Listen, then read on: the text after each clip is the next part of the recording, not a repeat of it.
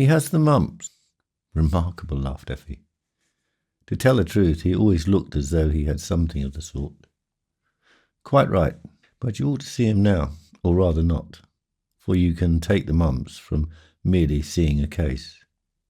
I don't believe it. There is a great deal that young wives don't believe. And again, they believe many things that they would better not believe. Do you say that for my benefit? No.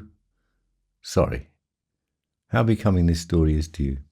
I really believe, Major, you would consider it entirely proper if I were to make a declaration of love to you. I will not go quite that far, but I should like to see the fellow who would not desire such a thing. Thoughts and wishes go free of duty. There is some question about that. Besides, there is a difference between thoughts and wishes. Thoughts, as a rule, keep in the background, but wishes, for the most part, hover on the lips. I wish you wouldn't say that. Ah, Krampus, you are a fool. No, that is another exaggeration. But you are something else.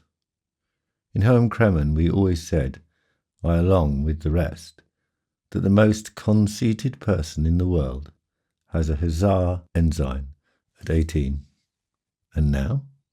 Now I say the most conceited person in the world is a district major of the Ladoa at 42. Incidentally, the other 2 years that you most graciously ignore make amends for the remark. Kiss the hand. My respects to you.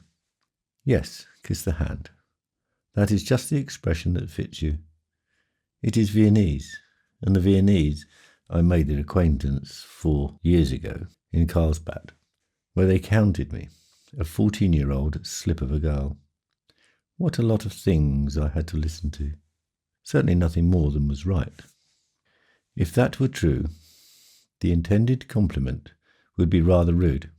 But see the boys yonder, how they swim and dance. The little red flags are halted in. Every time I have seen the red flags this summer, the few times that I have ventured to go down to the beach, I have said to myself, there lies Vineta. It must lie there. Those are the tops of the towers. That is because you know Heine's poem. Which one? Why, the one about Vineta. No, I don't know that one. Indeed, I know very few, to my sorrow. And yet you gave Geschubler and the Journal Club. However, Heine gave the poem a different name. Sea Ghosts, I believe, or something of that sort. But he meant Vineta. As he himself, pardon me if I proceed to tell you here the contents of the poem, as the poet, I was about to say, in passing the place, he is lying on the ship's deck and looking down into the water, and there he sees sorrow. Medieval streets and women tripping along in hood-like hats. All have songbooks in their hands and are going to church, and all the bells are ringing. When he hears the bells, he is seized with a longing to go to church himself, even though only for the sake of the hood-like hats, and in the heat of desire, he seems allowed and is about to plunge in. But at the moment the captain seizes him by the leg and exclaims, "Doctor, are you crazy? Why, that is delicious. I'd like to read it. Is it long?" "No, it is really short. Somewhat longer than Thou hast diamonds and pearls, thy soft lily fingers," and he gently touched her hand. "But long or short, what descriptive power, what objectivity.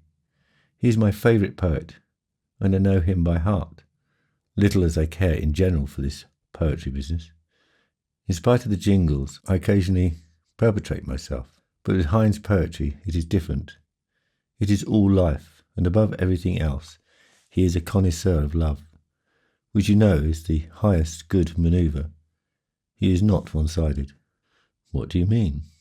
"I mean he is not all for love." "Well, even if he had this one-sidedness, it would not be the worst thing in the world. What else does he favour?" "He is also very much in favour of romance, which to be sure follows closely after love, and in the opinion of some people coincides with it.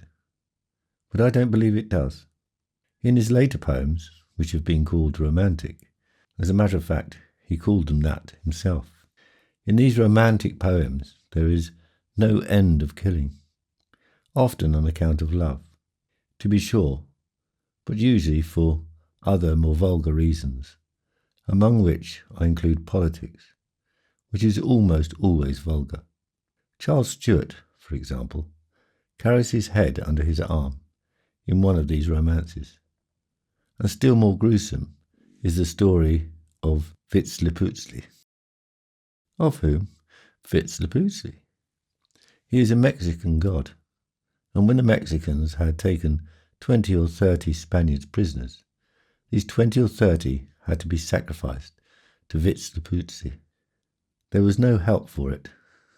It was a national custom, a cult, and it all took place in the turn of a hand, belly open, heart out. Stop, Krampus. No more of that. It is indecent and disgusting besides. And all this when we are just about on the point of eating lunch. I, for my part, am not affected by it, as I make it my rule to let my appetite depend only upon the menu. During this conversation, they had come from the beach, according to programme, to a bench built in the lee of the dunes, with an extremely primitive table in front of it. Simply a board on top of 2 posts.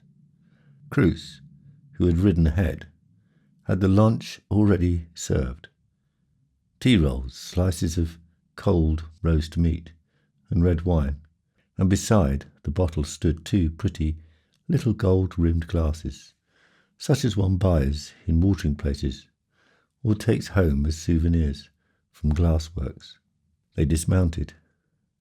Cruz, who had tied the reins of his own horse around a stunted pine, walked up and down with the 2 horses. The Krampus and Effi sat down at the table and enjoyed a clear view of beach and mole afforded by a narrow cut through the dunes. The half-wintry November sun shed its fallow light upon the still agitated sea and the high-running surf. Now and then a puff of wind came and carried the spray clear up the table. There was lime grass all around, and the bright yellow of the immortelles stood out sharply against the yellow sand they were growing in, despite the kinship of colours. Effi played the hostess. "I'm sorry, Major, to have to pass you the rolls in a basket lid. I don't mind the platter, so long as it holds a favour. But this is Cruz's arrangement. Why, there are 2 Rollo. But our lunch does not take you into account. What shall we do with Rollo? I say give him everything. I, for my part, out of gratitude. For you see, dearest Effi," Effi looked at him, "for you see, most gracious lady, Rollo reminds me of what I was about to tell you as a continuation or counterpart of the Vitzliputzli story, only much more racy, because I love story. Have you ever heard of Captain Pedro the Cruel?" "I have a faint recollection. Kind of Bluebeard king. That is the kind girls like best to hear about. And I still remember we always said of my friend Hulda Nymir, whose name you have heard, I believe, that she knew no history except the 6 wives of Henry VIII. That English Bluebeard, if the word is strong enough for him. And really, she knew these 6 by heart. You ought to have heard her when she pronounced the names, especially that of the mother of Queen Elizabeth, so terribly embarrassed, as though it were her turn next. But now, please, the story of Don Pedro." "Very well. At Don Pedro's court there was a handsome black Spanish knight, who wore on his breast the cross of Calatrava, which is about equivalent of the Black Eagle and the Pour le Maître together. This cross was essential. They always had to wear it, and this Calatrava knight, whom the Queen secretly loved, of course. Why, of course, because we are in Spain. So we are. And this Calatrava knight, I say, had a very beautiful dog, a Newfoundland dog, although there were none as yet, for it was just 100 years before the discovery of America. A very beautiful dog. Let us call him Rollo. When Rollo heard his name, he barked and wagged his tail. It went on thus for many a day. But the secret love, which probably did not remain entirely secret, soon became too much for the king, who cared very little for the Cultivaranite anyhow, for he was not only a cruel king, but also a jealous old weather too, or, if that word is not just suited for a king, and still less for my admirable listener, Miss Effie, call him at least a jealous creature. Well, he resolved to have the Cultivaranite secretly beheaded for his secret love. I can't blame him. I don't know, most gracious lady. You must hear further. In part it was all right, but it was too much. The king, in my judgment, went altogether too far. He pretended he was going to arrange a feast for the night in honour of his deeds as a warrior and a hero. And there was a long table, and all the grandees of the realm sat at this table, and in the middle sat the king, and opposite him was the place of honour for the Cultivaranite. But the knight failed to appear, and when they had waited a long time for him, they finally had to begin the feast without him, and his place remained vacant. A vacant place just opposite the king. And then, fancy, most gracious lady, as the king, this Pedro, is about to rise in order dissemblingly to express his regret that the dear guest had not appeared, the horrified servants are heard screaming on the stairway, and before anybody knows what has happened, something flies along the table, springs upon the chair, and places a severed head upon the empty plate. Over this very head, Rollo stares at the one sitting face to face with him, viz. The king. Rollo had accompanied his master on his last journey, and the moment the axe fell, the faithful animal snatched the falling head. And here he is now, our friend Rollo, at the long festal board, accusing the royal murderer. Effie was rapt with attention. After a few moments she said, "Krampus, that is, in its way, very beautiful. And because it is very beautiful, I will forgive you. But you might do better, and please me more, if you would tell stories of another kind, even from Hein. Certainly Hein has not written exclusively for Fritz de Portsty and Don Pedro and your Rollo. I say your for mine would not have done such a thing. Come, Rollo, poor creature. I can't look at you any more without thinking of the Coltrava king, whom the queen secretly loved. Call Cruz, please, that he may put these things back in the saddlebag, and as we ride home, you must tell me something different, something entirely different." Cruz came. As he was about to take the glasses, Krampus said, "Cruz, leave the one glass. This one here.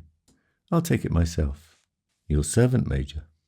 Effie, who had overheard this, shook her head. Then she laughed. "Krampus, what in the world are you thinking of? Cruz is stupid enough not to think a second time about anything, and even if he did, he fortunately would arrive at no conclusion. But that does not justify you in keeping this 30 pfennig glass from the Joseph Glass Works. Your scornful reference to its price makes me feel its value all the more deeply. Always the same story. You are such a humourist, but a very queer one.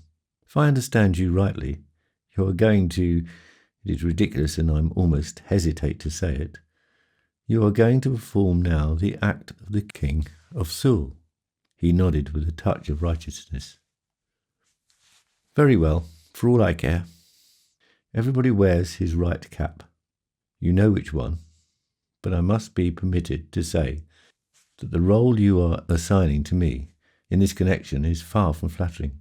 I don't care to figure as a rhyme to your King of Seoul. Keep the glass, but please draw no conclusions that would compromise me. I shall tell in Stettin about it." "That you will do not, most gracious lady." "Why not?" "Stettin is not the man to see such things in their proper light." She eyed him sharply for a moment, then lowered her eyes, confused and almost embarrassed.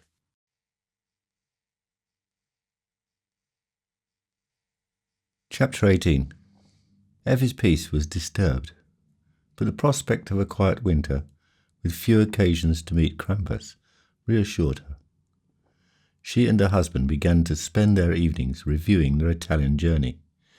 Koszubla joined them and soon announced that Krampus was planning an amateur production of A Step Out of the Way, with Effi as the heroine. She felt the danger, but was eager to act, as Krampus was only the coach.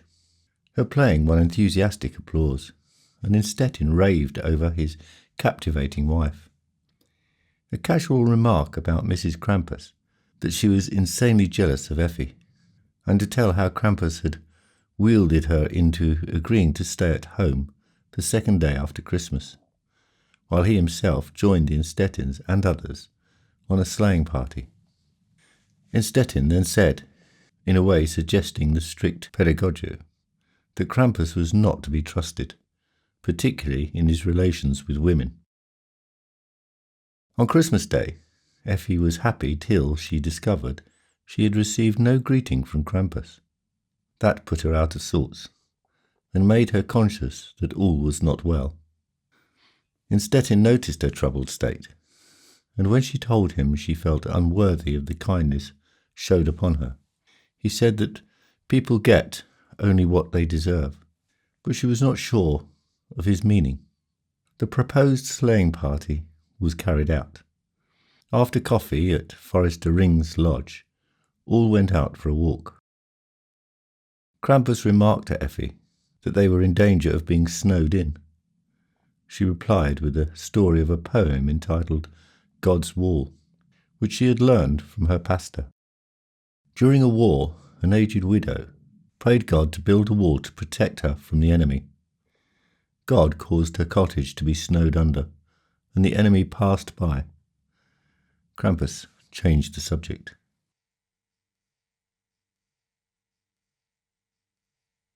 Chapter 19. At 7 o'clock, dinner was served.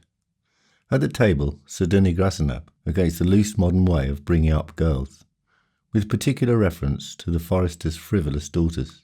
After a toast to Ring, and in which Golden Key indulged in various puns on the name, the Prussian song was sung, and the company made ready to start home.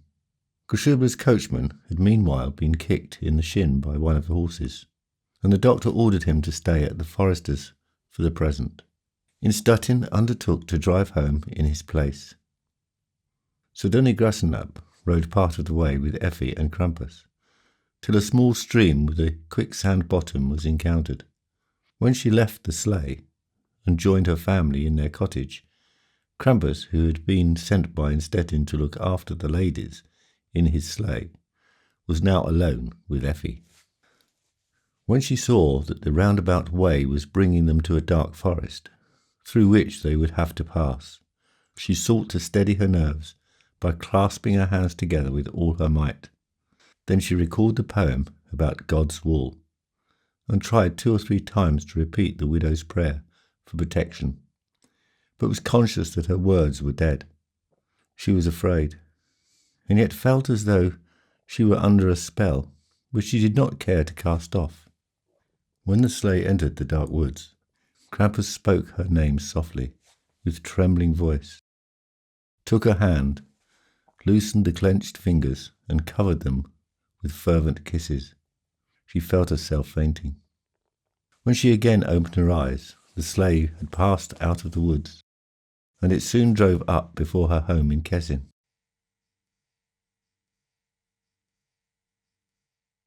Chapter 20.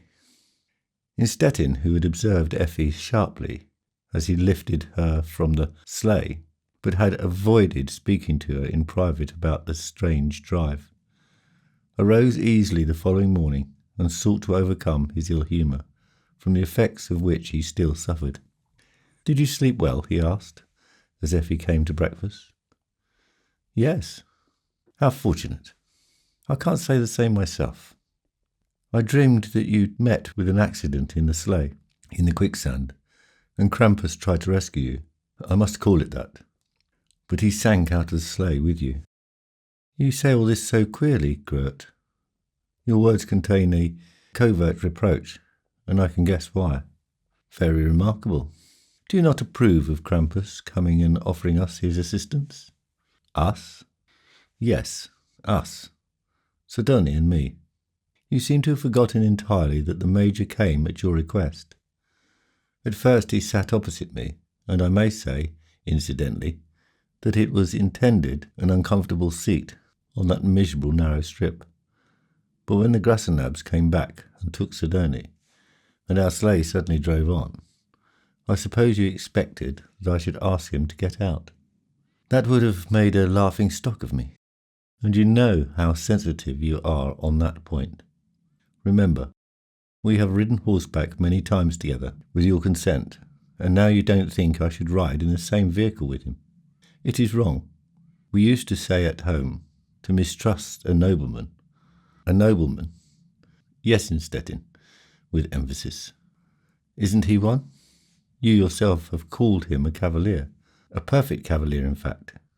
Yes, continued Innstetten, his tone growing more friendly, though it still betrayed a slight shade of sarcasm. A cavalier he is, and a perfect cavalier. That is beyond dispute. But nobleman? My dear Effi, a nobleman has a different look. Have you ever noticed anything noble about him? Not I. Effi stared at the ground and kept silent. It seems we are of the same opinion, but as you said, I myself am to blame. I don't care to speak of faux pas. It is not the right word in this connection. I assume the blame, and it shall not occur again if I can prevent it. But you will be on your guard too, if you need my advice. He is coarse and has designs of his own on young women. I know him of old. I remember what you say. But just one thing. I believe you misunderstand him. I do not misunderstand him. Or me, she said, with all the force of her command, and attempted to meet his gaze. Nor you either, my dear Effi. You are a charming little woman, but persistence is not exactly your speciality. He arose to go. When he had got as far as the door, Frederick entered to deliver a note from Geschubler, addressed, of course, to her ladyship. Effi took it. A secret correspondence with Geschubler, she said. Material for another fit of jealousy on the part of my austere lord. Or isn't it? No, not quite, my dear Effi. I am so foolish as to make a distinction between Campus and Geschubler. They are not the same number of carat fine, so to speak. You know the value of gold is established by carats. In certain circumstances, that of men also. And I must add that I personally have a considerably higher regard for Geschubler's white jabot, in spite of the fact that jabots are no longer worn, than I have for Krampus's red snapper whiskers. But I doubt if that is feminine taste. You think we are weaker than we are. A consolation of extraordinary little practical application. But enough of that. Read your note. Effi read. May I inquire about the health of my gracious lady? I know only that you luckily escaped the quicksand, but there was still plenty of danger lurking around the road, through the woods. Dr. Hanneman has just returned and reassures me concerning Marimbo, saying that yesterday he considered the case more serious than he cared to let us know. But not so today. It was a charming sleigh ride. In 3 days we shall celebrate New Year's Eve. We shall have to forego a festivity like last year's, but we shall have a ball, of course. And to see you present would delight the dancers, and by no means least yours most respectively, Alonzo G. Effi laughed. Well, what do you say to that? The same as before. Simply that I should rather see you with Geschubler than with Krampus, because you take Krampus too seriously, and Geschubler too lightly. Innstetten jokingly shook his finger at her. 3 days later was New Year's Eve. Effi appeared in a charming ball gown, a gift that the Christmas table had brought her. But she did not dance. She took her seat among the elderly dames, for whom easy chairs were placed near the orchestra gallery. Of the particular noble families with which the Innstettens associated, there was nobody present, because shortly before there had occurred a slight disagreement with the city fraction in the management of the club, which had been accused of destructive tendencies, especially by old Mr. Goldenklee. However, 3 or 4 other families from over the Kessin, who were not members of the club, but only invited guests, had crossed over the ice on the river, some of them from a great distance, and were happy to take part in the festivity. Effi sat between the elderly wife of baronial councillor Fontane and a somewhat younger Mrs. von Tiswitz. The former, an excellent old lady, was in every way an original, and sought by no means of orthodox German Christianity to counteract the tendency towards Wendish heathenism with which nature had endowed her, especially in the prominent structure of her cheekbones. In her unorthodoxy, she went so far that even Sidonie von Grassenab was in comparison a sort of esprit fort.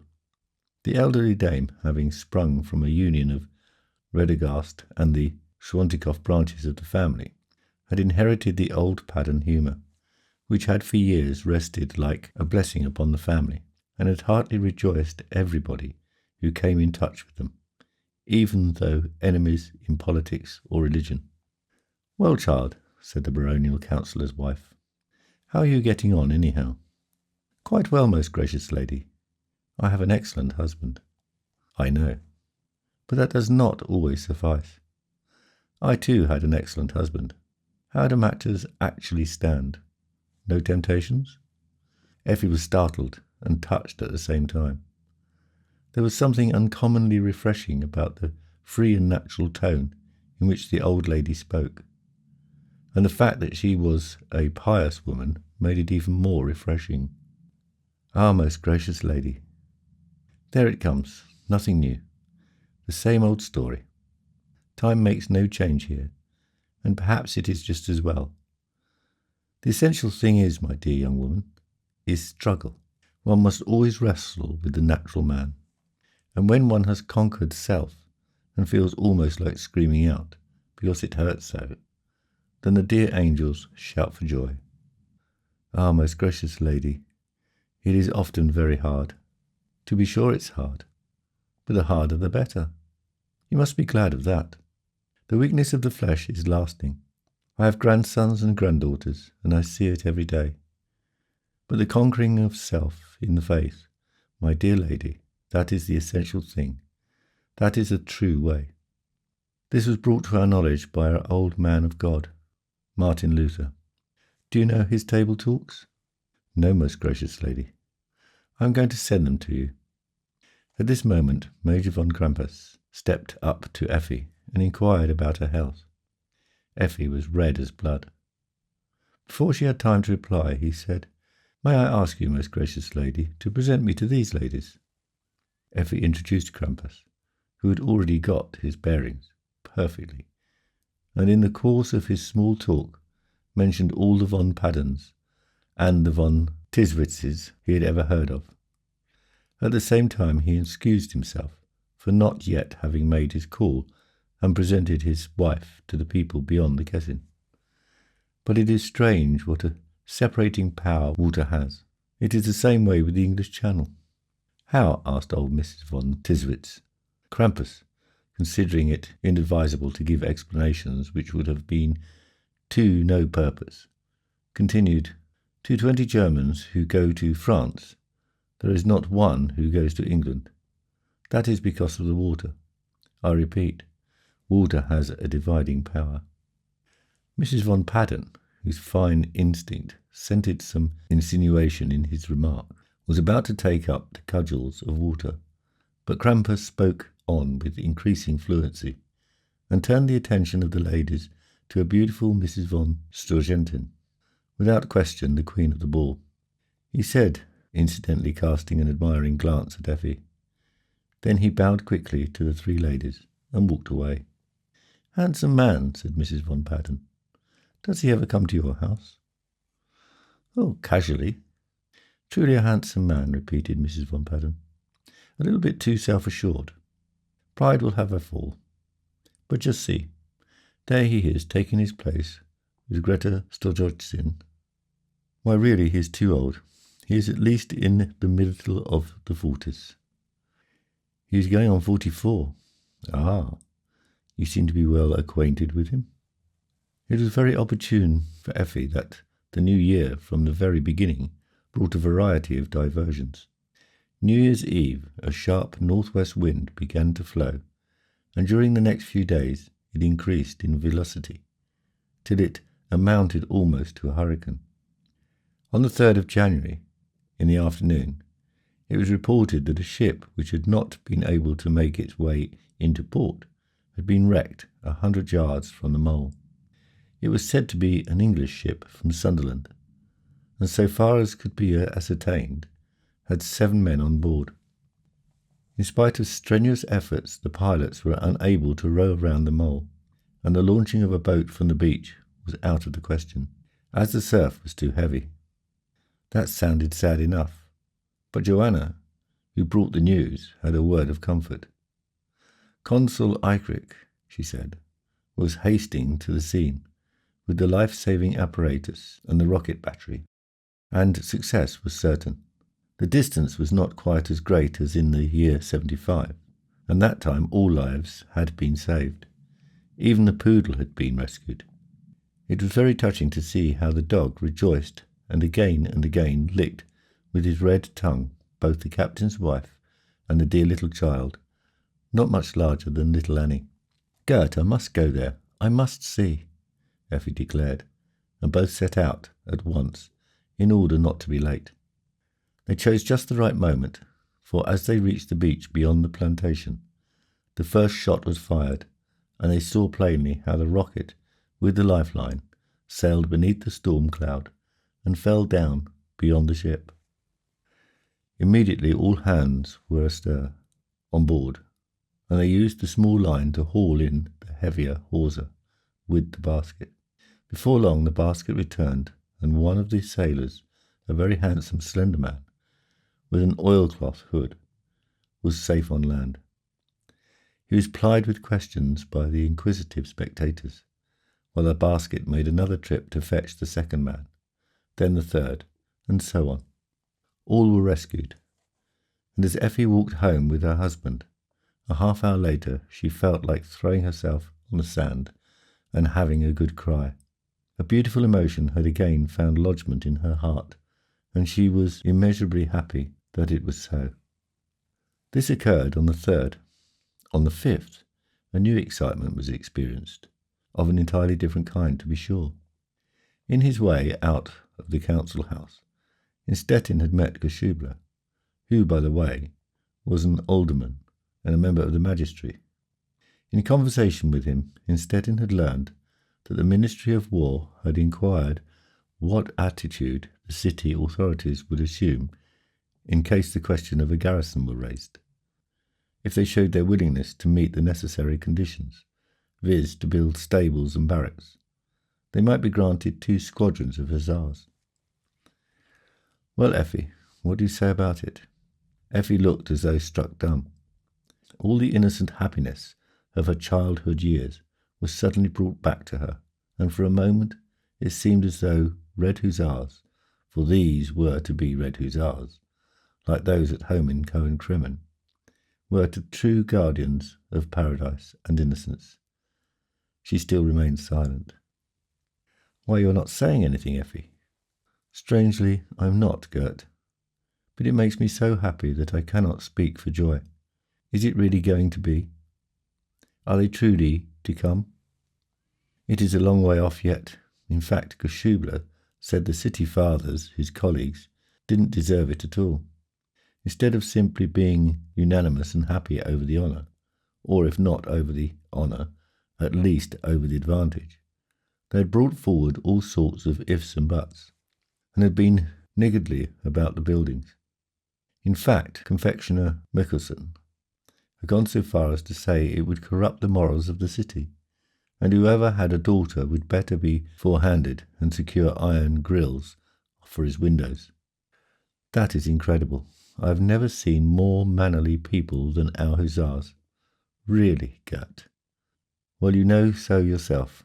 And so this Mikkelsen wants to protect everything with iron bars. Has he any daughters?" "Certainly, 3 in fact. But they are all out of the race." Effie laughed more heartily than she had for a long time. But the mood was of short duration, and when Stettin went away and left her alone, she sat down by the baby's cradle, and tears fell on the pillows. The old feeling came over her again, that she was a prisoner without hope of escape. She suffered intensely from the feeling and longed more than ever for liberty. But while she was capable of strong emotions, she had not a strong character. She lacked steadfastness, and her good desires soon passed away.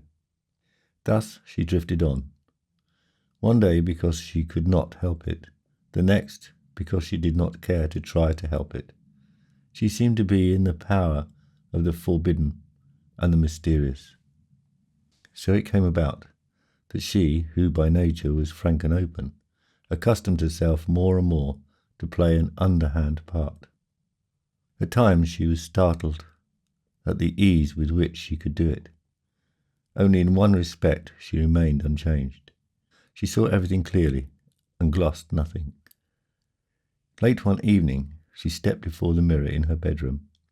The lights and the shadows flitted to and fro, and Rollo began to bark outside.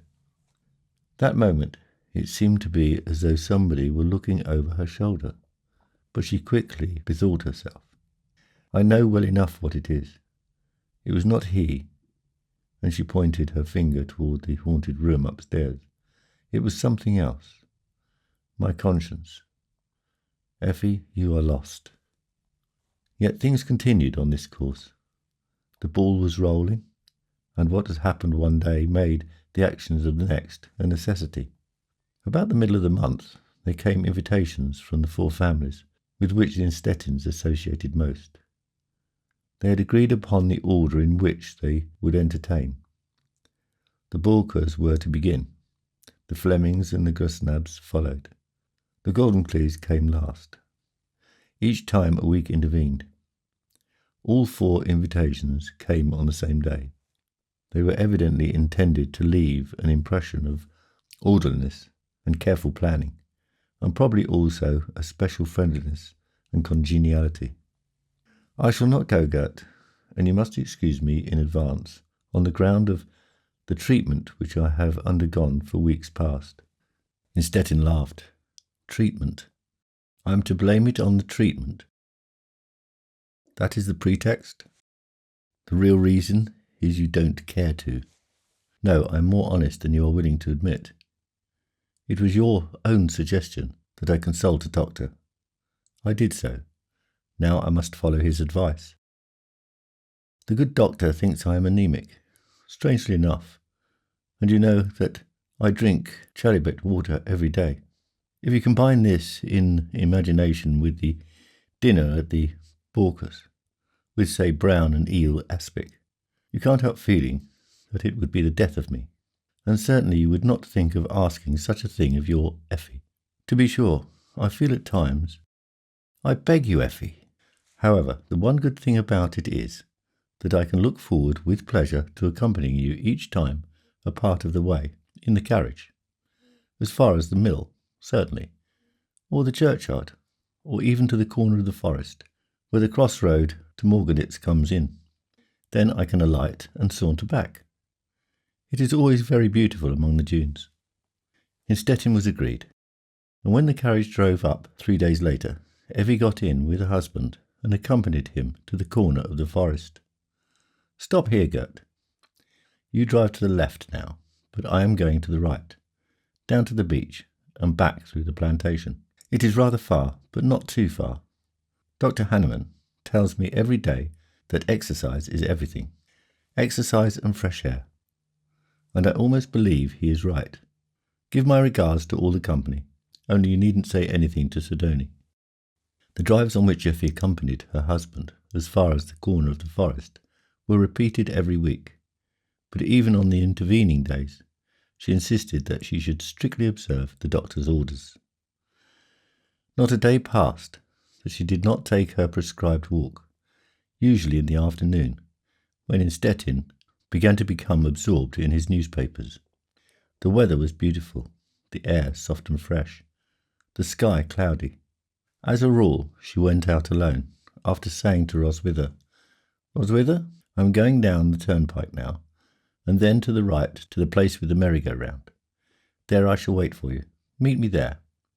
Then we can walk back by the avenue of birches, or through the rope walk. Do not come unless Annie is asleep. If she is not asleep, send Joanna. Or rather, just let it go. It is not necessary. I can easily find my way. The first day they met as planned. Effie sat on a bench by a long shed, looking over at a low yellow plaster house with exposed timbers painted black, an inn at which the lower middle classes drank their glass of beer or played at ombre. It was hardly dusk, but the windows were already bright, and their gleams of light fell upon the piles of snow and the few trees standing at one side. See, Roswitha, how beautiful that looks. This was repeated for a few days, but usually, when Roswitha reached the merry-go-round and the shed, nobody was there. And when she came back home and entered the hall, Effie came to meet her, saying, "Where in the world have you been, Roswitha? I have been back a long time." Thus it went on for weeks. The matter of the hussars was about given up, on account of objections made by the citizens. But as the negotiations were not yet definitely closed, and had recently been referred to the office of the Commander-in-Chief, Krampus was called to Stettin to give his opinion to the authorities. From there he wrote the second day to his Stettin. Pardon me, in Stettin, for taking French leave. It all came so quickly. Here, however, I shall seek to draw the matter out long, for it is a pleasure to be out in the world again. My regards to your gracious wife, my amiable patroness. He read it to Effie, who remained silent. Finally she said, "It is very well thus." "What do you mean by that?" "That he is gone. To tell you the truth, he always says the same things. When he is back, he will at least for a time have something new to say." Innstetten gave her a sharp, scrutinizing glance, but he saw nothing, and his suspicion was allayed. "I am going away too," he said after a while, "and to Berlin at that. Perhaps I too can bring back something new, as well as Krampus. My dear Effie always wants to hear something new. She is bored to death in our good Kessin. I shall be away about a week, perhaps a day or two longer, but don't be alarmed. I don't think it will come back. You know that thing upstairs? But even if it should, you have Rollo and Roswitha." Effie smiled to herself, and felt at the same time a mingling of sadness.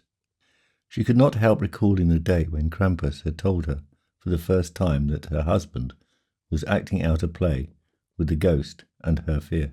The great pedagogue, but was he right? Was not the play in place? All kinds of contradicting thoughts, good and bad, shot through her head. The third day, Innstetten went away. He had not said anything about his business in Berlin.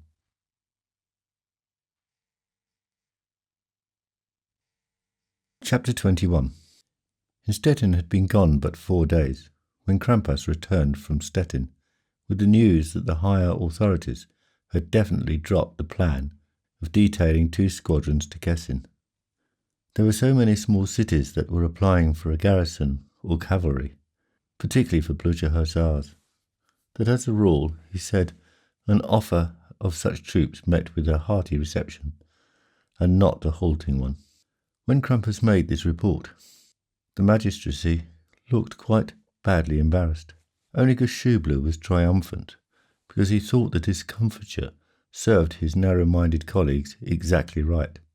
When the news reached the common people, a certain amount of depression spread among them. Indeed, even some of the consuls, with eligible daughters, were for a time being dissatisfied. But on the whole, they soon forgot about it. Perhaps because the question of the day, what was Innstetten's business in Berlin, was more interesting to the people of Kessin, or at least to the dignitaries of the city. They did not care to lose their unusually popular district councillor, and yet very exaggerated rumours about him were in circulation. Rumours which, if not started by Geschubler, were at least supported and further spread by him. Among other things, it was said that Innstetten would go to Morocco as an ambassador with a suite, bearing gifts including not only the traditional vase with a picture of Sans Souci and the new palace, but above all a large refrigerator. The latter seemed so probable in view of the temperature in Morocco that the whole story was believed. In time, Effi heard about it. The days when the news would have cheered her were not so very far distant. But in the frame of mind in which she had been since the end of the year, she was no longer capable of laughing artlessly and merrily. Her face had taken on an entirely new expression, and her half-pathetic, half-roguish childness, which she had preserved as a woman, was gone. The walks to the beach and the plantation, which she had given up while Krampus was in Stettin, she resumed after his return, and would not allow them to be interfered with by unfavourable weather. It was arranged as formerly that Roswitha should come to meet her at the end of the rope walk, or near the churchyard, but they missed each other oftener than before. I could not scold you, Roswitha, for never finding me, but it doesn't matter. I am no longer afraid, not even by the churchyard, and in the forest I have never yet met a human soul. It was on the day before Stettin's return from Berlin that Effi said this. Roswitha paid little attention to the remarks, as she was absorbed in hanging up garlands over the doors. Even the shark was decorated with a fur boa, and looked more remarkable than usual. Effi said, "That's right, Roswitha. He will be pleased with all the green when he comes back tomorrow. I wonder whether I should go out again today. Dr. Hanneman insists upon it, and is continually saying I do not take it seriously enough. Otherwise I should certainly be looking better. But I have no real desire today. It is drizzling and the sky is grey. I will fetch her ladyship's raincoat. Do so, but don't come for me today. We should not meet anyhow," and she laughed. "Really, Roswitha, you are not a bit good at finding, and I don't want to have you catch a cold all for nothing." So Roswitha remained at home, and as Annie was sleeping, went over to chat with Mrs. Cruse. "Dear Mrs. Cruse," she said, "you were going to tell me about the Chinaman. Yesterday Joanna interrupted you. She always puts on such airs, and such a story would not interest her. But I believe there was, after all, something in it. I mean the story of the Chinaman and Thompson's niece, if she was not his granddaughter." Mrs. Cruse nodded. Roswitha continued, "Either it was an unhappy love," Mrs. Cruse nodded again, "or it may have been a happy one, and the Chinaman was simply unable to endure the sudden termination of it. For the Chinese are human, like the rest of us, and anything is doubtless the same with them as with us."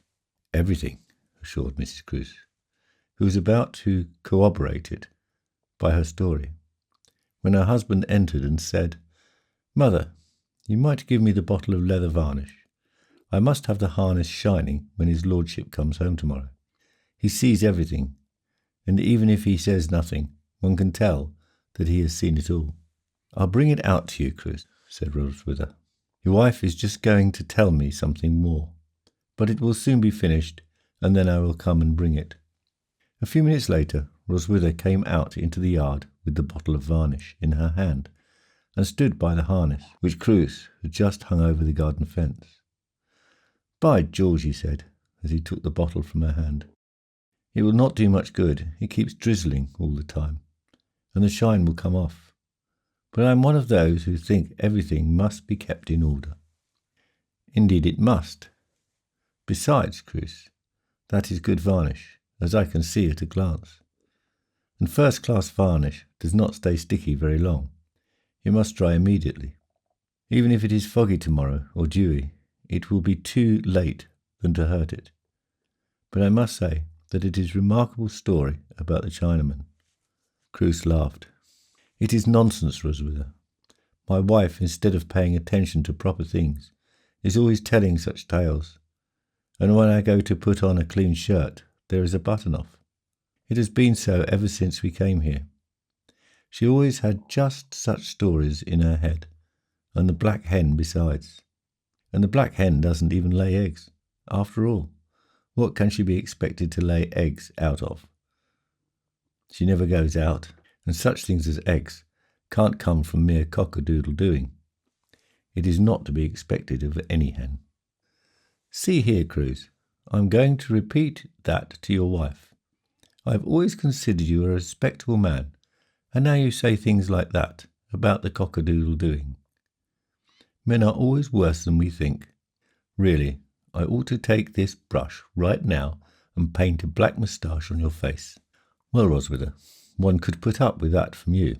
And Cruz, who was usually on his dignity, seemed about to change to a more flirting tone, when he suddenly caught sight of her ladyship, who today came from the other side of the plantation, and just at that moment was passing along the garden fence.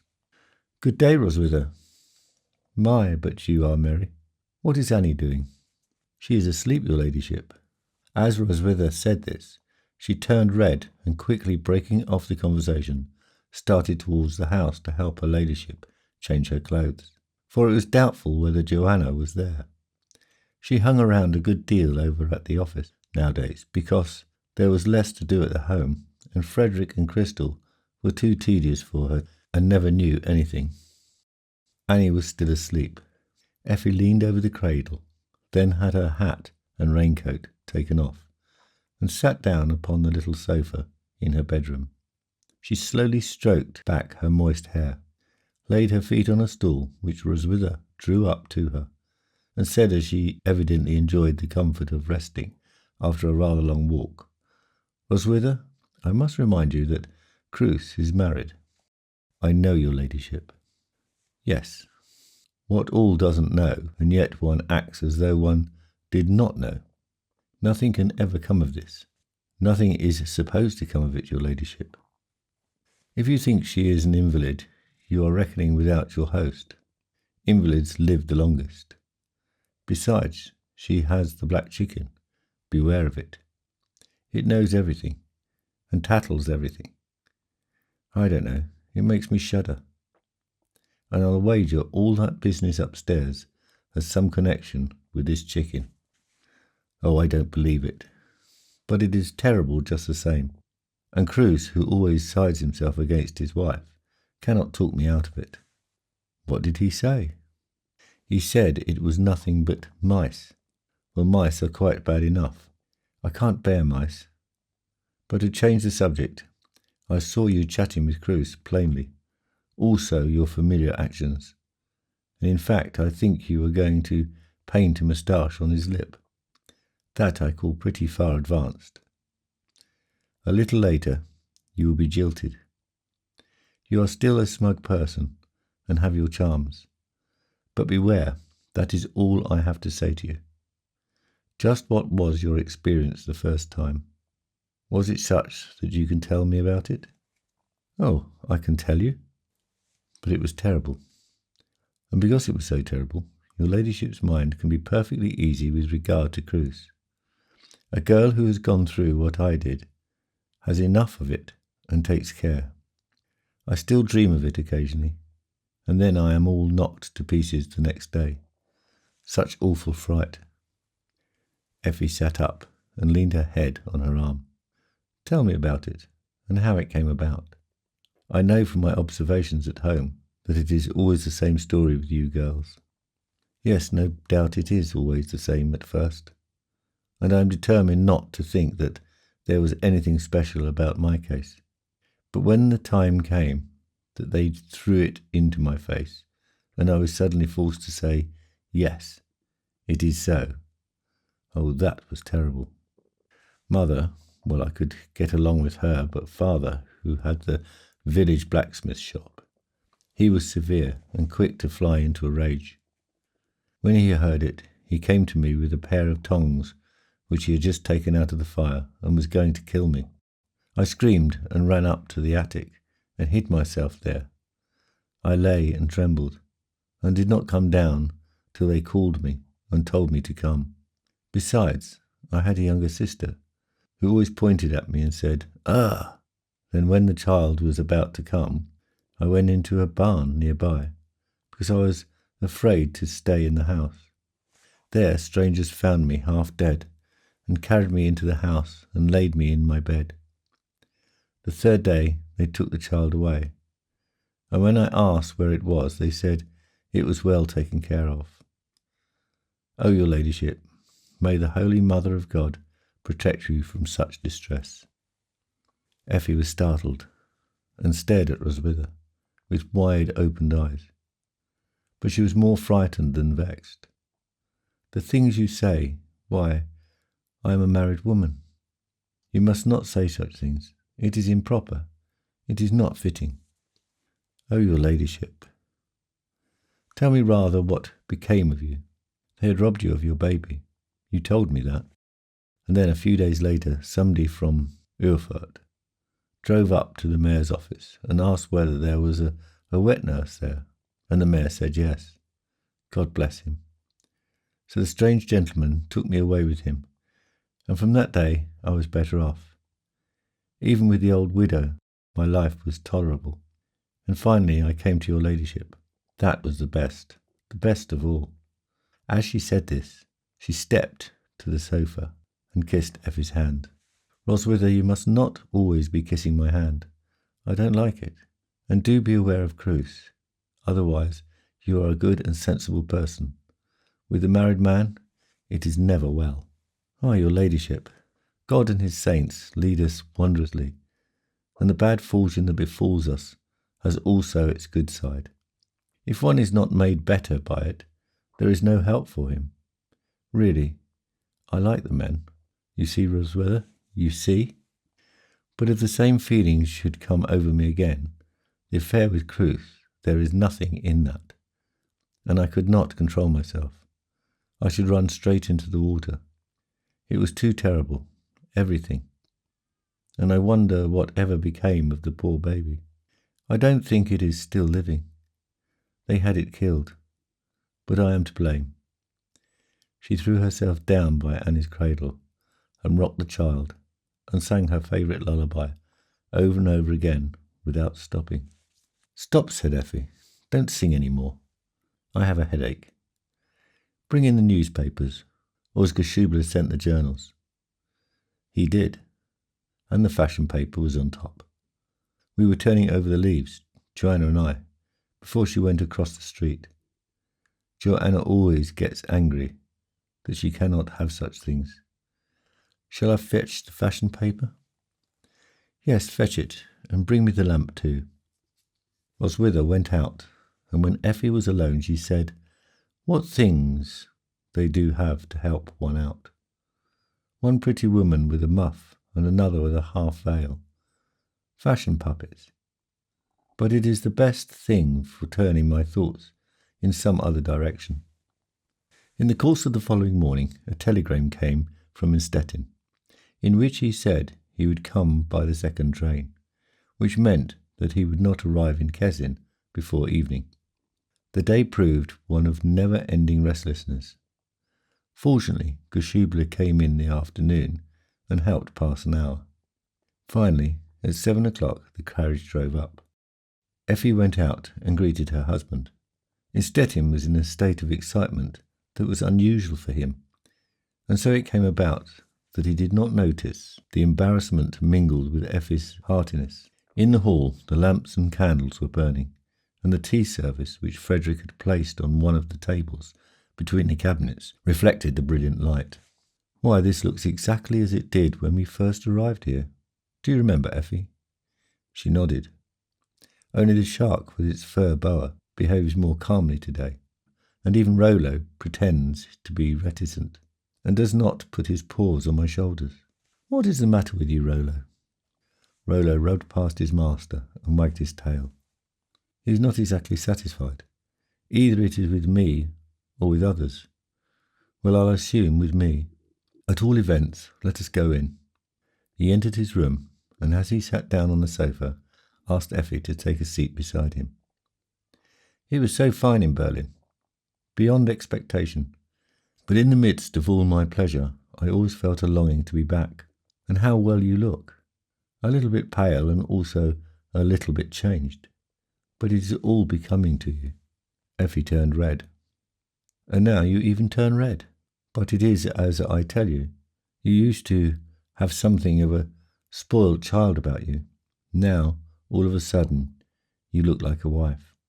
I like to hear that, Gert, but I think you are just saying it. No, you can credit yourself with it.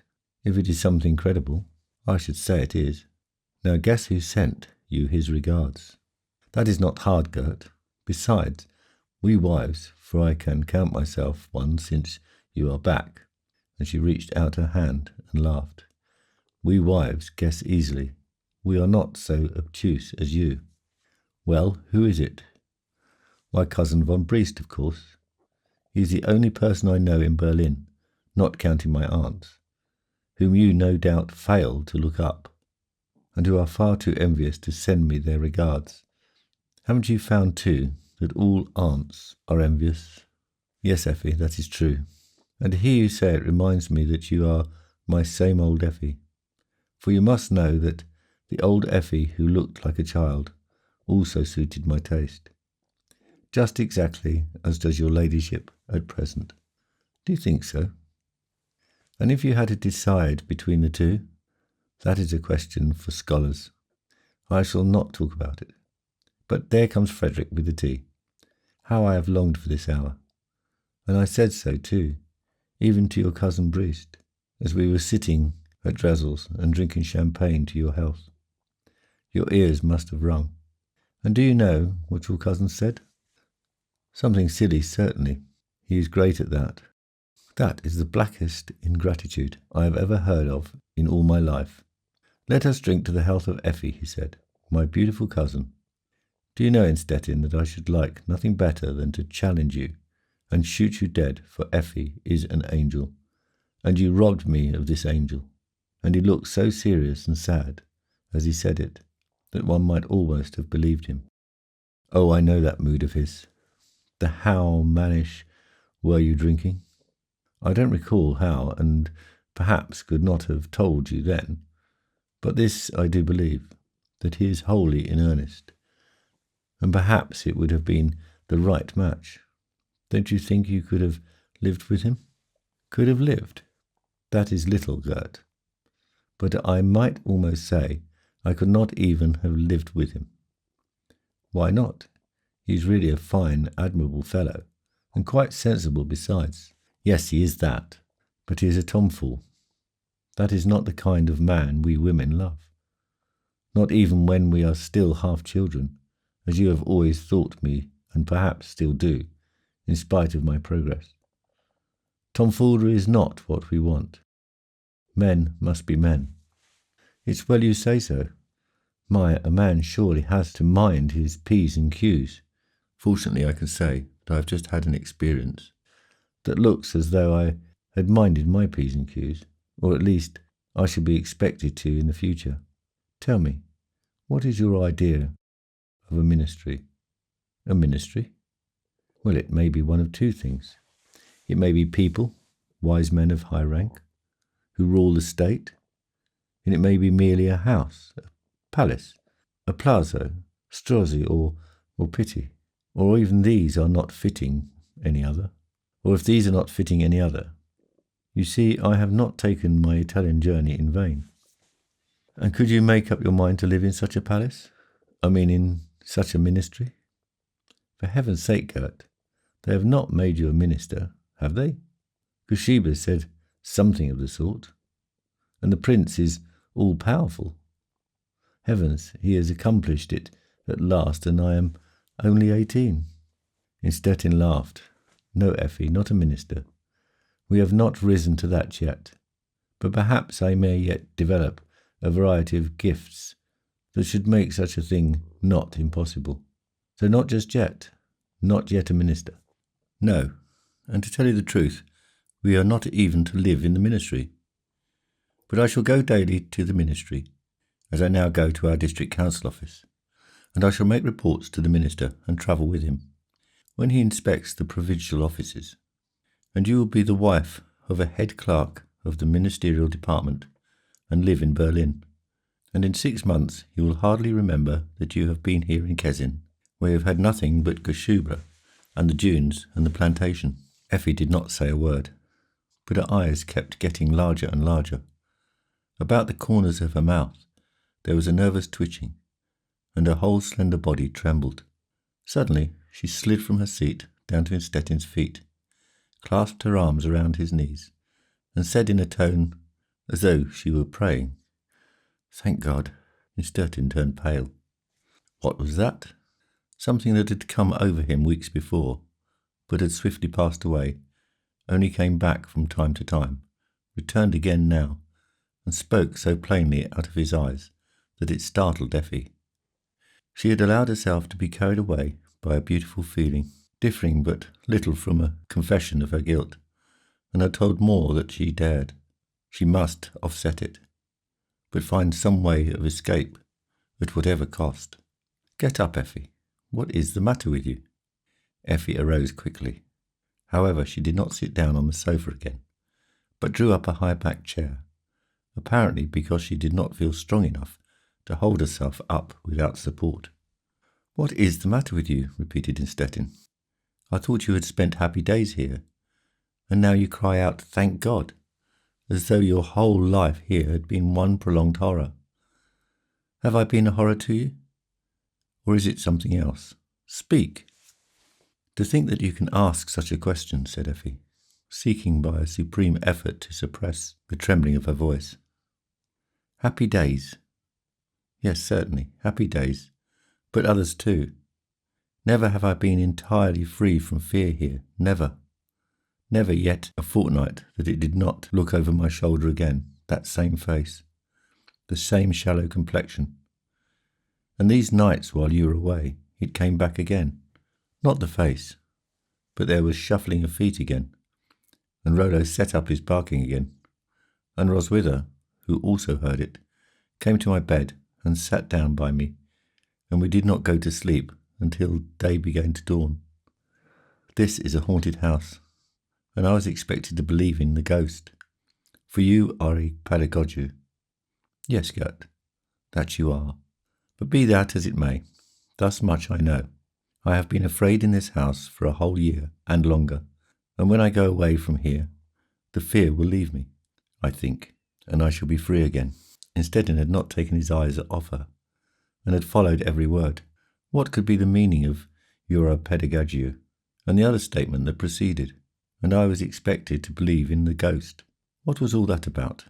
Where did it come from? And he felt a slight suspicion arising and becoming more firmly fixed. But he had lived long enough to know that all signs deceive, and that in our jealousy, in spite of its 100 eyes, we often go further astray than in the blindness of our trust. Possibly it was as she said, and if it was, why should she not cry out, "Thank God"? And so, quickly looking at the matter from all possible sides, he overcame his suspicion and held out his hand to her across the table. "Pardon me, Effie, but I was so much surprised by it all. I suppose, of course, it is my fault. I've always been too much occupied with myself. We men are all egoists, but it shall be different from now on. There is one thing about Berlin that is certain. There are no haunted houses there. How could there be? Now let us go into the other room and see Annie. Otherwise Roswitha will accuse me of being an unaffectionate father." During these words, Effie had gradually become more composed, and the consciousness of having made a felicitous escape from a danger of her own creation restored her countenance and buoyancy.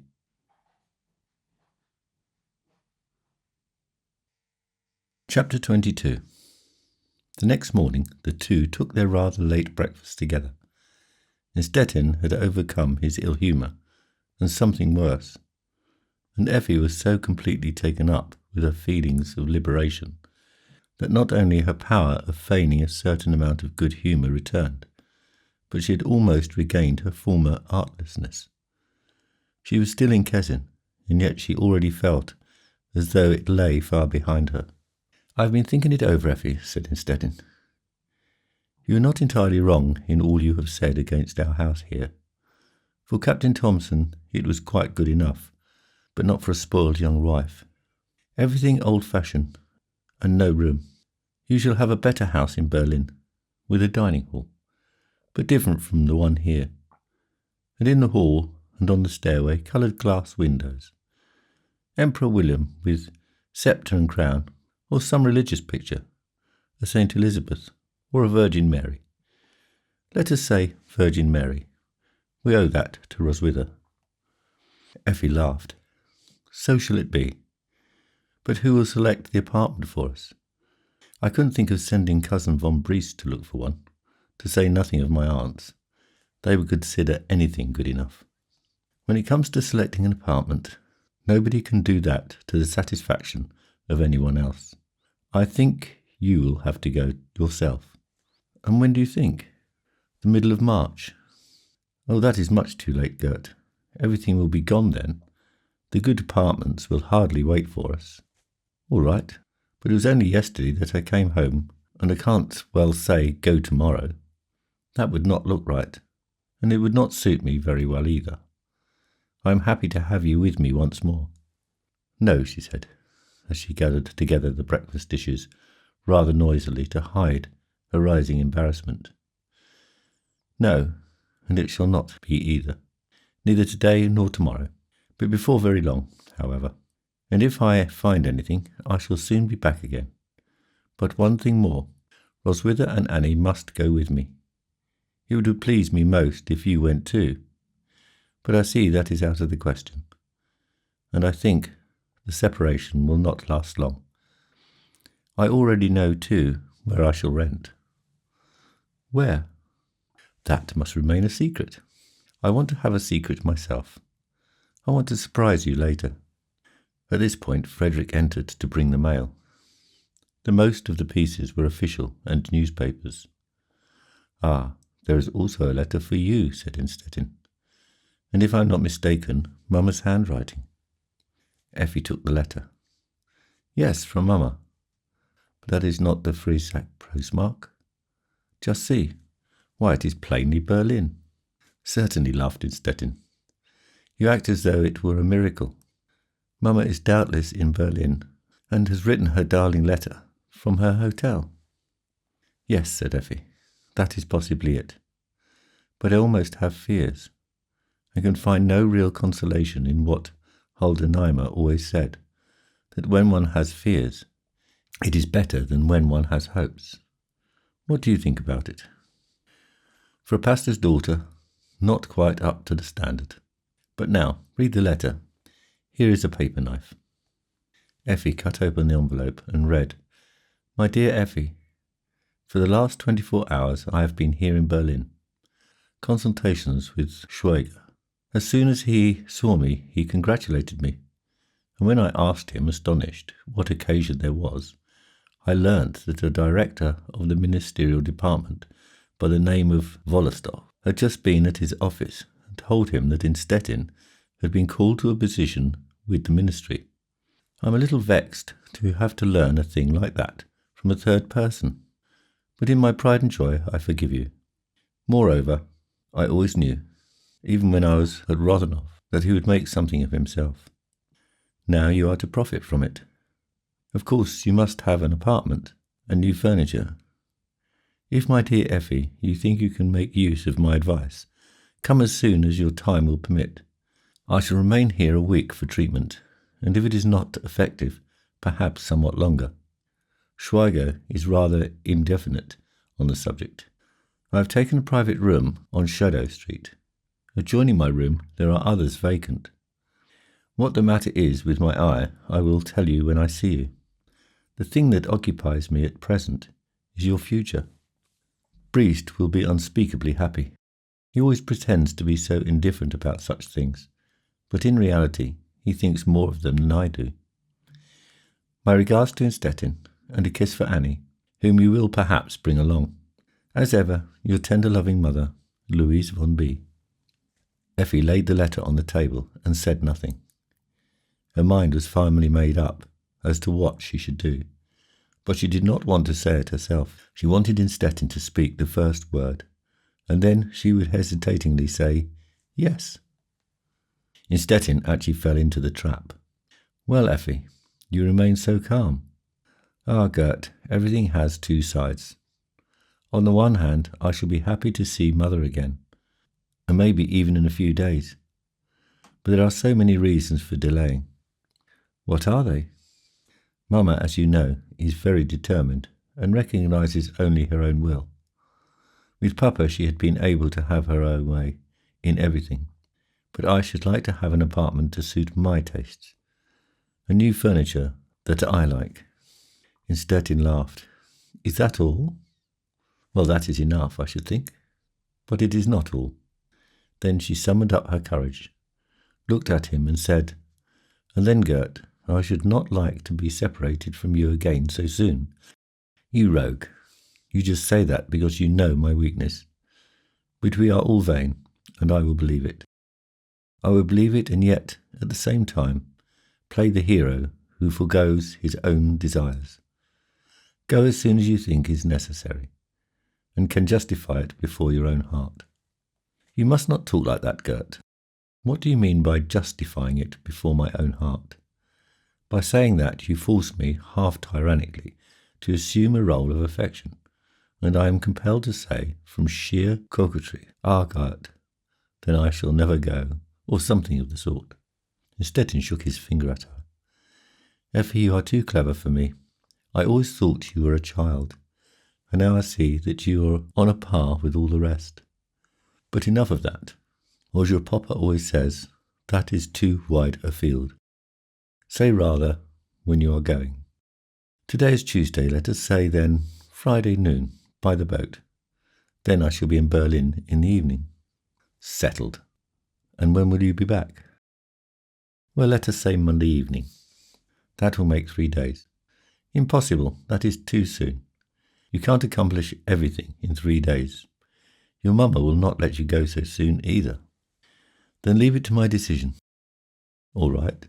And Instetin rose from his seat to go over to the district councillor's office. The days before Effie's departure flew by quickly. Roswitha was very happy. Ah, your ladyship, Kesin, oh yes, but it is not Berlin, and the streetcars. And then, when the gong rings, and one does not know whether to turn to the right or the left, and it is sometimes seems to me as though everything would run right over me. Oh, there is nothing like that here. Many a day I doubt if we see 6 people, and never anything else but the dunes and the sea outside, and it roars and roars. But that is all. Yes, Roswitha, you are right. It roars and roars all the time. But this is not the right kind of life. Besides, one has all sorts of stupid ideas. That you cannot deny, and your conduct with Cruz was not in accord with propriety. Oh, your ladyship. Well, I will not make any further inquiries. You would not admit anything, of course. But be sure not to take too few things with you. In fact, you may take all your things along, and Annie's too. I thought we were coming back. Yes, I am. It is his lordship's desire. But you may perhaps stay there, with my mother. Only see to it that she does not spoil little Annie too badly. She was often strict with me, but a grandchild. And then, too, you know, little Annie is so sweet. One is tempted to take a bite of her. Nobody can help being fond of her. That was on Thursday, the day before the departure. Instetin had to drive into the country and was not expected home till toward evening. In the afternoon, Effie went downtown, as far as the market square, and there entered the apothecary's shop and asked for a bottle of salsatile. One never knows with whom one is to travel, she said to the old clerk, with whom she was accustomed to chat, and who adored her as much as Kashuba himself. Is the doctor in? She asked further, when she had put a little bottle in her pocket. Certainly, your ladyship. He is in the adjoining room, reading the papers. I shall not disturb him, shall I? Oh, never. Effie stepped in. It was a small room, with a high ceiling and shelves around the walls, on which stood alembics and retorts. Along one wall were filing cases arranged alphabetically and provided with iron rings on the front ends. They contained the prescriptions. Kashuba was delighted and embarrassed. What an honour, here among my retorts. Why, I invite her ladyship to be seated for a moment. Certainly, dear Gashubla, but really only for a moment.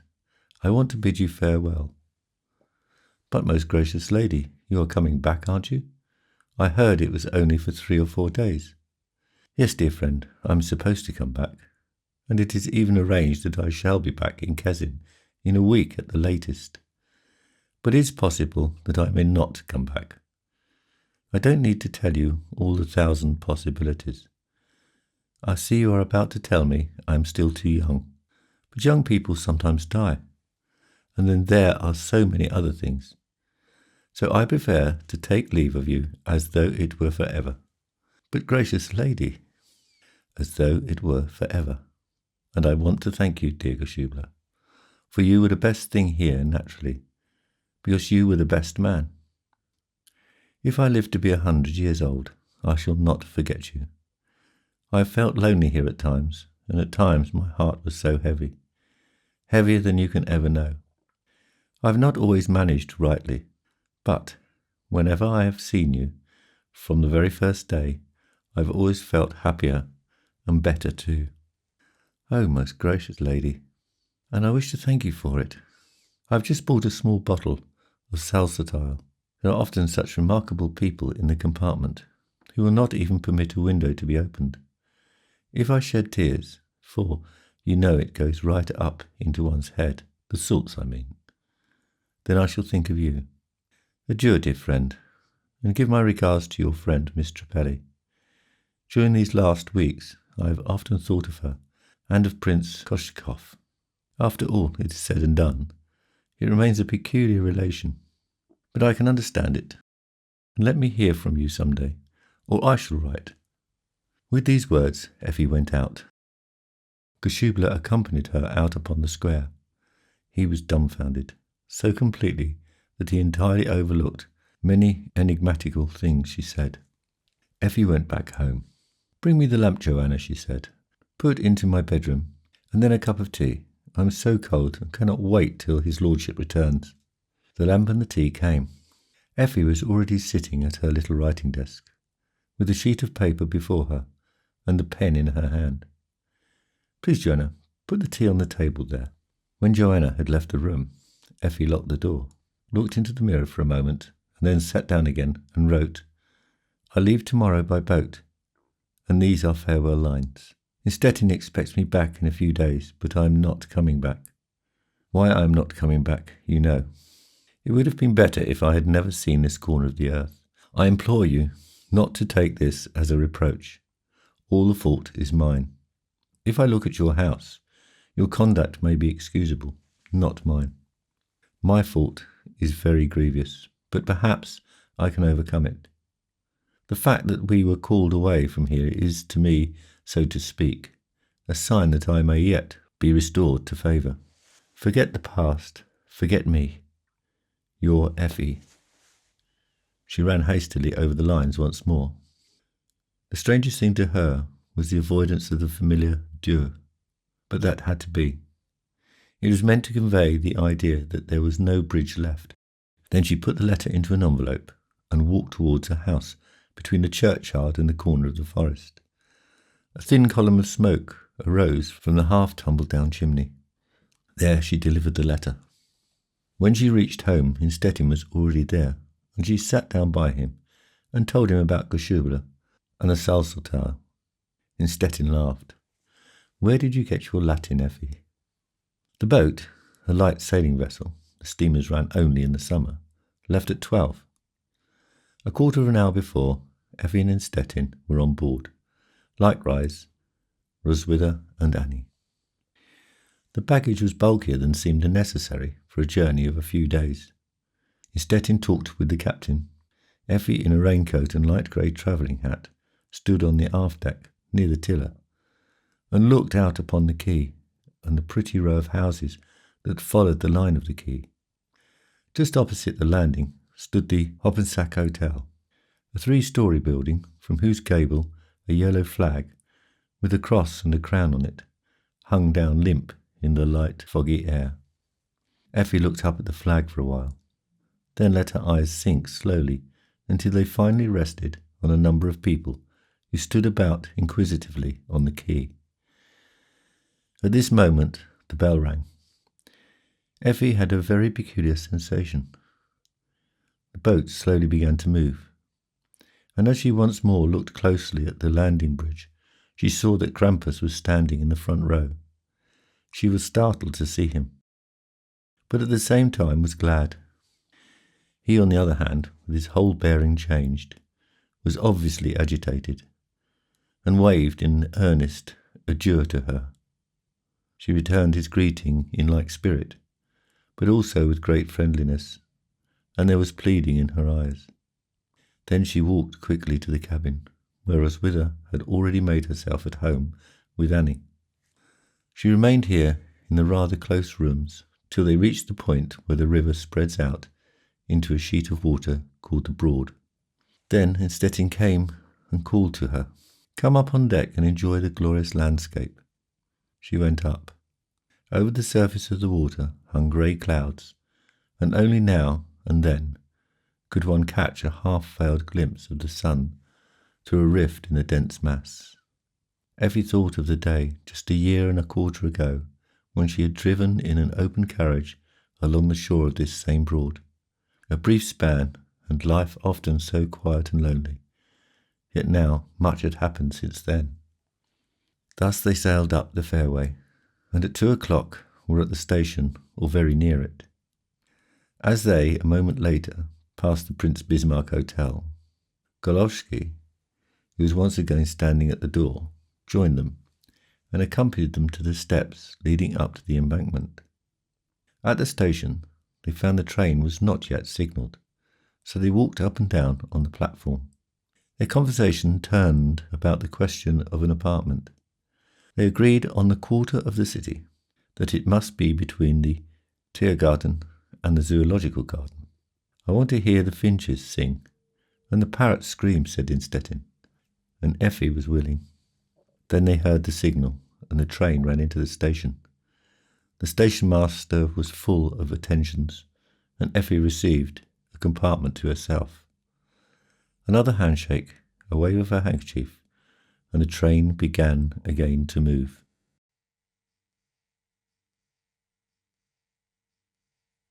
Chapter 23. Effi was met at the Berlin station by her mother and cousin von Briest.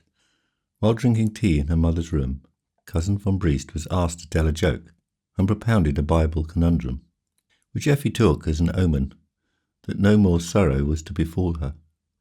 The following day began the search for an apartment, and one was found in Keith Street, which exactly suited, except that the house was not finished and the walls not yet dried out.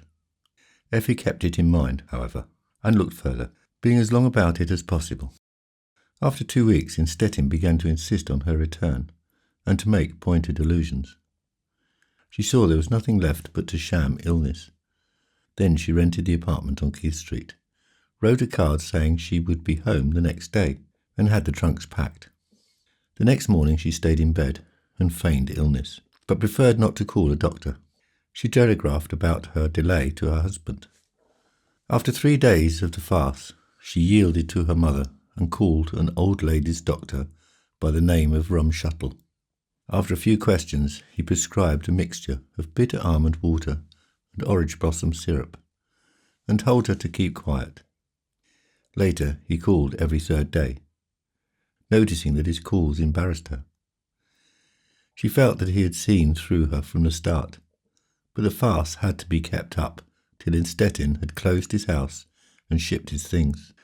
4 days before he was due in Berlin, she suddenly got well, and wrote him she could now travel, but thought it best to await him in Berlin. As soon as she received his favourable telegram, she hasted to the new apartment, where she raised her eyes, folded her hands, and said, "Now, with God's help, a new life, and a different one."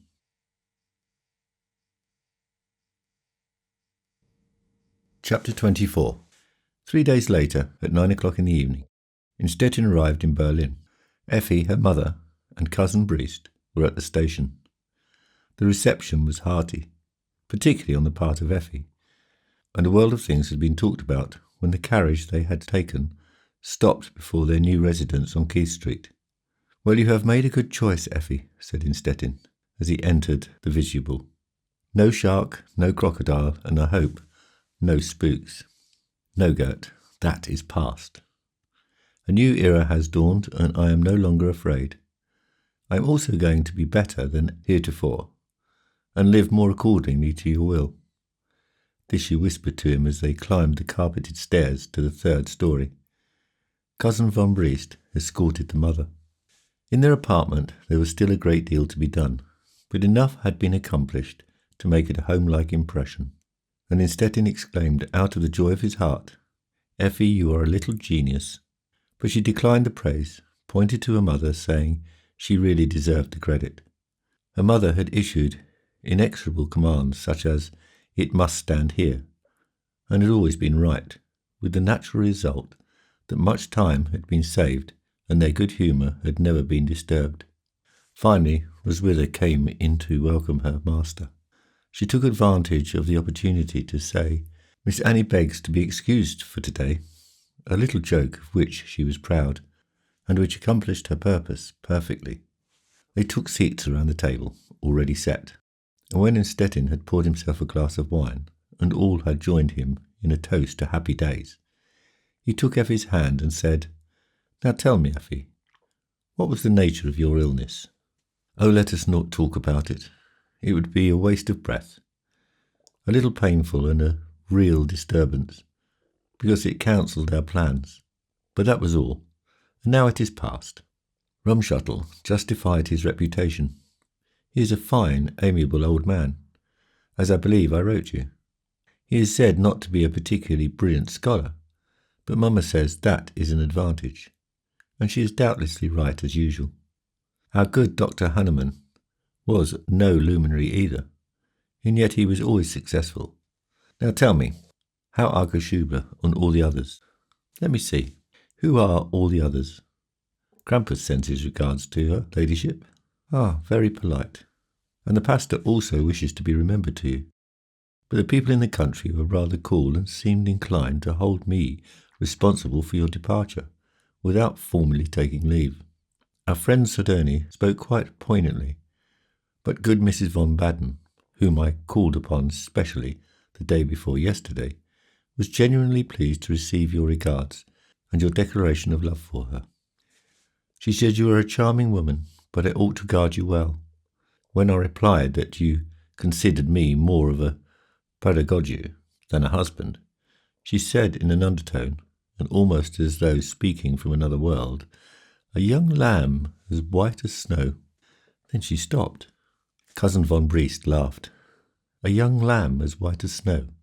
Hear that, cousin?" He was going to continue teasing her, but gave it up when he saw that she turned pale. The conversation dragged on a while longer, dealing chiefly with former relations, and Effie finally learned from various things Innstetten said that all of their cousin household, Joanna alone, had declared a willingness to move with them to Berlin. She had remained behind to be sure, but would arrive in 2 or 3 days with the rest of the things. Innstetten was glad of her decision, for she had always been their most useful servant and possessed an unusual amount of the style demanded in a large city, perhaps a bit too much. Both Christelle and Frederick had said they were too old, and Cruz had not even been asked. "What do you want with a coachman here?" concluded Innstetten. "Private horses and carriages are things of the past. That luxury is seen no more in Berlin. We could not even have found a place for the black chicken, or do I underestimate the apartment?" Effie shook her head, and as a short pause ensued, the mother arose, saying it was 10:30, and she still had a long way to go. But nobody should accompany her, as the carriage stand was quite near. Cousin Briest declined, of course, to accede to this request. Thereupon they bade each other good night, after arranging to meet the following morning. Effie was up rather early, and as the air was almost as warm as in the summer, had ordered the breakfast table moved close to the open balcony door. When Innstetten appeared, she stepped out upon the balcony with him, and said, "Well, what do you say? You wish to hear the finches singing in the Tiergarten, and the parrots calling in the zoological garden. I don't know whether both will do you the favour, but it is possible. Do you hear that? It came from the little park over yonder. It is not the real Tiergarten, but near it. Stettin was delighted, and as grateful as though Effi herself had conjured up all these things for him. Then he sat down, and Annie came in. Roswitha expected in Stettin to find a great change in the child, and he did. They went on chatting, first about the people of Kessin, then about the visits to be made in Berlin, and finally about a summer journey. They had to stop in the middle of their conversation in order to be at the rendezvous on time. They met as agreed at Helm's, opposite the Red Palace, went into various stores, lunched at Hiller's, and were home again in good season. It was a capital day together, and Stettin was very glad to be able once more to share in the life of a great city and feel its influence upon him. The following day, the 1st of April, he went to the Chancellor's Palace to register, considerately foregoing a personal call, and then went to the ministry to report for duty. He was received in spite of the rush of business and social obligations. In fact, he was favoured with a particularly friendly reception by its chief, who said, "I know what a valuable man you are, and I am certain nothing can ever disturb your harmony." Likewise at home, everything assumed a good aspect. Effi truly regretted to see her mother return to Hohen Cremmen, even after her treatment had been prolonged to nearly 6 weeks, as she had predicted in the beginning. But the loss was partly offset by Joanna's arrival in Berlin on the same day. That was at least something, and even if the pretty blonde was not so near to Effi's heart as the wholly unselfish and infinitely good-natured Roswitha, nevertheless she was treated on an equality with her, both by Stettin and her young mistress, because she was very clever and useful and showed a decided self-conscious reserve towards the men. According to a Kessin rumour, the roots of her existence could be traced to a long-retired officer of the Passwalk garrison, which was said to explain her aristocratic temperament, her beautiful blonde hair, and the special shapeliness of her appearance. Joanna shared the joy displayed on all hands at her arrival, and was perfectly willing to resume her former duties as house-servant and lady's maid, whereas Roswitha, who after an experience of nearly a year had acquired about all of Christel's cookery art, was to superintend the culinary department. The care and nature of Annie fell to Effi herself, at which Roswitha naturally laughed, for she knew young wives. Stettin was wholly devoted to his office and his home. He was happier than formerly in Kessin, because he could not fail to observe that Effi manifested more artlessness and cheerfulness. She could do so because she felt freer.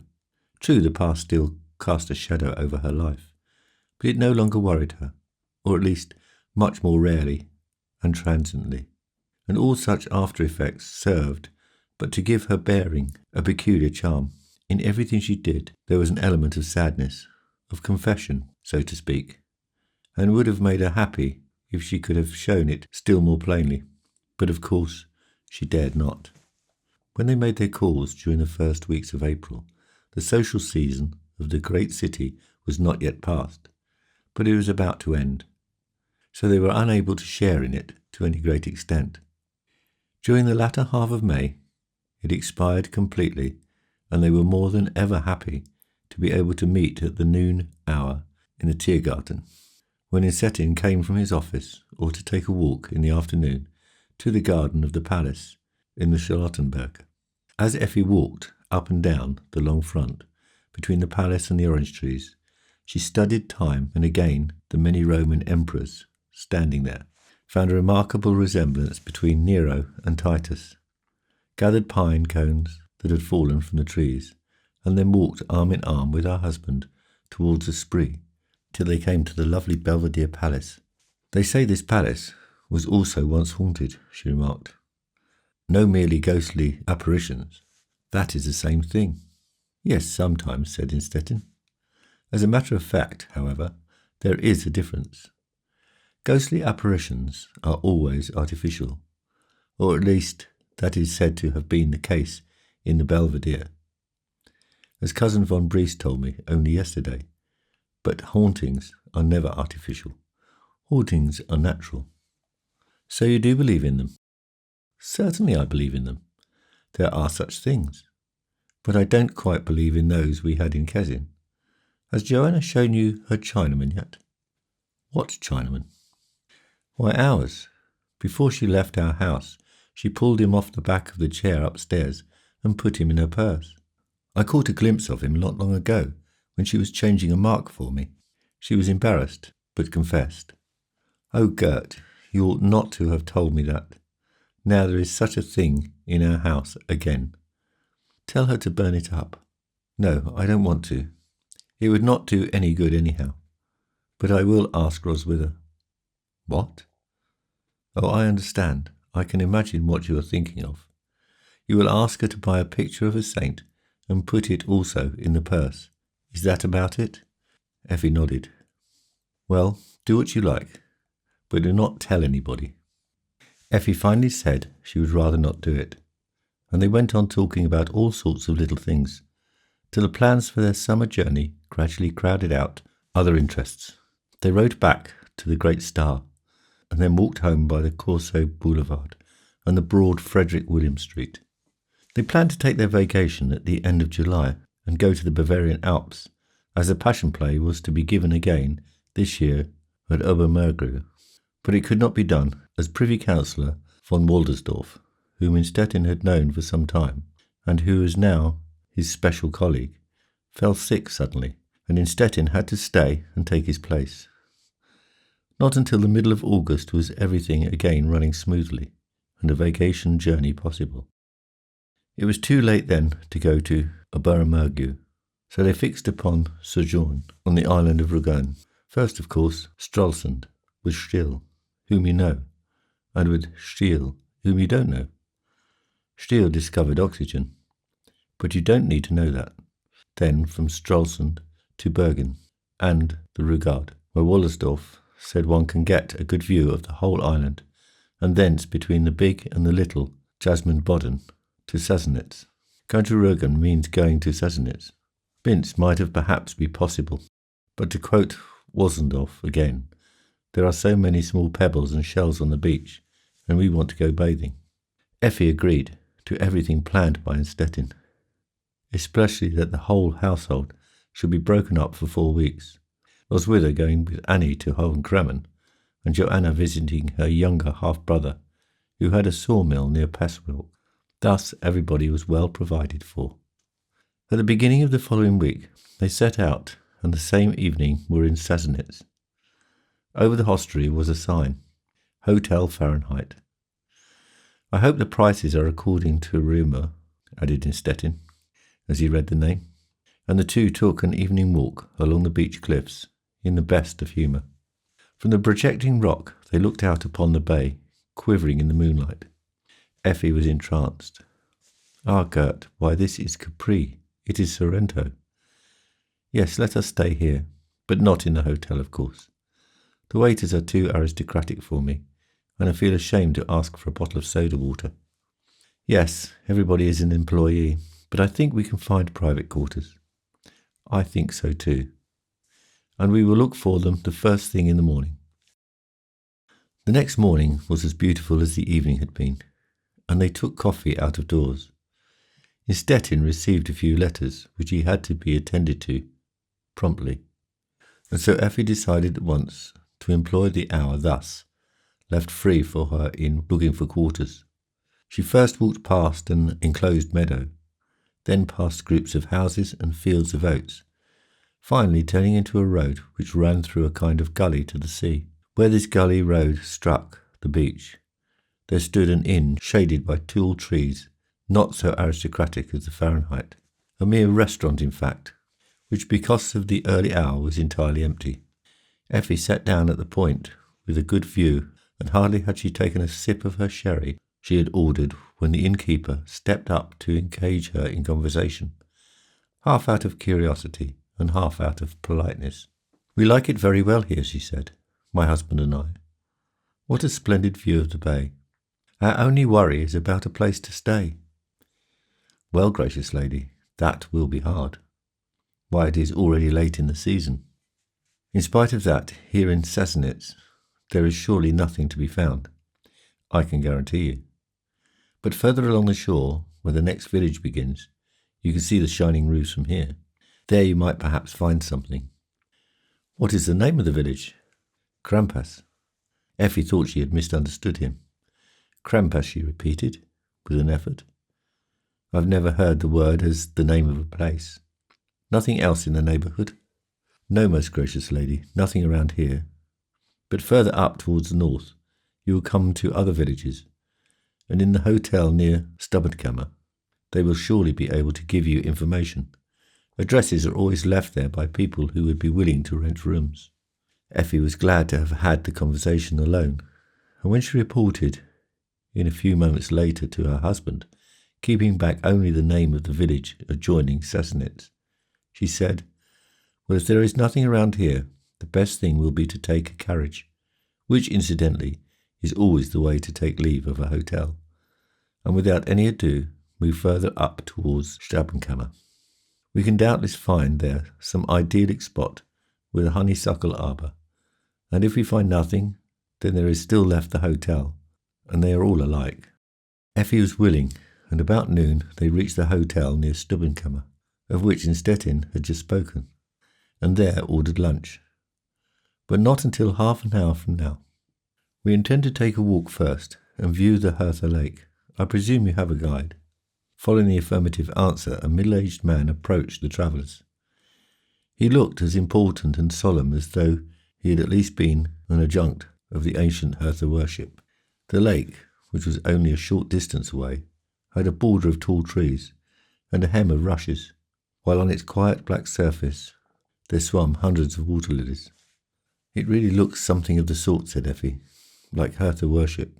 Yes, your ladyship, and the stones are further evidence of it. What stones? The sacrificial stones. While the conversation continued in this way, they stepped from the lake to the perpendicular wall of gravel and clay, against which leaned a few smooth polished stones, with a shallow hollow in each drained by a few grooves. What is the purpose of these? To make it drain better, your ladyship. Let us go, said Effi, and taking her husband's arm, she walked back with him to the hotel, where the breakfast, already ordered, was served at the table with a view far out upon the sea. Before them lay the bay in the sunshine, with sailboats here and there gliding across its surface, and seagulls pursuing each other about the neighbouring cliffs. It was very beautiful, and Effi said so. But when she looked across the glittering surface, she saw again, towards the south, the brightly shining roofs of the long stretched out village, whose name had given her such a start earlier in the morning. Even without any knowledge or suspicion of what was occupying her, Innstetten saw clearly that she was having no joy or satisfaction. I am sorry, Effi, that you derive no real pleasure from these things here. You cannot forget the Hertha Lake, and still less the stones. She nodded. It is as you say. I must confess that I have seen nothing in my life that made me feel so sad. Let us give up entirely our search for rooms. I can't stay here. And yesterday it seemed to you as a Gulf of Naples, and anything beautiful you could think of. Yes, yesterday. And today no longer a trace of Sorrento? Still one trace, but only one. It is Sorrento on the point of dying. Very well then, Effi, said Innstetten, reaching her his hand. I do not want to worry you with Rugen, and so let us give it up. Settled. It is not necessary for us to tie ourselves up to Stubbenkammer, or Sassnitz, or further down that way, but whither? I suggest we stay a day longer and wait for the steamer that comes from Stettin tomorrow on its way to Copenhagen. It is said to be so pleasurable there, and I can't tell you how I long for something pleasurable. Here I feel as though I could never laugh again in all my life, and had never laughed at all, and you know how I like to laugh. Innstetten showed himself full of sympathy with her state, the more readily as he considered her right in many regards. Really everything, though beautiful, was melancholy. They waited for the Stettin boat, and in the very early morning of the third day they landed in Copenhagen. 2 hours later, they were in Thorsden Museum, and Effie said, "Yes, Gert, this is beautiful, and I'm glad we set out for here." Soon thereafter, they went to dinner, and at the table made the acquaintance of a Jutland family opposite them, whose daughter, Thora van Pence, was as pretty as a picture and attracted immediately the attention and admiration of both Instetten and Effie. Effie could not stop looking at her large blue eyes and flaxen blonde hair, and when they left the table an hour and a half later, the Pence family, who unfortunately had to leave Copenhagen the same day, expressed the hope that they might have the privilege of entertaining the young Prussian couple in the near future at Agerhus Castle, some 2 miles from the Lindfoyd. The invitation was accepted by the Instettens with little hesitation. Thus passed the hours in the hotel. But that was not yet enough of a good thing for this memorable day, which Effie enthusiastically declared ought to be a red-letter day in the calendar. To fill her measure of happiness to the full, the evening brought a performance at the Tivoli Theatre, an Italian pantomime, Harlequin and Columbine. She was completely captivated by the little roguish tricks, and when they returned to their hotel late in the evening, she said, "Do you know, Gert, I now feel that I am gradually coming to again. I will not even mention beautiful Thora, but when I consider that this morning, Thorsten, and this evening, Columbine, whom at the bottom you liked better than Thorsten. To be frank, yes, I have a natural appreciation of such things. Our good Kessin was a misfortune for me. Everything got on my nerves there. Rugen too, almost. I suggest we stay here in Copenhagen a few days longer, include an excursion to Frederiksborg and Helsinki, of course, and then go over to Jutland. I anticipate real pleasure from seeing beautiful Thora again, and if I were a man, I should fall in love with her." Instetten laughed. "You don't know what I'm going to do." "I shouldn't object. That will create a rivalry, and I shall show you that I still have my powers too. You don't need to assure me of that." The journey was made according to this plan. Over in Jutland, they went up the Lindfoyd as far as Agerhus Castle, where they spent 3 days with the Pence family, and then returned home, making many stops along the way.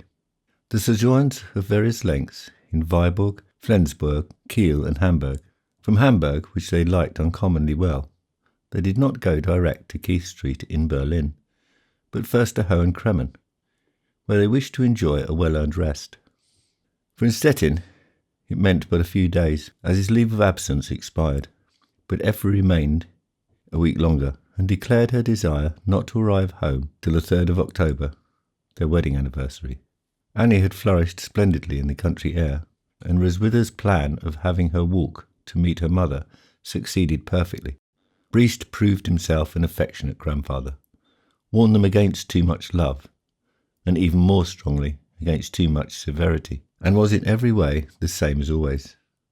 But in reality, all his affection was bestowed upon Effie, who occupied his emotional nature continually, particularly when he was alone with his wife.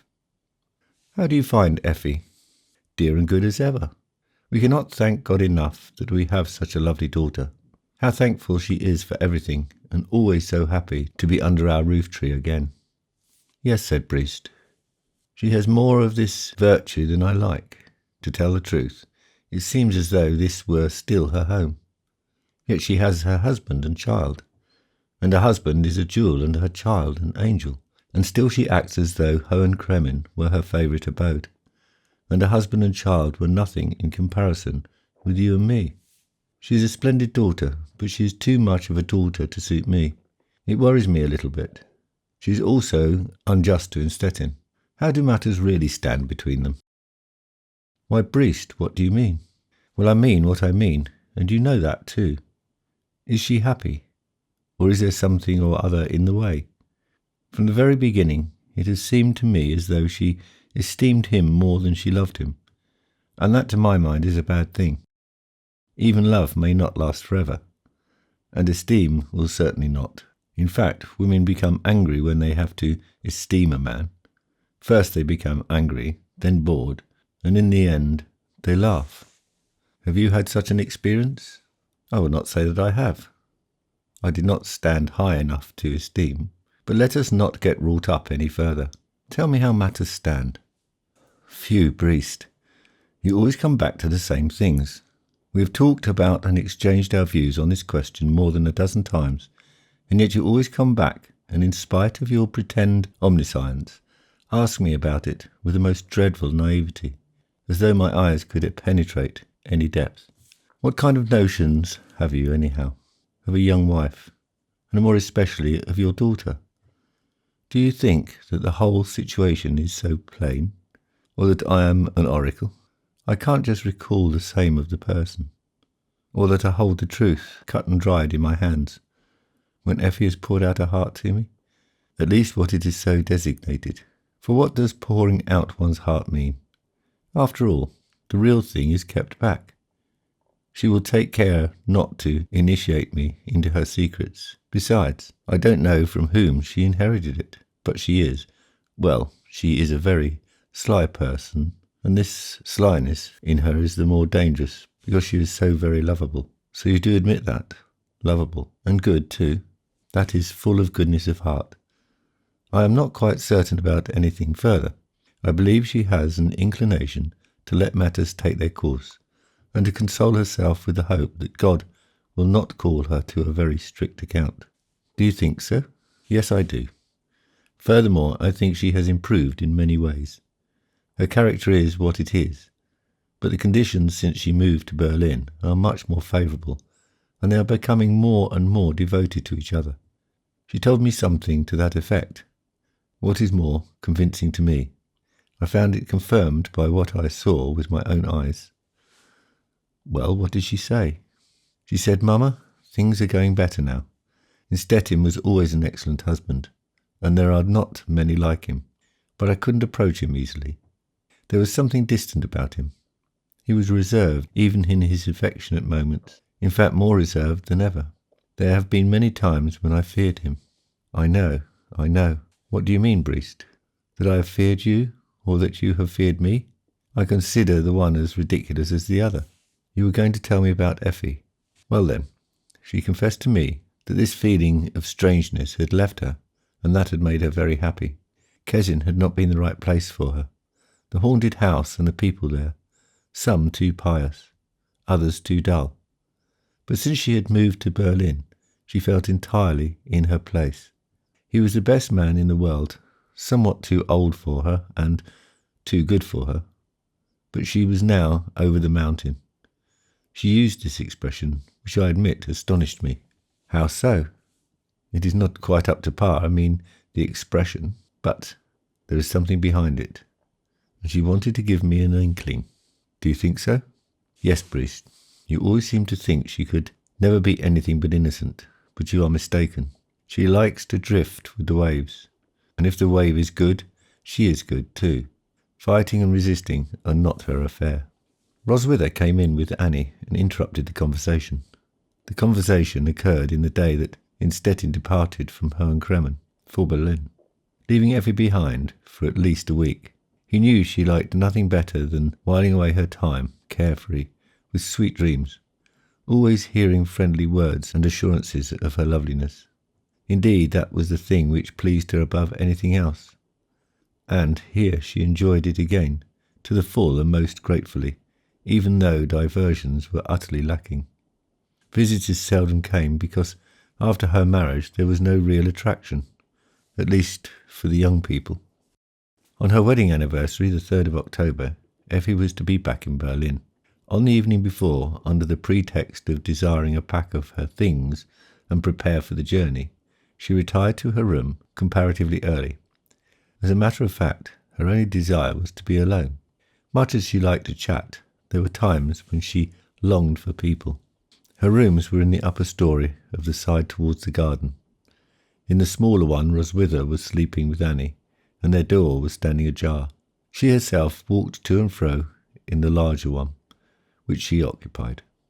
The lower casements of the window were open, and the little white curtains were blown by the draught and slowly fell over the back of the chair, till another puff of wind came and raised them again.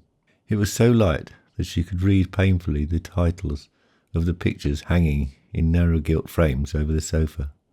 the storming of Dupel, Fort No. 5, and King William and Count Bismarck on the heights of Lippe. Effi shook her head and smiled. When I come back again, I'm going to ask for different pictures.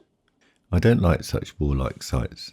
Then she closed one window and sat down by the other, which she left open. Now she enjoyed the whole scene.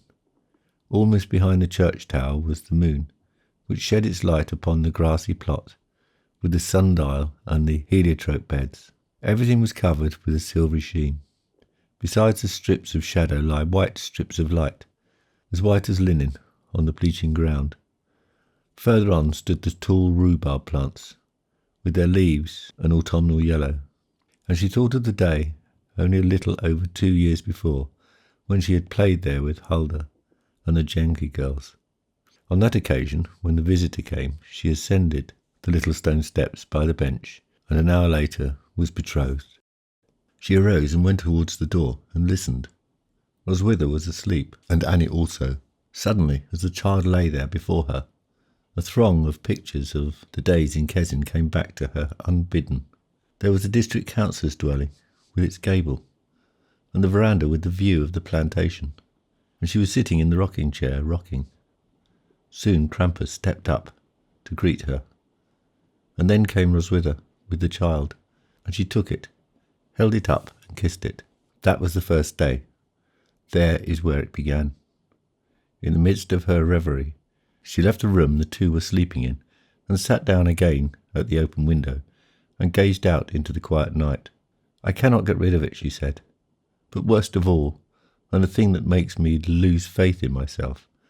Just then, the tower clock began to strike, and Effi counted the strokes. 10. Tomorrow at this time I shall be in Berlin. We shall speak about our wedding anniversary, and he will say pleasing and friendly things to me, and perhaps words of affection. I shall sit there and listen, and have a sense of guilt in my heart. She leaned her head upon her hand and stared silently into the night. And have a sense of guilt in my heart, she repeated. Yes, the sense is there. But is it a burden upon my heart? No. That is why I am alarmed at myself. The burden there is quite a different thing. Dread, mortal dread, and eternal fear that I may some day be found out. And besides the dread, shame. I am ashamed of myself, but as I do not feel true repentance, neither do I true shame. I am ashamed only on account of my continual lying and deceiving. It was always my pride that I could not lie and did not need to. Lying is so mean, and now I have had to lie all the time, to him and to everybody, big lies and little lies. Even Rumshuttle noticed it, and shrugged his shoulders, and who knows what he thinks of me. Certainly not the best things. Yes, dread tortures me, and shame on account of my life of lies, but not shame on account of my guilt. That I do not feel, or at least not truly, or not enough, and the knowledge that I do not is killing me. If all women are like this, it is terrible. If they are not, which I hope, then I am in a bad predicament. There is something out of order in my heart. I lack proper feeling. Old Mr. Niemeyer once told me, in his best days, when I was still half a child, that proper feeling is the essential thing. And if we have that, the worst cannot befall us. But if we have it not, we are in eternal danger, and what is called the devil has sure power over us. For the mercy of God, is this my state? She laid her head upon her arms and wept bitterly. When she straightened up again, calmed, she gazed out into the garden. All was still, and her ear could detect a low, sweet sound, as if falling rain coming from the plane trees. This continued for a while. Then from the village street came the sound of a human voice. The old night watchman, Korik, was calling out the hour. When at last he was silent, she heard in the distance the rattling of the passing train, some 2 miles away. This noise gradually became fainter and finally died away. Still the moonlight lay upon the grass plot, and there was still the low sound, as of falling rain upon the plane trees. but it was only the gentle playing of the night air.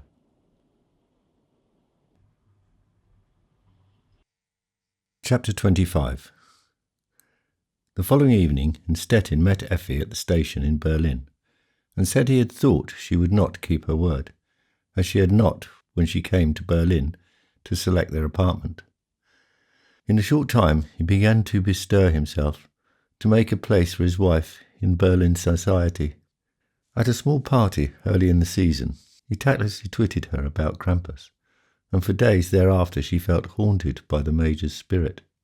But once the Empress had selected her to be a lady of honour at an important function, and the Emperor had addressed a few gracious remarks to her at a court ball, the past began to seem to her a mere dream, and her cheerfulness was restored. After about 7 years in Berlin, Dr. Rumschuttel was one day called to see her for various reasons, and prescribed treatment at Schwelbeck and Ems. She was to be accompanied by the wife of Privy Councillor Zwicker, who in spite of her 40-odd years seemed to need a protectress more than Effi did. While Roswitha was helping with the preparations for the journey, Effi called her to account for never going, as a good Catholic should, to a priest to confess her sins, particularly her great sin, and promised to talk the matter over with her seriously after returning from Ems.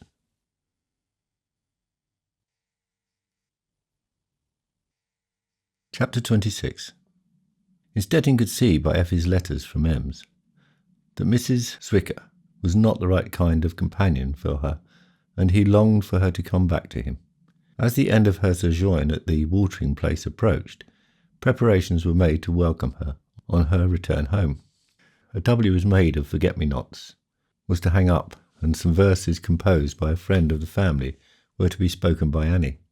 One day, when Annie was returning from school, Roswitha went out to meet her and was challenged by her to a race up the stairs. When Annie reached the top, she stumbled and fell upon a scraper, cutting an ugly gash in her forehead. Roswitha and Joanna washed the wound with cold water and decided to tie it up with the long bandage once used to bind her mother's sprained ankle.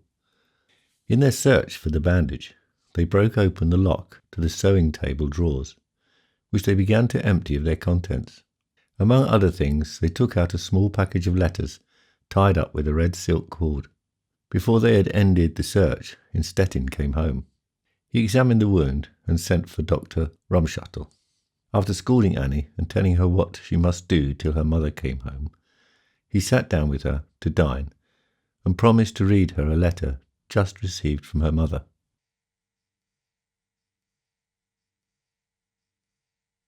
Chapter 27.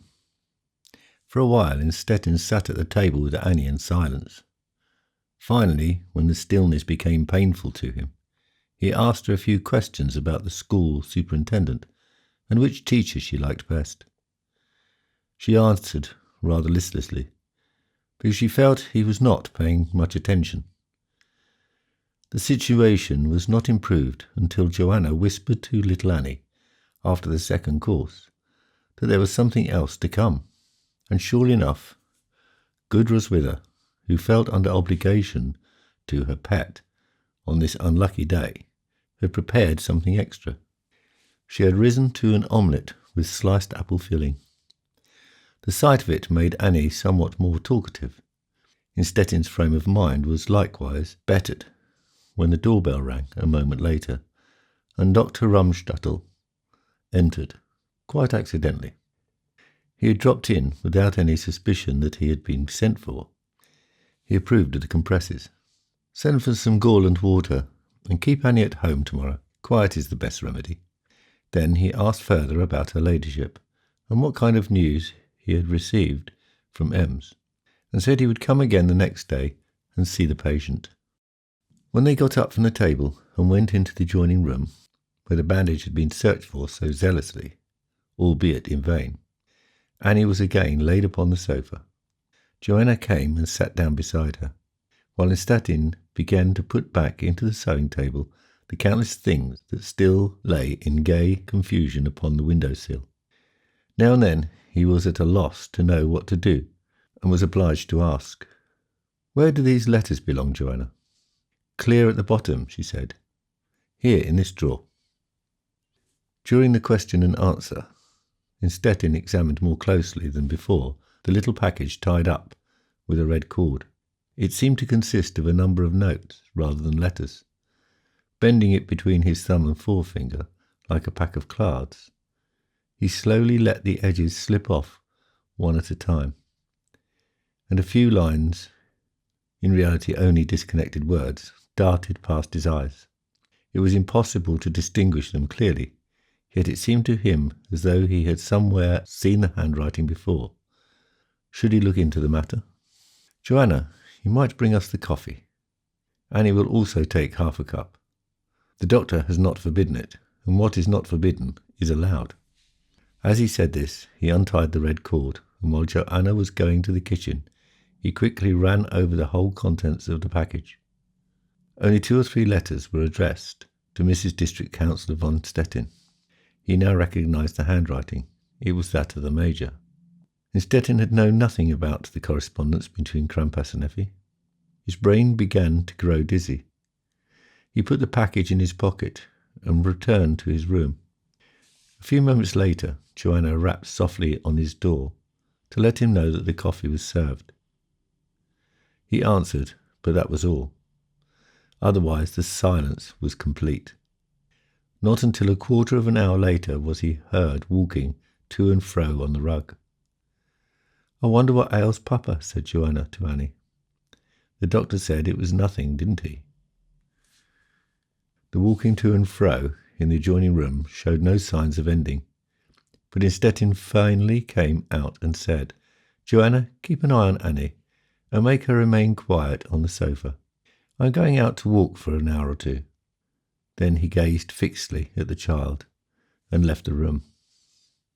Did you notice, Joanna, how Papa looked? Yes, Annie. He must have had a great vexation. He was all pale. I never saw him like that.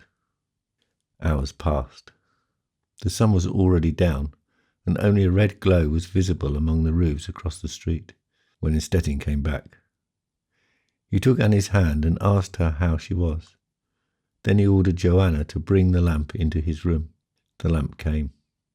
In its green shade were half-transparent ovals with photographs, various pictures of his wife that had been made in Kesin for the other members of the cast, when they played Wickerts a step out of the way.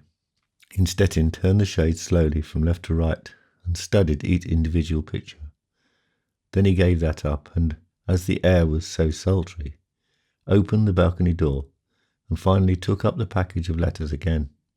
He seemed to have picked out a few and laid them on top the first time he looked over them.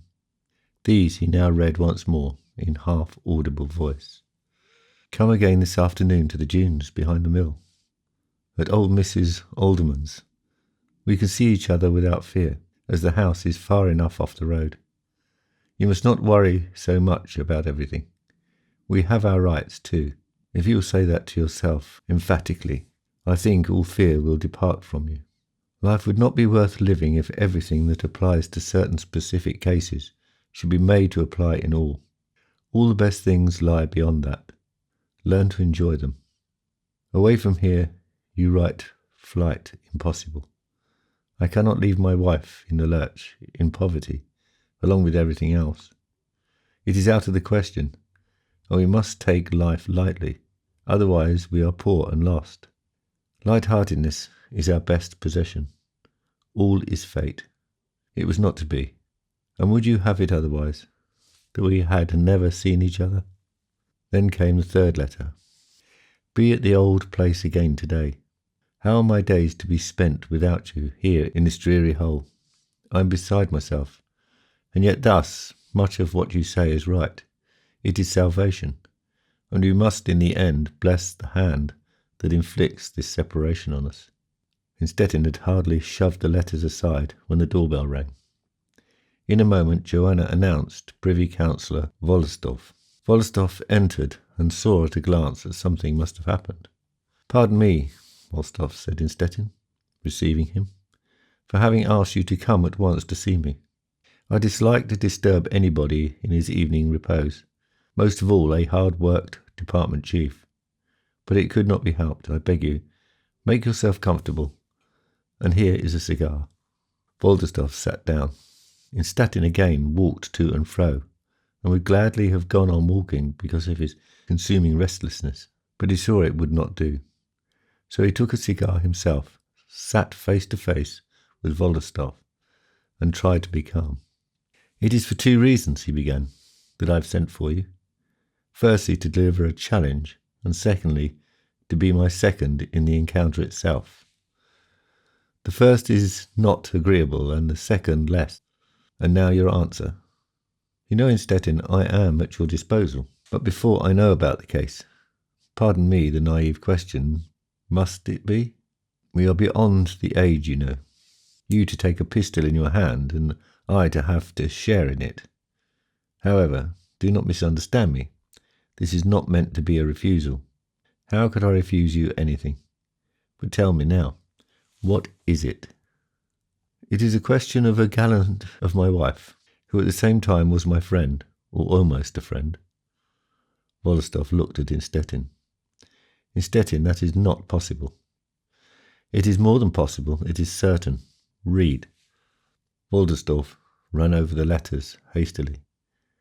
"These are addressed to your wife." "Yes, I found them today in her sewing table." "And who wrote them?" "Major von Krambus." "So things had occurred when you were still in Kessin?" Innstetten nodded. "So it was 6 years ago, or half a year longer?" "Yes." Wolderstorff kept silent.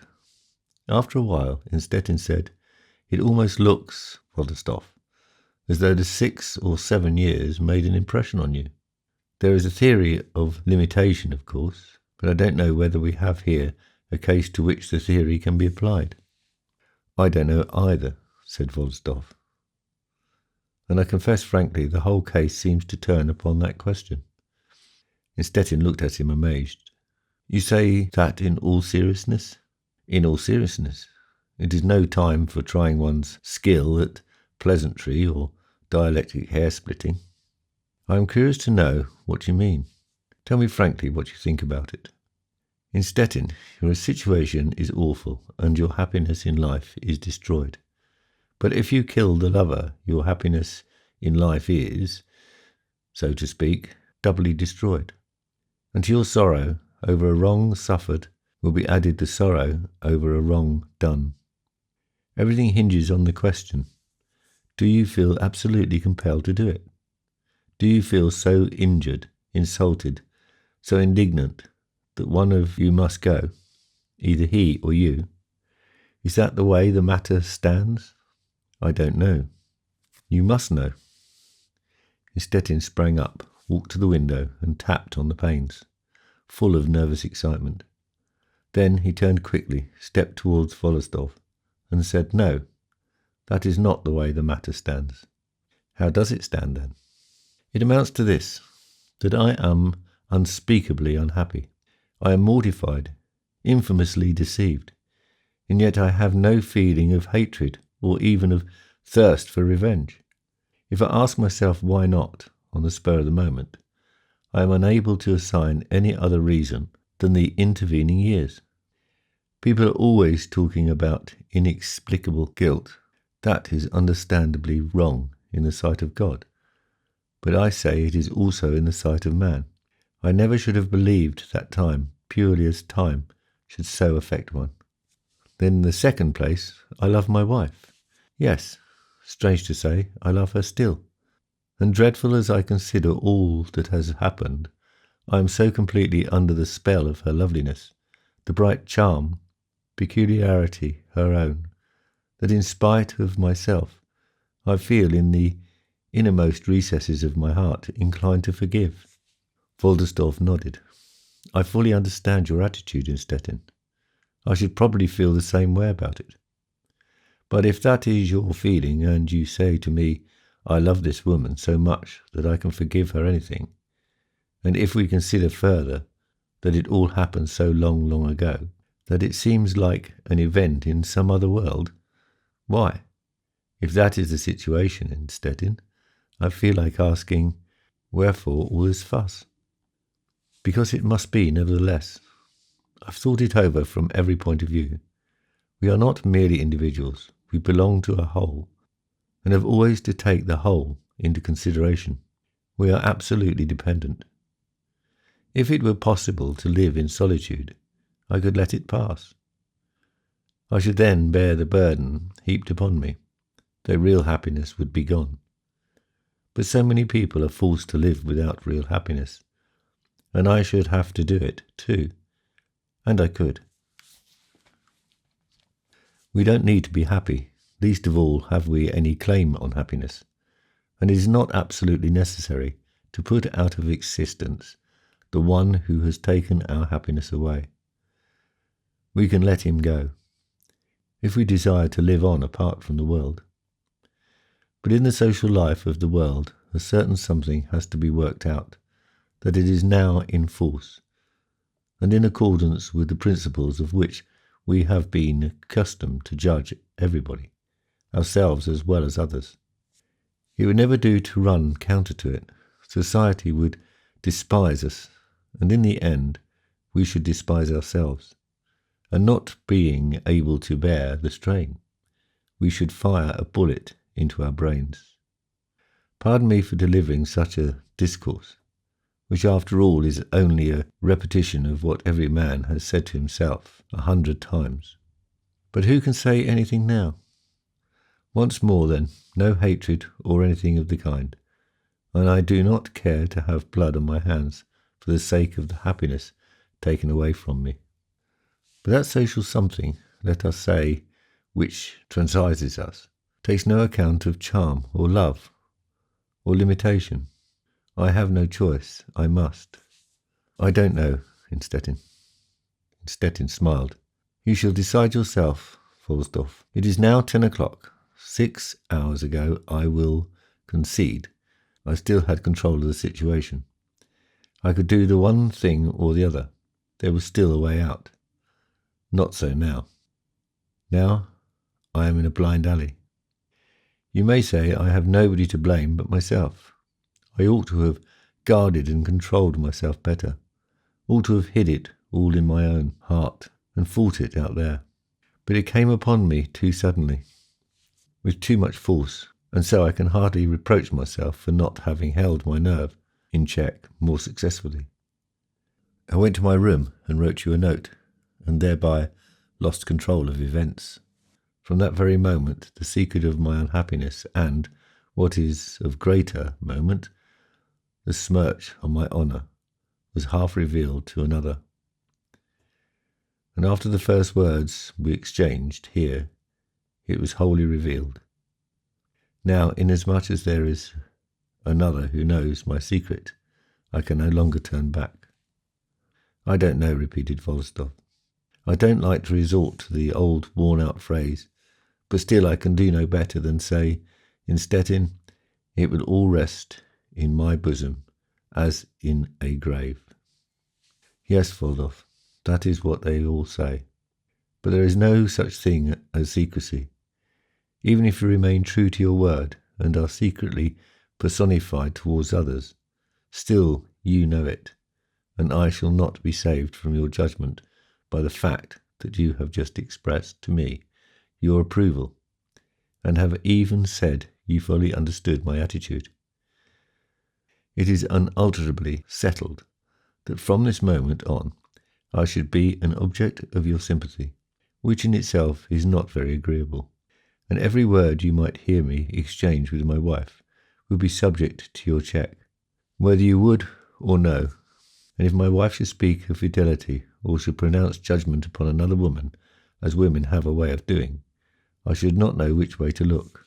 Moreover, if it came to pass that I concealed charitable consideration in some wholly commonplace affair of honour, because of the apparent lack of deception, or something of that sort, a smile would pass over your countenance, or at least a twitch would be noticeable, and in your heart you would say, poor Innstetten, he has a real passion for analysing all insults chemically, in order to determine their insulting contents, and he never finds the proper quantity of the suffocating element. He has never yet been suffocated by an affair. Am I right, Voldostov, or not? Voldostov had risen to his feet. I think it is awful that you should be right, but you are right. I shall no longer trouble you with my must it be. The world is simply as it is, and things do not take the course we desire, but the ones others desire. This talk about the ordeal, with which many pompous orators seek to assure us, is sheer nonsense. There is nothing in it. On the contrary, our cult of honour is idolatry. But we must submit to it so long as the idol is honoured. Instetin nodded. They remained together a quarter of an hour longer, and it was decided that Voldostov should set out the same evening. A night train left at 12. They parted with a brief "till we meet again" in Kezin.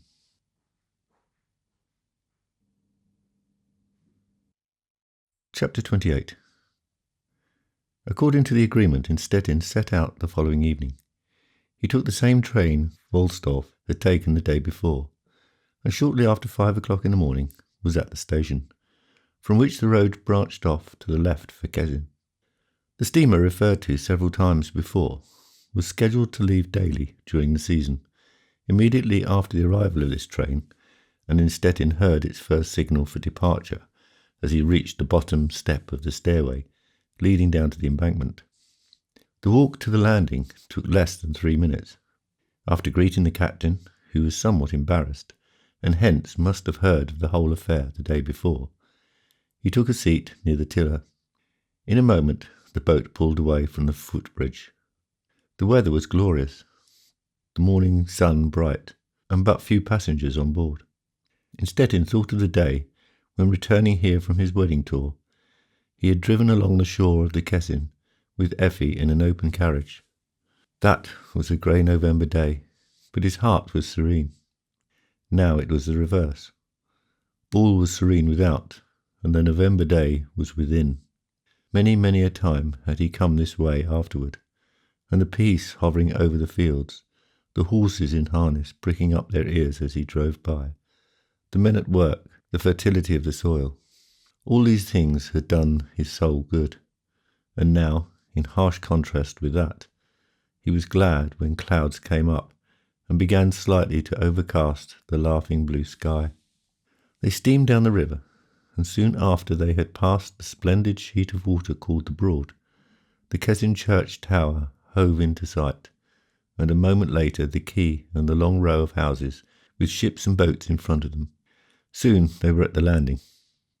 Instetin bade the captain good-bye and approached the bridge that had been rolled out to facilitate the disembarkment. Voldov was there. The two greeted each other without speaking a word at first, and then walked across to the Livre de Hoppensack Hotel, where they sat down under an awning. "I took a room here yesterday," said Voldostov, who did not wish to begin with the essentials. "When we consider what miserable hole Kezin is, it is astonishing to find such a good hotel here. I have no doubt that my friend the head waiter speaks 3 languages. Judging by the parting of his hair and his low-cut vest, we can safely count on 4. Jean, please bring us some coffee and cognac." Instetin understood perfectly why Voldostov assumed this tone, and approved of it, but he could not quite master his restlessness, and kept taking out his watch involuntarily. "We have time," said Voldostov. "An hour and a half yet, or almost. I ordered the carriage at 8:15. We have not more than 10 minutes to drive." "Where?" The campus first proposed a corner of the woods, just behind the churchyard. Then he interrupted himself and said, "No, not there." Then we agreed upon a place among the dunes, close by the beach. The outer dune has a cut through it, and one can look out upon the sea. Instetin smiled. Krampus seems to have selected a beautiful spot. He always had a way of doing that. How did he behave? Marvellously. Haughtily? Frivolously? Neither the one nor the other. I confess frankly, Instetin, it staggered me. When I mentioned your name, he turned as pale as death, but tried hard to compose himself, and I saw a twitching about the corners of his mouth. But it was only a moment till he had regained his composure, and after that he was all sorrowful resignation. I'm quite certain he feels that he will not come out of this affair alive, and he doesn't care to. If I judge him correctly, he is fond of living, and at the same time indifferent about it. He takes life as it comes, and knows that it amounts to but little. Who is his second? Or let me say rather, whom will he bring along? That was what worried him most after he had recovered himself. He mentioned 2 or 3 noblemen of the vicinity, but dropped their names, saying they were too old and too pious, and that he would telegraph to Treptow for his friend Buddenbrook. Buddenbrook came, and is a capital man, at once resolute and childlike. He was unable to calm himself, and paced back and forth in the greatest excitement. But when I had told him, all he said exactly as you and I, "You are right, it must be." The coffee came. They lighted their cigars, and Wolderstorff again sought to turn the conversation to more different things. "I am surprised that nobody from Kessin has come to greet you. I know you are very popular. What is the matter with your friend Guschubler?" Stettin smiled. "You don't know the people here on the coast. They are half Philistines and half wiseacres. Not much to my taste. But they have one virtue. They are all very mannerly, and none of them more so than my old Guschubler. Everybody knows, of course, what it is about, and for that very reason they take pains not to appear inquisitive." At this moment there came into view to the left a chaise-like carriage with the top down, which, as it was ahead of time, drove up very slowly. "Is that ours?" asked Stettin. "Presumably." A moment later the carriage stopped in front of the hotel, and Stettin and Wolderstorff arose to their feet. Wolderstorff stepped over to the coachman and said, "To the mole." The mole lay in the wrong direction of the beach, to the right instead of the left, and the false orders were given merely to avoid any possible interference. Besides, whether they intended to keep to the right or to the left, after they were beyond the city limits, they had to pass through the plantation in either case, and so their course led unavoidably past Stettin's old residence. The house seemed more quiet than formerly. If the rooms on the ground floor looked rather neglected, what must have been the state of upstairs? The uncanny feeling that Stettin had so often combated with Effi, or had at least laughed at, now came over him, and he was glad when they had driven past. "That is where I used to live," he said to Wolderstorff. "It looks strange, rather deserted and abandoned. It may be. In the city it was called the Haunted House, and from the way it stands there today I cannot blame people for thinking so." "What did they tell about it?" "Oh, stupid nonsense. An old ship's captain with a granddaughter or a niece, who one fine day disappeared, and then a Chinaman who was probably her lover. In the hall a small shark and a crocodile, both hung up by strings and always in motion. Wonderful to relate, but now is no time for that, when my head is full of all sorts of other phantoms. You forget that it may all turn out well yet." "It must not. A while ago, Wolderstorff, when you were speaking about Krampus, you yourself spoke differently." Soon thereafter they had passed through the plantation, and the coachman was about to turn to the right towards the mole. "Drive to the left, rather. The mole can wait."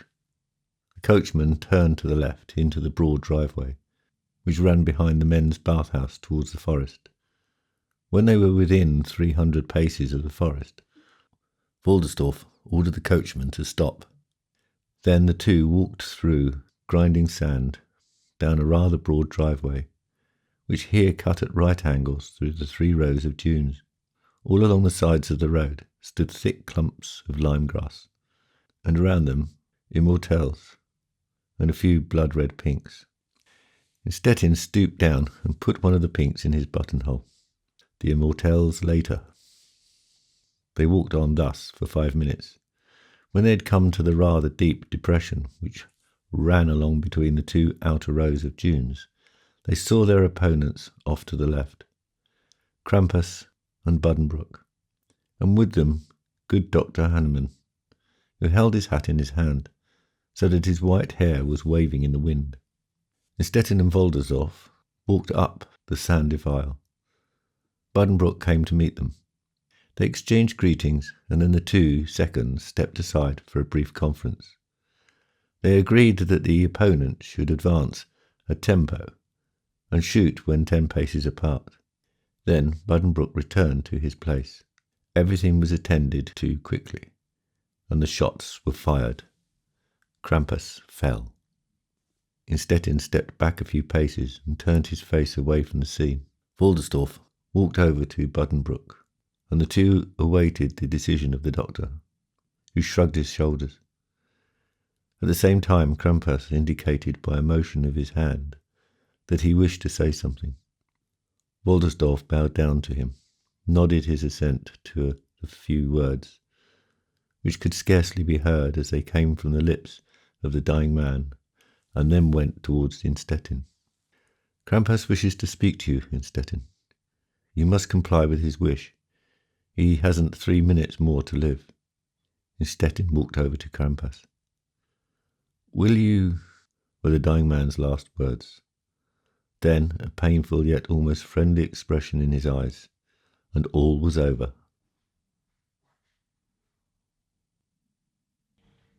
Chapter 29. In the evening of the same day, Stettin was back again in Berlin.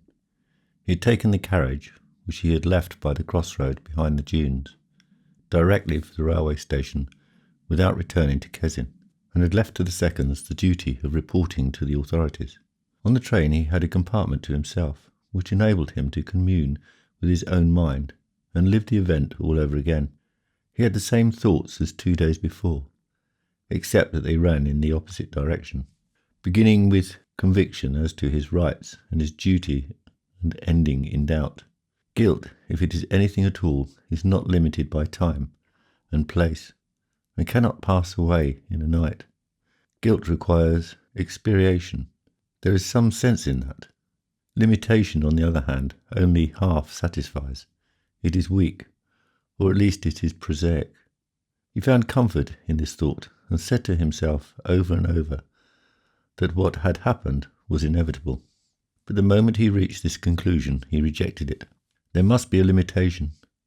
Limitation is the only sensible solution. Whether or not it is prosaic is immaterial. What is sensible is usually prosaic. I am now 45. If I had found the letters 25 years later, I should have been 70. Then Woldersdorf would have said, Stettin, don't be a fool. And if Woldersdorf didn't say it, Buddenbrook would, and if he didn't either, I myself should. That is clear. When we carry a thing to extremes, we carry it too far and make ourselves ridiculous, no doubt about it. But where does it begin? Where is the limit? Within 10 years a duel is required, and we call it an affair of honour. After 11 years, or perhaps 10 and a half, we call it nonsense. The limit, the limit. Where is it? Was it reached? Was it passed? When I recall his last look, resigned and yet smiling in his misery, that look said, Stettin, this is stickling for principle. You might have spared me this, and yourself too. Perhaps he was right. I hear some such voice in my soul. Now, if I had been full of deadly hatred, if a deep feeling of revenge had found a place in my heart, revenge is not a thing of beauty, but a human trait, and has naturally a human right to exist.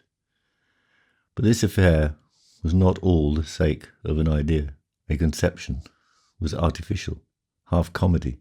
And now I must continue this comedy, must send Effi away and ruin her, and myself too. I ought to have burned the letters, and the world should never have been permitted to hear about them. And then, when she came free from suspicion, I ought to have said to her, here is your place, and ought to have parted from her inwardly, not before the eyes of the world. There are so many marriages that are not marriages. Then happiness would have been gone, but I should not have had the eye staring at me, with its searching look and its mild, though mute, accusation. Shortly before 10 o'clock, Stettin alighted in front of his residence. He climbed the stairs and rang the bell. Joanna came and opened the door. "How is Annie?" "Very well, your lordship. She is not yet asleep if your lordship—" No. It would merely excite her. It would be better to wait till morning to see her. Bring me a glass of tea, Joanna. Who has been here? Nobody but the doctor. And Stettin was again alone. He walked to and fro, as he loved to do. They know all about it. Roswitha is stupid, but Joanna is a clever person. If they don't know accurate details, they have made up a story to suit themselves, and so they know anyhow. It is remarkable how many things become ridiculous, and the basis of tales, as though the whole world had been present.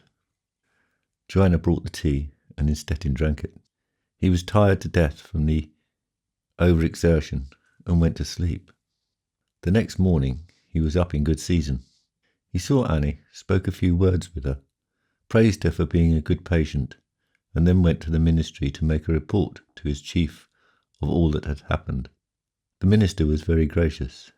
"Yes, Stettin, happy is the man who comes out of all that life may bring to us whole. It has gone hard with you." He approved all that had taken place, and left the rest to Stettin.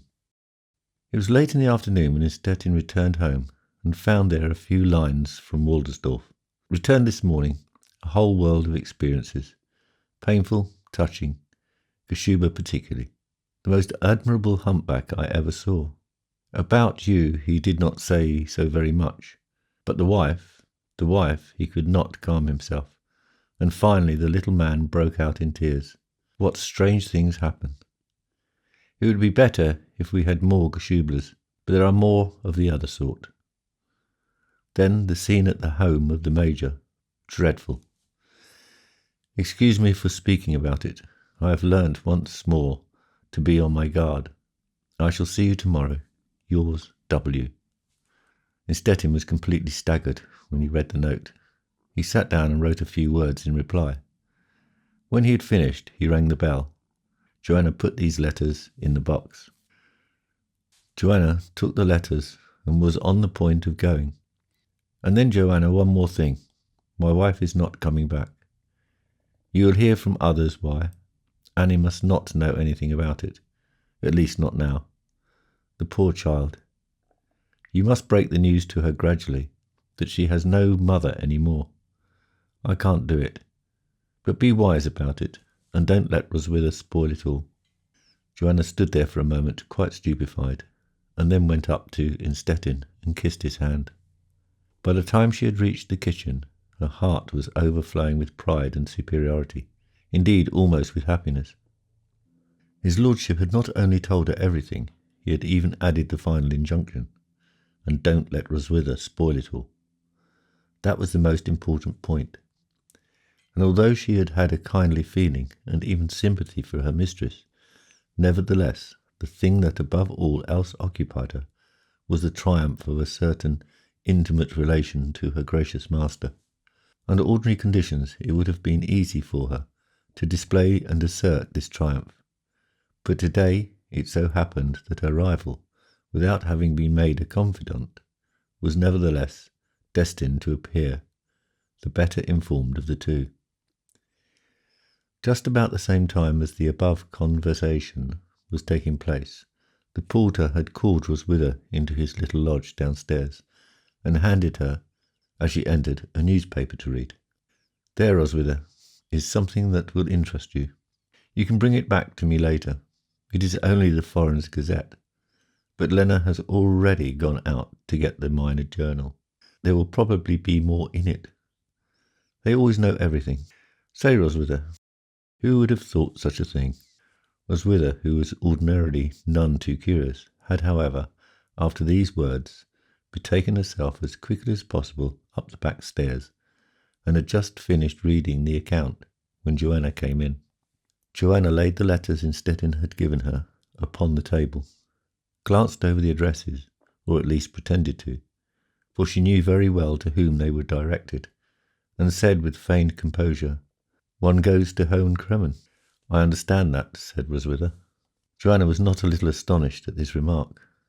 "His lordship does not write to Hohen Cremmen ordinarily." "Oh, ordinarily? But now, just think, the porter gave me this downstairs only a moment ago." Joanna took the paper and read in an undertone a passage marked with heavy ink line. "As we learn from our well-informed source, shortly before going to press, there occurred yesterday morning in the watering place Kesin, in Hither Pomerania, a duel between Department Chief von Instetten of Keith Street and Major von Krampas. Major von Krampas fell. According to rumours, relations are said to have existed between him and the Department Chief's wife, who is beautiful and still very young." "What don't such papers write?" said Joanna, who was vexed at seeing her news anticipated. "Yes," said Roswitha, "and now the people will read this and say disgraceful things about our poor dear mistress and the poor Major. Now he is dead." "Roswitha, what are you thinking of anyhow? Ought he not be dead? Or ought our dear gracious master be dead?" "No, Joanna, our gracious master. Let him live. Let everybody live. I am not for shooting people, and I can't even bear the report of the pistol. But take into consideration, Joanna, that was half an eternity ago, and the letters, which struck me as so strange the moment I saw them, because they had a red cord, not a ribbon, wrapped around them 3 or 4 times and tied. Why, they are beginning to look quite yellow. It was so long ago. You see, we have been here now for 6 years. And how can a man, just because of such old things—" "Ah, Roswitha, you speak according to your understanding. If we examine the matter narrowly, you are to blame. It comes from the letters. Why did you come with the chisel and break open the sewing table, which is never permissible? One must never break open a lock in which another has turned the key."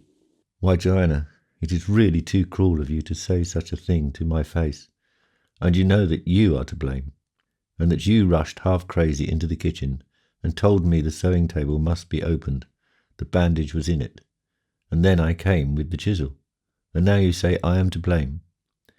No, I say. Well, I will take it back, Roswitha, but you must not come to me and say, the poor Major. What do you mean by the poor Major? The poor Major was altogether good for nothing. A man who has such a red moustache and twirls it all the time is never good for anything. He does nothing but harm.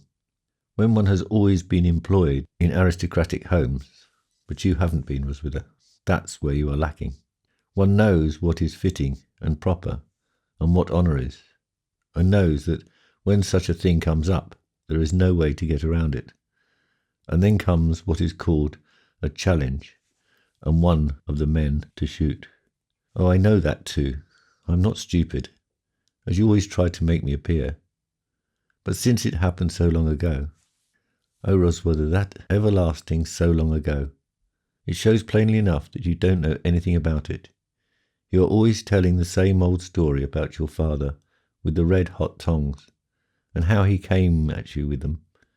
And every time I put a red-hot heater in the iron, I see him spoil. I see him about to kill you, on account of the child that died so long ago. Indeed, Roswitha, you talk about it all the time, and all there is left for you to do now is to tell little Annie the story. And as soon as little Annie has been confirmed, she will be sure to hear it, perhaps the same day. I am grieved that you should have had all that experience, and yet your father was only a village blacksmith, who shod horses and put tyres on wheels. And now you come forward and expect our gracious master calmly to put up with all this, merely because it happened so long ago. What do you mean by so long ago? 6 years is not long ago. Our gracious mistress, who, by the way, is not coming back, his lordship just told me so. Her ladyship is not yet 26, and her birthday is in August. And yet you come to me with the plea of long ago. If she were 36, for at 36, I tell you, one must be particularly cautious. And if his lordship had done nothing, then aristocratic people would have cut him. But you are not familiar with that word. Roswitha. You know nothing about it. No, I know nothing about it, and care less. But what I know now is that you are in love with his lordship. Joanna struck up a convulsive laugh. Well, laugh. I have noticed it for a long time. I don't put it past you, but fortunately his lordship takes no note of it. The poor wife, the poor wife. Joanna was anxious to declare peace. That will do now, Roswitha. You are mad again. But I know all country girls get mad. Maybe. I'm just going to post these letters now and see whether the porter has got the other paper. I understood you to say, didn't I, that he sent Lena to get one? There must be more in it. This is as good as nothing at all.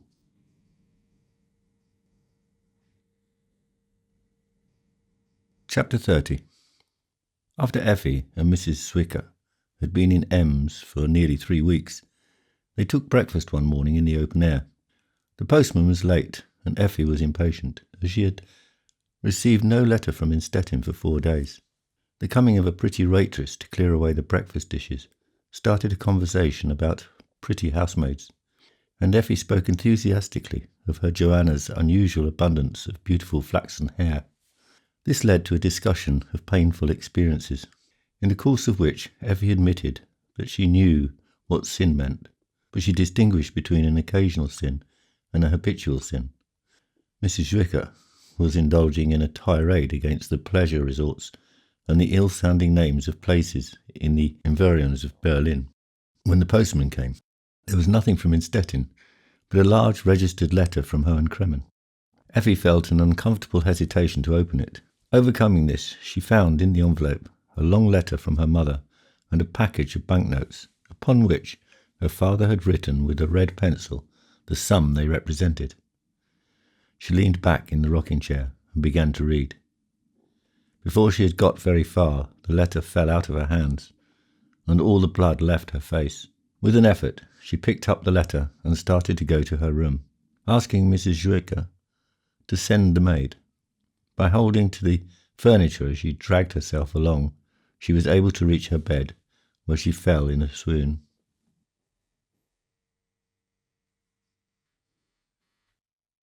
Chapter 31. Minutes passed. When Effi came to, she got up and sat on a chair by the window and gazed out into the quiet street. Oh, if there had only been turmoil and strife outside, but there was only the sunshine on the macadam road and the shadows of the lattice and the trees. The feeling that she was all alone in the world came over her with all its might. An hour ago she was a happy woman, the favourite of all who knew her, and now an outcast. She had read only the beginning of the letter, but enough to have the situation clearly before her. Whither? She had no answer to this question, and yet she was full of deep longing to escape from her present environment, to get away from this Zwicker woman, to whom the whole affair was merely an interesting case, and whose sympathy, if she had any such thing in her make-up, would certainly not equal her curiosity. Whither? On the table before her lay the letter, but she lacked the courage to read any more of it. Finally she said, "What have I further to fear? What else can be said that I have not already said to myself? The man who was the cause of it all is dead. A return to my house is out of the question. In a few weeks the divorce will be decreed, and the child will be left with the father. Of course, I am guilty, and a guilty woman cannot bring up her child. Besides, herewith I presume I can make my own way. I will see what Mamma writes about, how she pictures my life." With these words, she took up the letter again to finish reading it. "And now your future, my dear Effi. You will have to rely upon yourself, and so far as outward means are concerned, may count upon your support. You will do best to live in Berlin, for the best place to live such things down is a large city. There you will be one of the many who have robbed themselves of free air and bright sunshine. You will lead a lonely life. If you refuse to, you will probably have to step down out of your sphere. The world in which you have lived will be closed to you. The saddest thing for us, and for you, yes, for you, as we know you, is that your parental home will also be closed to you. We can offer you no quiet place in Home Kremen, no refuge in our house, for it would mean the shutting off of our house from all the world, and we are decidedly not inclined to do that. Not because we are too much attached to the world, or that it would seem to us absolutely unbearable to bid ourselves farewell to what is called society.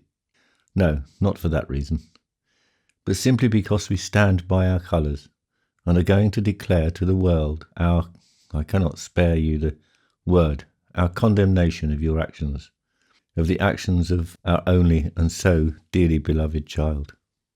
Effie could read no further.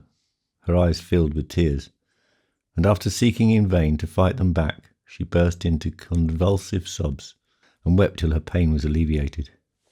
Half an hour later, there was a knock at the door, and when Effie called, "Come in," Mrs. Schwicker appeared.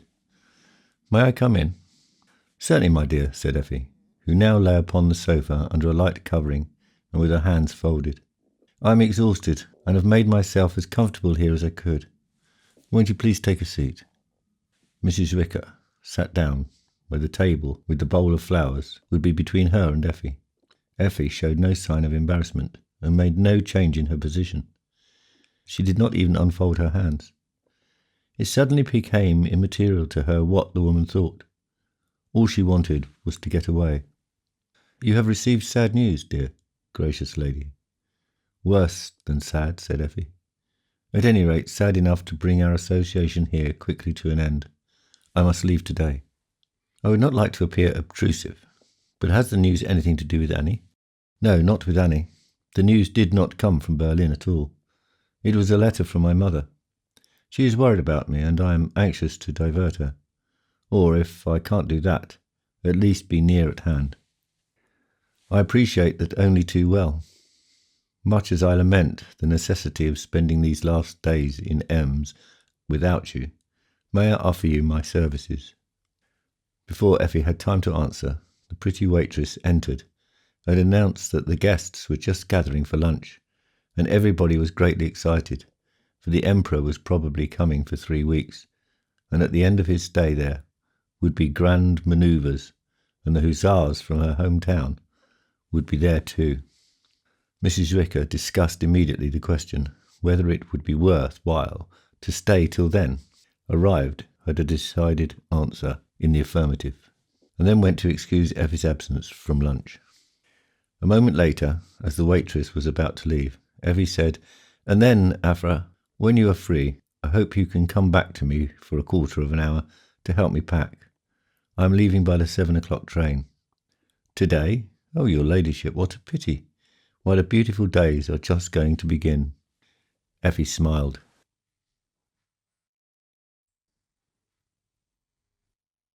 Chapter 32. 3 years had passed, and for almost that length of time Effie had been living in a small apartment on Kosingrad Street, a front room and a back room, behind which was the kitchen, with a servant's bedroom. Everything as ordinary and commonplace as possible, and yet it was an unusually pretty apartment that made an agreeable impression on everybody who saw it. The most agreeable, perhaps, on old Dr. Rumstuttel, who called now and then, and had long ago forgiven the poor young wife, not only for the rheumatism and the neuralgia farce of bygone years, but also for everything else that had happened in the meantime. If there was any need of forgiveness on his part, considering the very different cases he knew about. He was now far along in the 70s, but whenever Effie, who had been ailing considerably for some time, wrote a letter asking him to call, he came the following forenoon, and would not listen to any excuses for the number of steps he had to climb. "No excuse, please, dear, most gracious lady, for in the first place it is my calling, and in the second I am happy and almost proud that I am still able to climb 3 flights so well. If I were not afraid of inconveniencing you, since after all I come as a physician and not as a friend of nature or a landscape enthusiast, I should probably come oftener, merely to see and sit down for a few minutes at your back window. I don't believe you fully appreciate the view." "Oh yes, I do," said Effie, But Rumstuttel, not allowing himself to be interrupted, continued. Please, most gracious lady, step here just for a moment, or allow me to escort you to the window. Simply magnificent again today. Just see the various railroad embankments. 3, no 4, and how the trains glide back and forth continually. And now that train yonder disappears again behind a group of trees. Really magnificent. And how the sun shines through the white smoke. If St. Matthew's churchyard were not immediately behind it, it would be ideal. I like to look at churchyards. Yes, you dare say. But how about us? We physicians are unavoidably confronted with the question, might there perhaps not have been some fewer graves here? However, most gracious lady, I am satisfied with you, and my only complaint is that you will not listen to anything about Ems for your catarrhal infections. Effie remained silent. Ems would work miracles, but as you don't care to go there, and I understand your reasons, drink the water here. In 3 minutes you can be in the Prince Albrecht garden, and even if the music and the costumes and all the diversions of the regular watering place promenade are lacking, the water itself, you know, is the important thing. Effie was agreed, and Rumstuttel took his hat and cane, but stepped once more to the window. I hear people talking about a plan to terrace the hill of the Holy Cross. God bless the city government. Once that bare spot yonder is greener, a charming apartment. I could almost envy you. By the way, gracious lady, I have been wanting for a long time to say to you, you always write me such a lovely letter. Well, who wouldn't enjoy that? But it requires an effort each time. Just send Roswitha for me. Just send Roswitha for me, Rumstuttel had said. Why was Roswitha at Effie's, instead of being on Keith Street? Was she on Conigrad Street? Certainly she was, and had been for a long time, just as long as Effie herself had been living on Conigrad Street. 3 days before they moved, Roswitha had gone to see her dear mistress, and that was a great day for both of them. So great that we must go back and tell all about it. The day that the letter of renunciation came from Hohen-Cremmen and Effie returned from Ems to Berlin, she did not take a separate apartment at once, but tried living in a boarding house, which suited her tolerably well. The 2 women who kept the boarding house were educated and considerate, and had long ago ceased to be inquisitive. Such a variety of people met there that it would have been too much of an undertaking to pry into the secrets of each individual. Such things only interfered with business.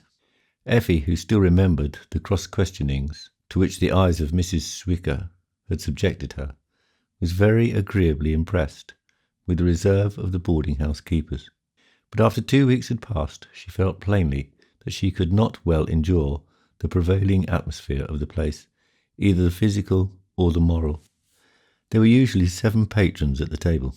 Beside Effie and one of the landladies, the other looked after the kitchen, there were 2 Englishwomen who were attending the university.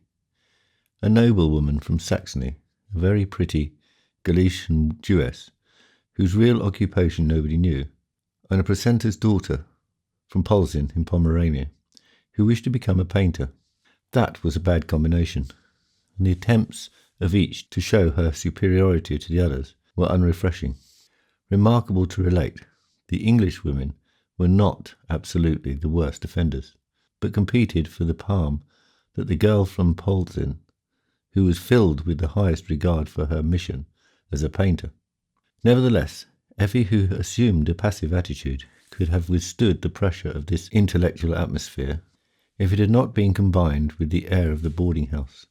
Speaking from a purely physical and objective point of view, what this air was actually composed of was perhaps beyond the possibility of determination, but that it took away the sensitive Effie's breath was only too certain, and she saw herself compelled for this external reason to go out in search of other rooms, which she found comparatively nearby. In the above described apartment on Conigrad Street, she was to move in at the beginning of the autumn quarter, had made the necessary purchases, and during the last days of September counted the hours till her liberation from the boarding-house. On one of these last days, a quarter of an hour after she had retired from the dining room, planned to enjoy a rest on a seagrass sofa covered with some large figured woolen material. There was a gentle rap at her door. "Come in." One of the housemaids, a sickly-looking person in the middle 30s, who by virtue of always being in the hall of the boarding-house carried the atmosphere stored there with her everywhere, in her wrinkles, entered the room and said, "I beg your pardon, gracious lady, but somebody wishes to speak to you." "Who?" "A woman."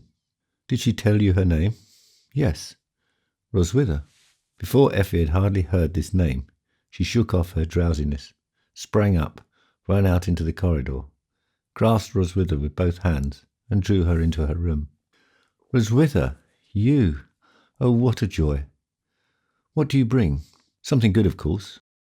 Such a good old face can bring only good things. Oh, how happy I am! I could give a kiss. I should not have thought such joy could ever come to me again. You good old soul, how are you anyhow? Do you still remember how the ghost of the Chinaman used to stalk about? Those were happy times. I thought then they were unhappy, because I did not yet know the hardness of life. Since then I have come to know it. Oh, there are far worse things than ghosts. Come, my good Roswitha, come, sit down by me and tell me. Oh, I have such a longing. How is Annie?" Roswitha was unable to speak, and so she let her eyes wander around the strange room, whose grey and dusky-looking walls were bordered with narrow gilt mouldings. Finally she found herself, and said that his lordship was back from Glatz, that the old emperor had said 6 weeks were quite sufficient imprisonment in such a case, and she had only waited for his lordship's return on Annie's account, who had to have some supervision. Joanna was no doubt a proper person, but she was still too pretty and too much occupied with herself, and God only knows what all she was thinking about. But now that his lordship could again keep an eye on Annie and see that everything was right, she herself wanted to try to find out how her ladyship was getting on. "That is right, Roswitha. And I wanted to see whether your ladyship lacked anything, and whether you might need me. If so, I would stay right here and pitch in and do anything, and see to it that your ladyship was getting on well again." Effie had been leaning back in the corner of the sofa with her eyes closed. Suddenly she sat up and said, "Yes, Roswitha, what you were saying there is an idea. There is something in it. For I must tell you that I am not going to stay in this boarding-house. I have rented an apartment further down the street, and have bought furniture. And in 3 more days I shall move in. And if when I arrive there I could say to you, 'No, Roswitha, not there, the wardrobe must stand here, and the mirror there,' why, that would be worthwhile, and I should like it. Then, when we got tired of all the drudgery, I would say, 'Now, Roswitha, go over there and get us a decanter of Munich beer. For when one has been working, one is thirsty for a drink. And if you can, bring us also something good from the Habsburg restaurant. You can return the dishes later.' Yes, Roswitha, when I think of that, it makes my heart feel a great deal lighter. But I must ask you whether you have thought it all over. I will not speak of Annie, to whom you are so attached, for she is almost your own child. Nevertheless, Annie will be provided for, and Joanna is also attached to her, you know. So leave her out of the consideration. But if you want to come to me, remember how everything has changed. I am no longer as I used to be. I have now taken a very small apartment, and the porter will doubtless pay very little attention to you and me. We shall have to be very economical. Always have what we used to call our Thursday meal, because that was cleaning day. Do you remember? And do you remember how good Mr. Koschubler once came in and was argued to sit down with us, and how he said he had never eaten such a delicate dish? You probably remember he was always so frightfully polite. But really, he was the only human being in the city who was a connoisseur in matters of eating. The others called everything fine. Roswitha was enjoying every word, and could already see everything running smoothly. When Effi again said, "Have you considered all this? For while it is my own household, I must not overlook the fact that you have been spoilt these many years. And formerly no questions were ever asked, for we did not need to be saving. But now I must be saving, for I am poor and have only what is given to me, you know. Remittances from Hohen Cremmen. My parents are very good to me, so far as they are able, but they are not rich. And now, tell me what you think." "That I shall come marching along with my trunk next Saturday, not in the evening, but early in the morning, and that I shall be there when the settling process begins, for I can take hold quite differently from your ladyship." "Don't say that, Roswitha. I can work too. One can do anything when obliged to.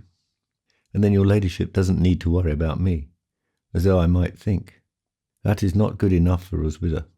For Roswitha, anything is good that she is to share with your ladyship, and most of her liking would be something sad. Yes, I look forward to that with real pleasure. Your ladyship shall see that I know what sadness is. Even if I don't know, I should soon find out. I have not forgotten how I was sitting there in the churchyard, all alone in the world, thinking to myself, it would probably be better if I were lying there in a row with the others. Who came along? Who saved my life? Oh, I have had so much to endure. That day when my father came to me with the red-hot tongs. I remember, Roswitha. Well, that was bad enough. But when I sat there in the churchyard, so completely poverty-stricken and forsaken, that was worse still. Then your ladyship came. I hope I shall never go to heaven if I forget that." As she said this, she arose and went toward the window. "Oh, your ladyship must see him too." Effie stepped to the window. Over on the other side of the street sat Rollo, looking up at the windows of the boarding house. A few days later, Effie, with the aid of Roswitha, moved into the apartment on Königgrätz Street, and liked it there from the beginning. To be sure, there was no society, but during her boarding house days she had derived so little pleasure from intercourse with people that it was not hard for her to be alone, at least not in the beginning. With Roswitha it was impossible, of course, to carry on an aesthetic conversation, or even discuss what was in the paper. But when it was simply a question of things human, and Effie began a sentence with, "Oh, Roswitha, I am again afraid," then the faithful soul always had a good answer ready, always comfort and usually advice. Until Christmas they got on excellently, but Christmas Eve was rather sad, and when New Year's Day came, Effie began to grow quite melancholy. It was not cold, only grizzly and rainy, and if the days were short, the evenings were so much the longer. What was she to do? She read, she embroidered, she played solitaire, she played Chopin. But nocturnes were not calculated to bring much light into her life, and when Roswitha came with the tea tray and placed it on the table beside the tea service, 2 small plants with an egg and a Vienna cutlet carved in small slices, Effie said as she closed the piano, "Move up, Roswitha. Keep me company." Roswitha joined her. "I know your ladyship has been playing too much again. Your ladyship always looks like that, and has red spots. The doctor forbade it, didn't he?" "Ah, Roswitha, it is easy for the doctor to forbid, and also easy for you to repeat everything he says. But what shall I do? I can't sit all day long at the window and look over towards Christchurch. Sundays during the evening service, when the windows are lighted up, I always look over that way, but it does me no good. It always makes my heart feel heavier." "Well, then your ladyship ought to go to church. Your ladyship has been there once?" "Oh, many a time, but I have derived little benefit from it. He preaches quite well, and is a very wise man, and I should be happy if I knew the 100th part of it all. But it seems as though I were merely reading a book. Then when he speaks so loud, and saws the air and shakes his long black locks, I am drawn entirely out of my attitude of worship." "Out of?" Effie laughed. "You think I hadn't yet got into such an attitude? That is probably true. But whose fault is it? Certainly not mine. He always talks so much about the Old Testament. Even if that is very good, it doesn't edify me. Anyhow, this everlasting listening is not the right thing. You see, I ought to have so much to do that I should not know whither to turn. That would suit me. Now there are societies where young girls learn housekeeping, or sewing, or to be kindergarten teachers. Have you ever heard of these? Yes, I once heard of them. Once upon a time, little Annie was to go to a kindergarten. Now you see, you know better than I do. I should like to join some such society, where I can make myself useful, but it is not to be thought of. The women in charge wouldn't take me. They couldn't. That is the most terrible thing of all, that the world is so closed to one that it even forbids one to take a part in charitable work. I can't even give poor children a lesson after hours to help them catch up. That would not do for your ladyship. The children always have such greasy shoes on, and in wet weather there is so much steam and smoke, your ladyship could never stand it. Effie smiled.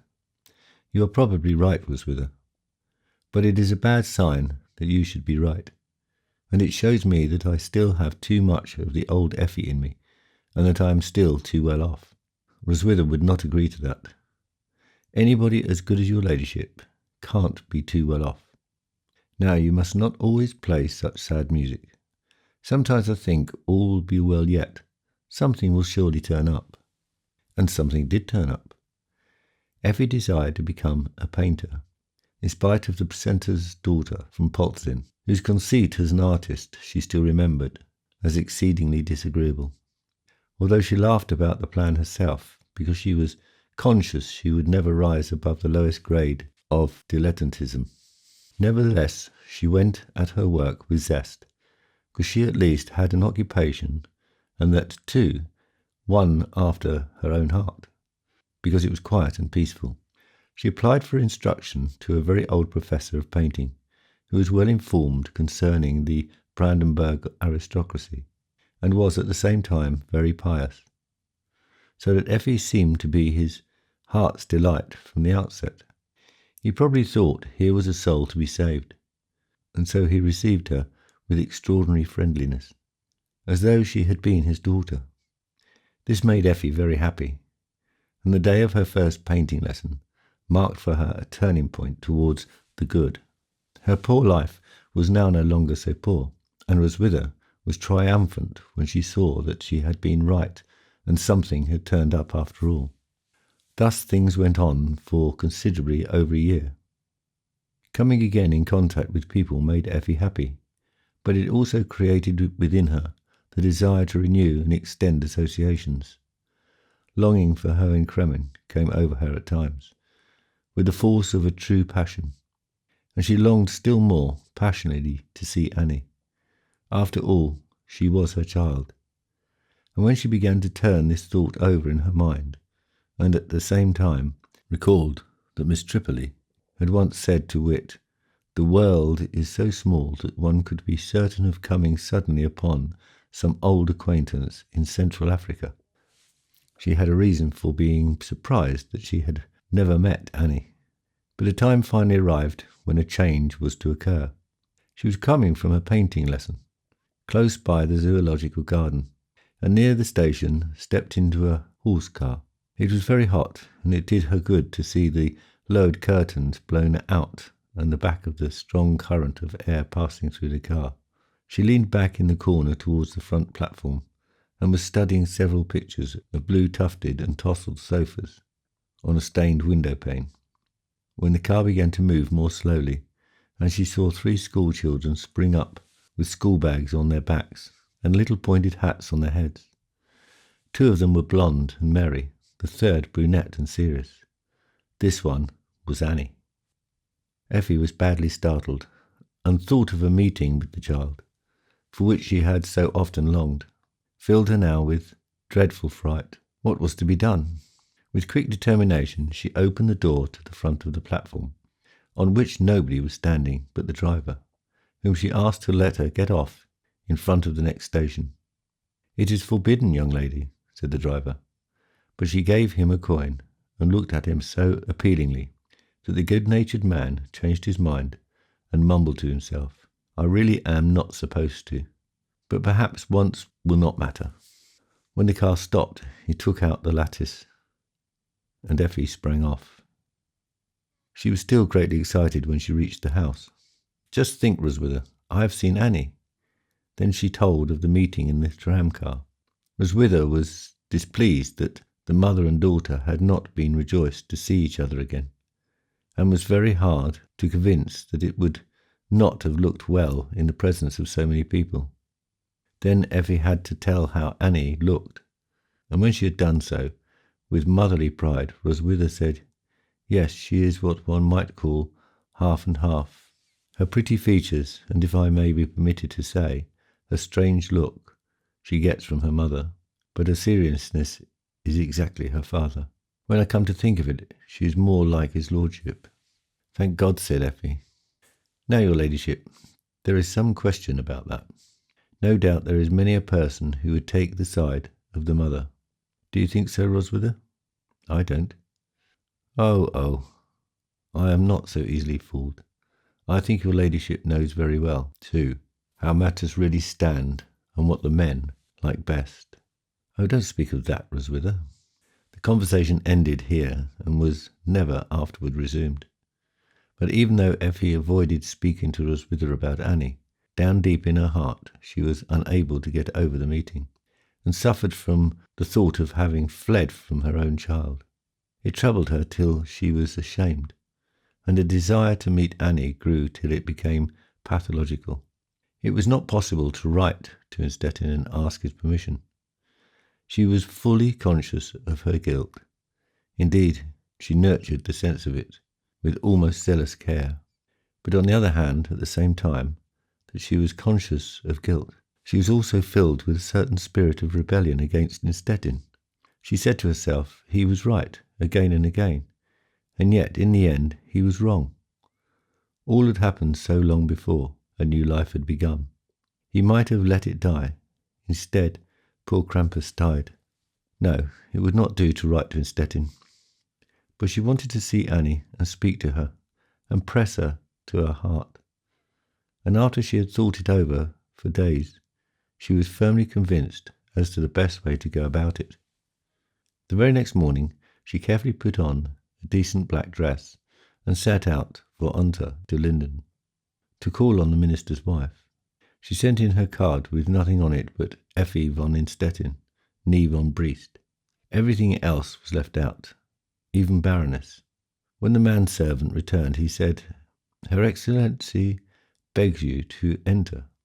Effi followed him into the anteroom, where she sat down, and in spite of her excitement, looked at the pictures on the walls.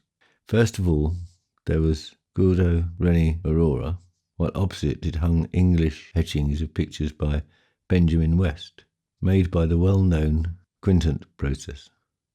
One of the pictures was King Lear in the storm on the heath.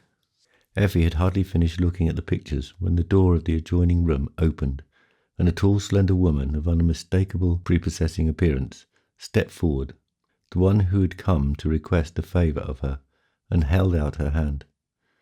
"My dear, most gracious lady," she said, "what a pleasure it is for me to see you again."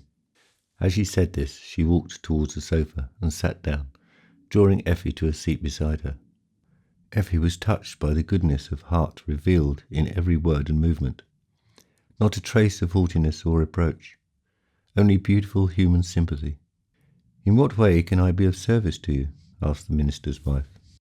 Effie's lips quivered. Finally she said, "The thing that brings me here is a request, the fulfilment of which your Excellency may be able, perhaps, make possible. I have a 10-year-old daughter whom I have not seen for 3 years, and would like to see again." The minister's wife took Effie's hand and looked at her in a friendly way. "When I say not seen for 3 years, that is not quite right. 3 days ago I saw her again." Then Effie described with great vividness how she had met Annie. "Fleeing from my own child, I know very well that as we sow we shall reap, and I do not wish to change anything in my life. It is all right as it is, and I have not wished to have it otherwise. But this separation from my child is really too hard, and I have a desire to be permitted to see her now and then. Not secretly and clandestinely, but with the knowledge and consent of all concerned. With the knowledge and consent of all concerned, repeated the minister's wife. So that means with the consent of your husband. I see that his bringing up of the child is calculated to estrange her from her mother, a method which I do not feel at liberty to judge. Perhaps he is right. Pardon me for this remark, gracious lady. Effie nodded. You yourself appreciate the attitude of your husband, and your only desire is that proper respect be shown to a natural impulse. Indeed, I might say the most beautiful of our impulses. At least we women all think so. Am I right? In every particular. So you want me to secure permission for occasional meetings in your home, where you can attempt to win back the heart of your child. Effie expressed again her acquiescence, and the minister's wife continued. Then, most gracious lady, I shall do what I can, but we shall not have any easy task. Your husband, pardon me for calling him by that name now as before, is a man who is not governed by moods and fancies, but by principles, and it will be hard for him to discard them, or even give them up temporarily. Otherwise he would have begun long ago to pursue a different method of action and education. What to your heart seems hard, he considers right. Then your Excellency thinks perhaps it would be better to take back my request. Oh no, I wished only to explain the actions of your husband, not to justify them, and wished at the same time to indicate the difficulties we shall, in all probability, encounter. But I think we shall overcome them nevertheless. We women are able to accomplish a great many things, if we go about them wisely, and do not take too great pretensions. Besides, your husband is one of my special admirers, and he cannot well refuse to grant me what I request him. Tomorrow we have a little circle meeting, at which I shall see him, and the day after tomorrow morning you will receive a few lines from me telling you whether or not I have approached him wisely. That is to say, successfully. I think we shall come off victorious, and you will see your child again and enjoy her. She is said to be a very pretty girl. No wonder.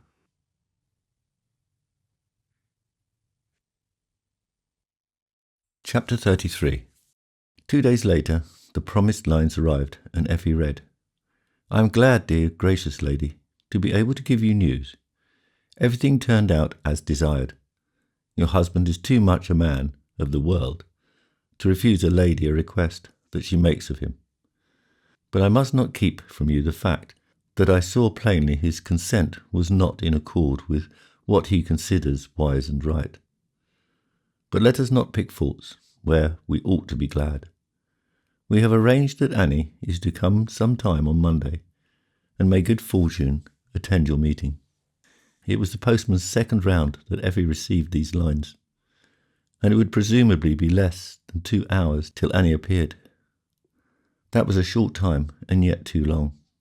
Effie walked restlessly about the 2 rooms, and then back to the kitchen, where she talked with Roswitha about everything imaginable, about the ivy over on Christchurch, and the probability that next year the windows would be entirely overgrown, about the porter, who had again turned off the gas so poorly that they were likely to be blown up, and about buying their lamp oil again at the large lamp store on Unter de Linden, instead of on Unholt Street.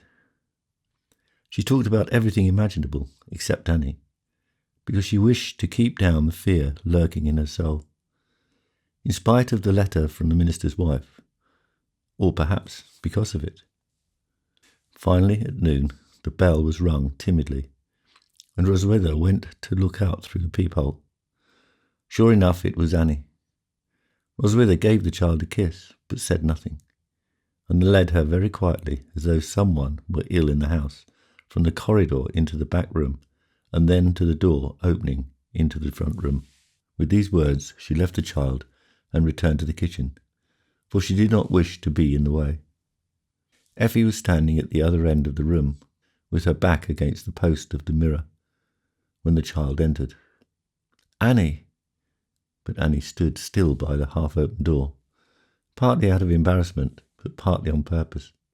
Effie rushed to her, lifted her up and kissed her. Annie, my sweet child, how glad I am. Come, tell me. She took Annie by the hand and went towards the sofa to sit down. Annie stood and looked shyly at her mother, at the same time reaching her left hand down towards the corner of the tablecloth, hanging down near her. Did you know, Annie, that I saw you one day? Yes, I thought you did. Now, tell me a great deal.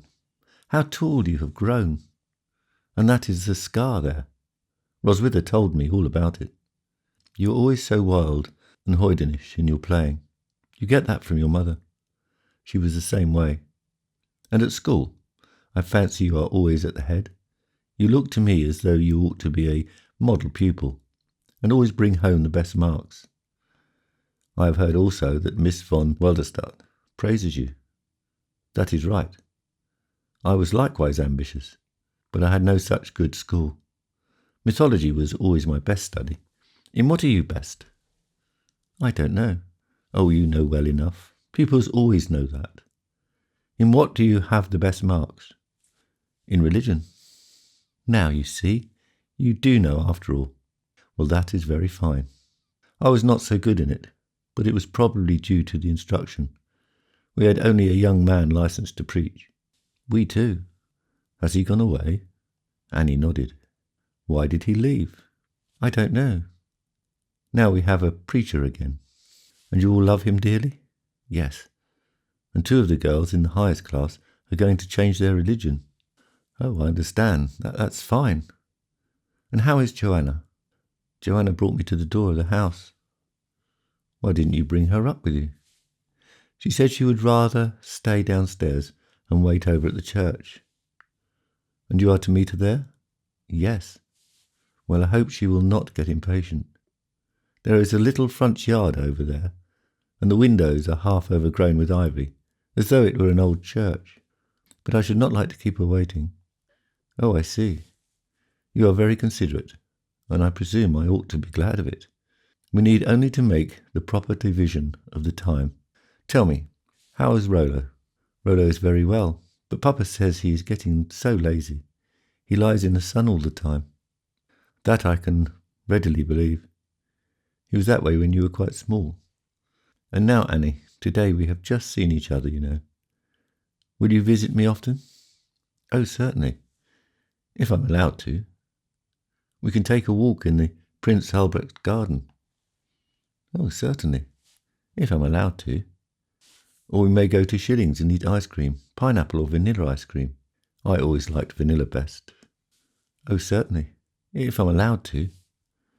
At this third, if I'm allowed to, the measure was full. Effie sprang up and flashed the child a look of indignation. I believe it is high time you were going, Annie. Otherwise Joanna will get impatient. She rang the bell, and Roswitha, who was in the next room, entered immediately. Roswitha, take Annie over to the church. Joanna is waiting there. I hope she has not taken cold. I should be sorry. Remember me to Joanna. The 2 went out. Hardly had Roswitha closed the door behind her when Effie tore open her dress, because she was threatened with suffocation, and fell to laughing convulsively. So that is the way it goes to meet after a long separation. She rushed forward, opened the window, and looked for something to support her. In the distress of her heart she found it. There beside the window was a bookshelf with a few volumes of Schiller and Korner on it, and on top of the volumes of poems, which were of equal height, lay a Bible and a songbook. She reached for them, because she had to have something before which she could kneel down and pray. She laid both Bible and songbook on the edge of the table where Annie had been standing, and threw herself violently down before them, and spoke in half-audible tone. "O God in heaven, forgive me what I have done.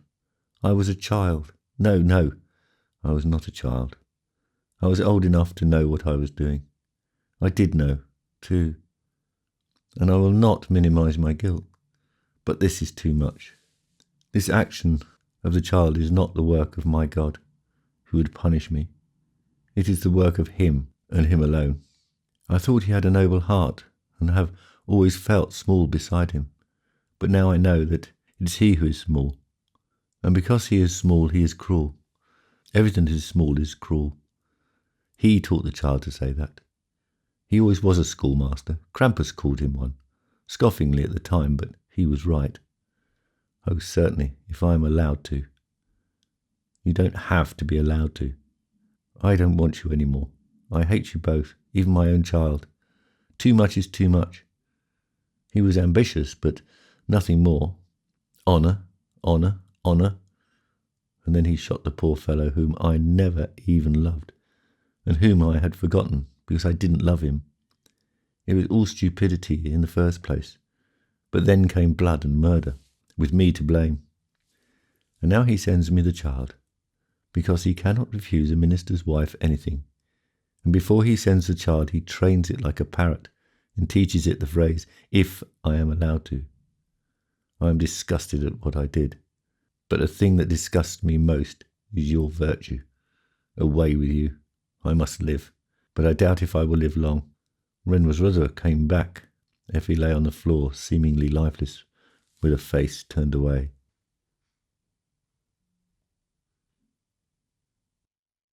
Chapter 34.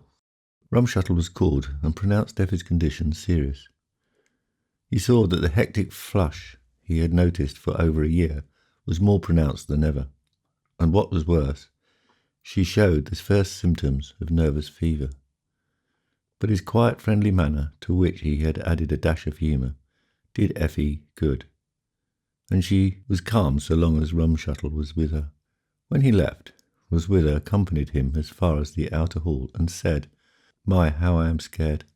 Sir Chancellor, if it ever comes back, and it may, oh, I shall never have another quiet hour." But it was too much, the way the child acted. Her poor ladyship, and still so young. At her age, many are only beginning life. Don't worry, Roswitha. It may all come right again, but she must get away. We will see to that. Different air, different people.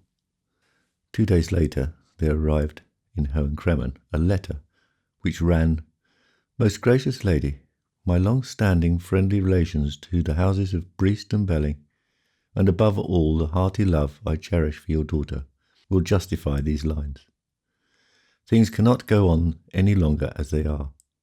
Unless something is done to rescue your daughter from the loneliness and sorrow of the life she has been leading for years, she will soon pine away. She always had a tendency for consumption, for which reason I sent her to Ems years ago. This old trouble is now aggravated by a new one. Her nerves are giving out. Nothing but a change of air can check this, but whither shall I send her?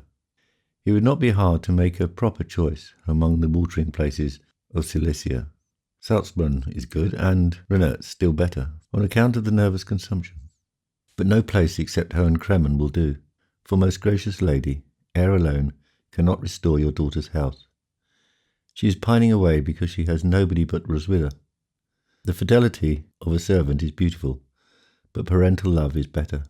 Pardon an old man for meddling in affairs that lie outside his calling as a physician. No, not outside either. For after all, it is the physician who is here speaking and making demands. Pardon the word, in accordance with his duty. I have seen so much of life, but enough on this topic. With kind regards to your husband, your humble servant, Dr. Rumshuttle." Mrs. von Briest had read the letter to her husband. They were sitting on the sandy tile walk, with their backs to the drawing-room, and facing the circular bed and the sundial. The wild grapevine twining around the windows was rustling gently in the breeze, and over the water a few dragonflies were hovering in the bright sunshine. Briest sat speechless, drumming on the tea-tray. "Please don't drum. I'd rather you would talk." "Ah, Louise, what shall I say? My drumming says quite enough. You have known for over a year what I think about it. At the time when Estettin's letter came, a flash from the clear sky, I was of your opinion. But that was half an eternity ago. Am I to play the Grand Inquisitor till the end of my days? I tell you, I have had my fill of it for a long time. Don't reproach me, Briest. I love her as much as you, perhaps more, each in his own way, but it is not our only purpose in life to be weak and affectionate, and to tolerate things that are contrary to the law and the commandments, things that men condemn, and in the present instance rightly. Hold on, one thing comes first. Of course one thing comes first, but what is the one thing? The love of parents for their children, especially when they have only one child. Then goodbye catechism, morality, and the claims of society. Ah, Louise, talk to me about the catechism as much as you like, but don't speak to me about society. It is very hard to get along without society. Also without a child. Believe me, Louise, society can shut one eye when it sees fit. Here is where I stand on the matter. If the people of Rodano come, all right. If they don't come, all right too. I'm simply going to telegraph Effi, come. Are you agreed? She got up and kissed him on the forehead. Of course I am.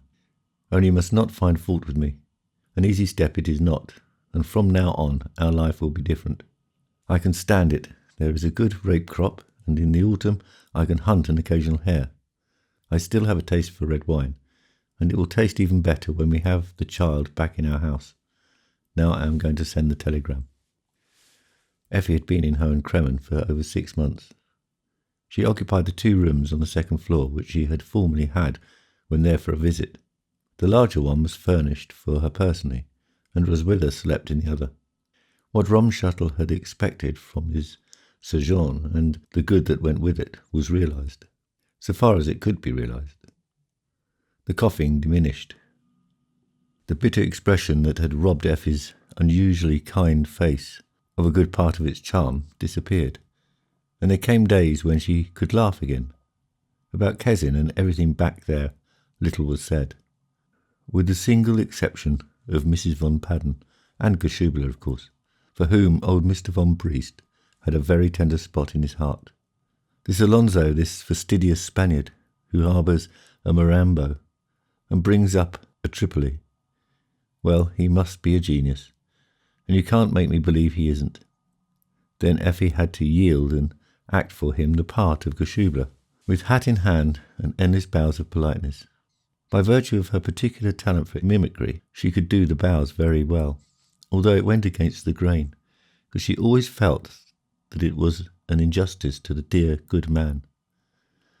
They never talked about Innstetten and Annie, but it was settled that Annie was to inherit Hohen Cremmen. Effi took a new lease of life. Her mother, who in true womanly fashion was not altogether averse to regarding the affair, painful though it was, as merely an interesting case, feared with her father in expressions of love and devotion. Such a good winter we have not had for a long time, said Briest. Then Effi arose from her seat and stroked back the sparse hairs from her forehead.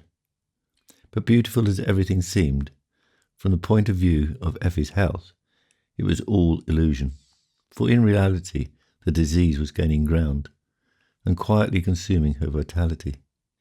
Effi again wore, as on the day of her betrothal to Innstetten, a blue and white striped smock with a loose belt, and when she walked up to her parents with a quick, elastic step to bid them good morning, they looked at each other with joyful surprise.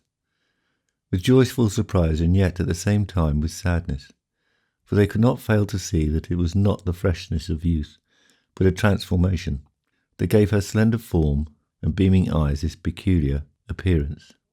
All who observed her closely saw this, but Effi herself did not.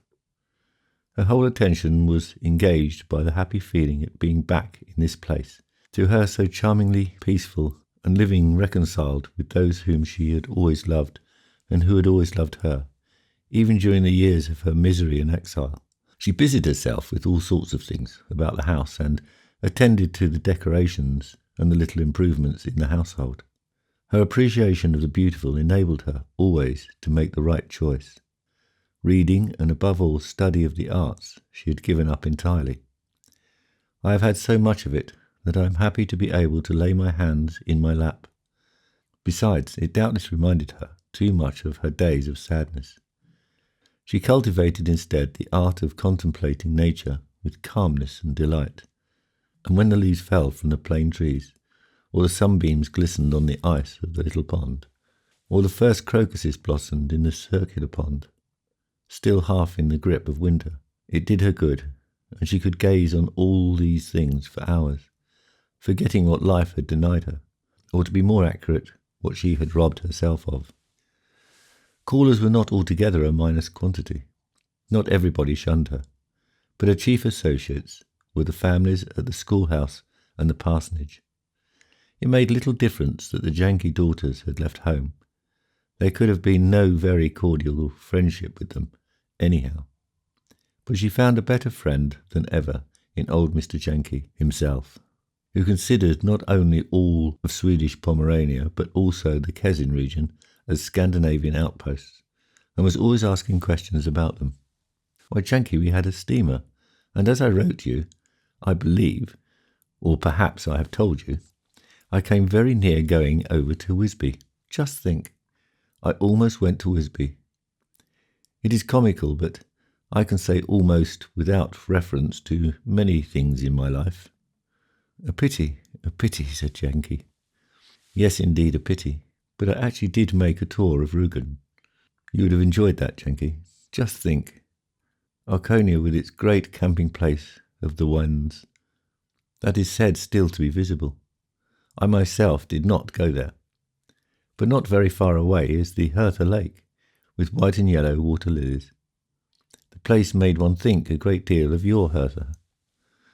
Yes, Hertha. But you were about to speak of the Hertha Lake. Yes, I was. And just think, Janky, close by the lake stood two large shining sacrificial stones, with the grooves still showing in which the blood used to run off. Ever since then I have had an aversion for the Wends. Oh, pardon me, gracious lady, but they were not Wends. The legends of the sacrificial stones and the Hertha Lake go back much, much further, clear back before the birth of Christ. They were the pure Germans, from whom we are all descended. Of course, laughed Effi. From whom we are all descended, the Jankis certainly, and perhaps the Briests too.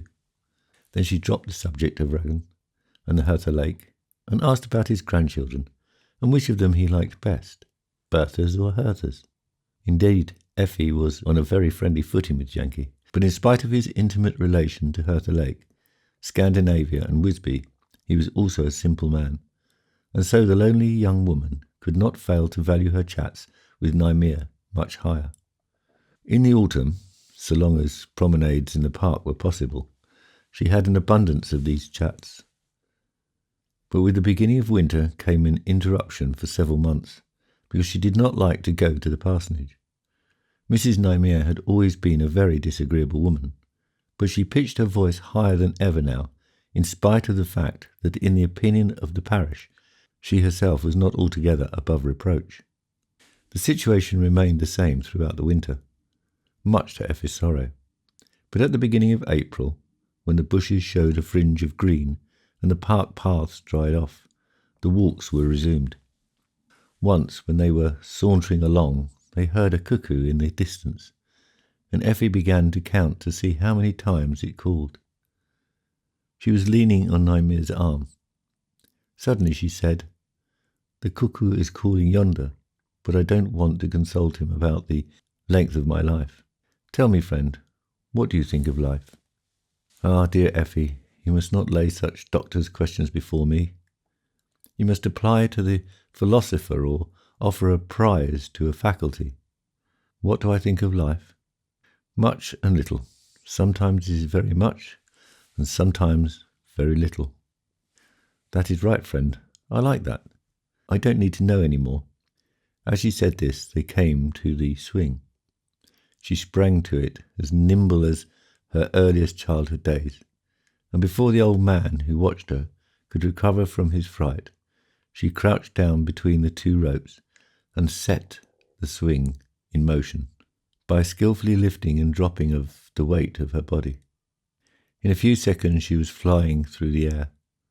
Then, holding on with only one hand, She tore a little silk handkerchief from around her neck and waved it happily and haughtily. Soon she let the swing stop, sprang out, and took Nymir's arm again. Effie, you are just as you always were. No, I wish I were, but I am too old for this. I just wanted to try it once more. Oh, how fine it was, and how much good the air did me. It seems as though I were flying up to heaven. I wonder if I shall go to heaven. Tell me, friend. You ought to know. Please, please. Nymir took her hand into his 2 wrinkled ones and gave her a kiss on the forehead, saying, Yes, Effie, you will.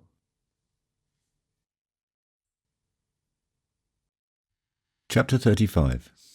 Effie spent the whole day out in the park because she needed to take the air.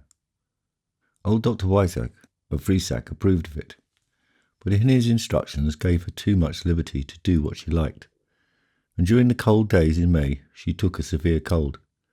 She became feverish, coughed a great deal, and the doctor, who had been calling every 3rd day, now came daily. He was put to it to know what to do, for the sleeping powders and the cough medicines Effie asked for could not be given because of the fever. Doctor, said old von Briest, what is going to come of this? You have known her since she was a little thing. In fact, you were here at her birth. I don't like all these symptoms.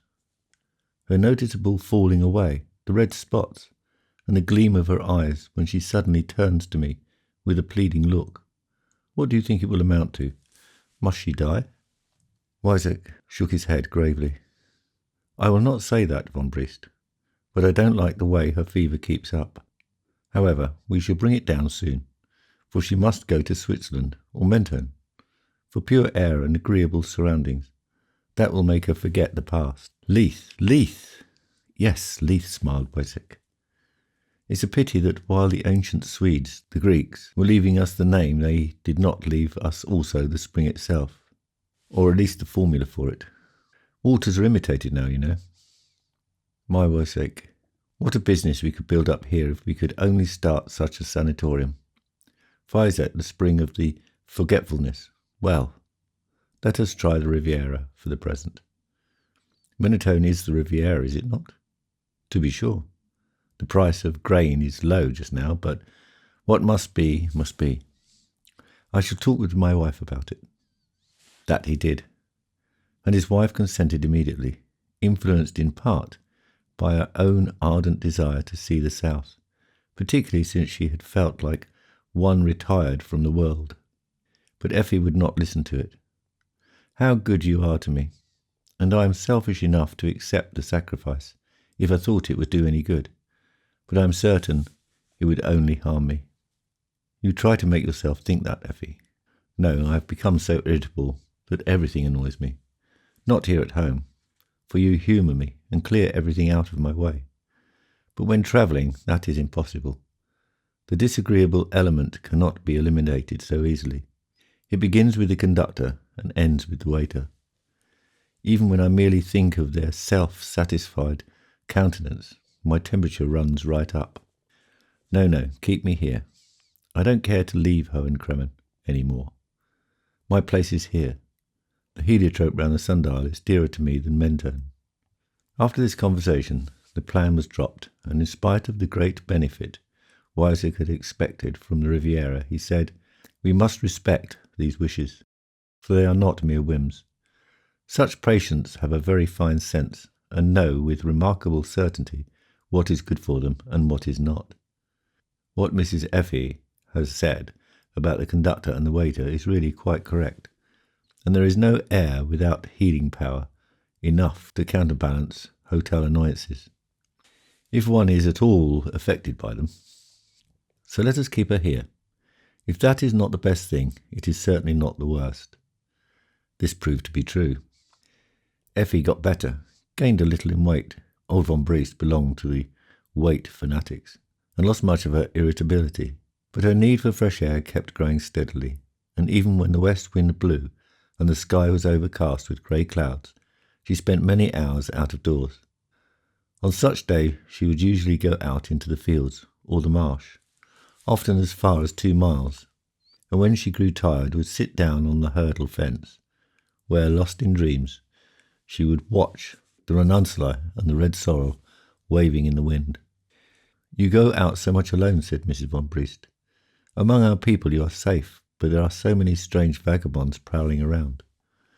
That made an impression on Effie, who had never thought of danger, and when she was alone with Roswitha, said, "I can't well take you with me, Roswitha.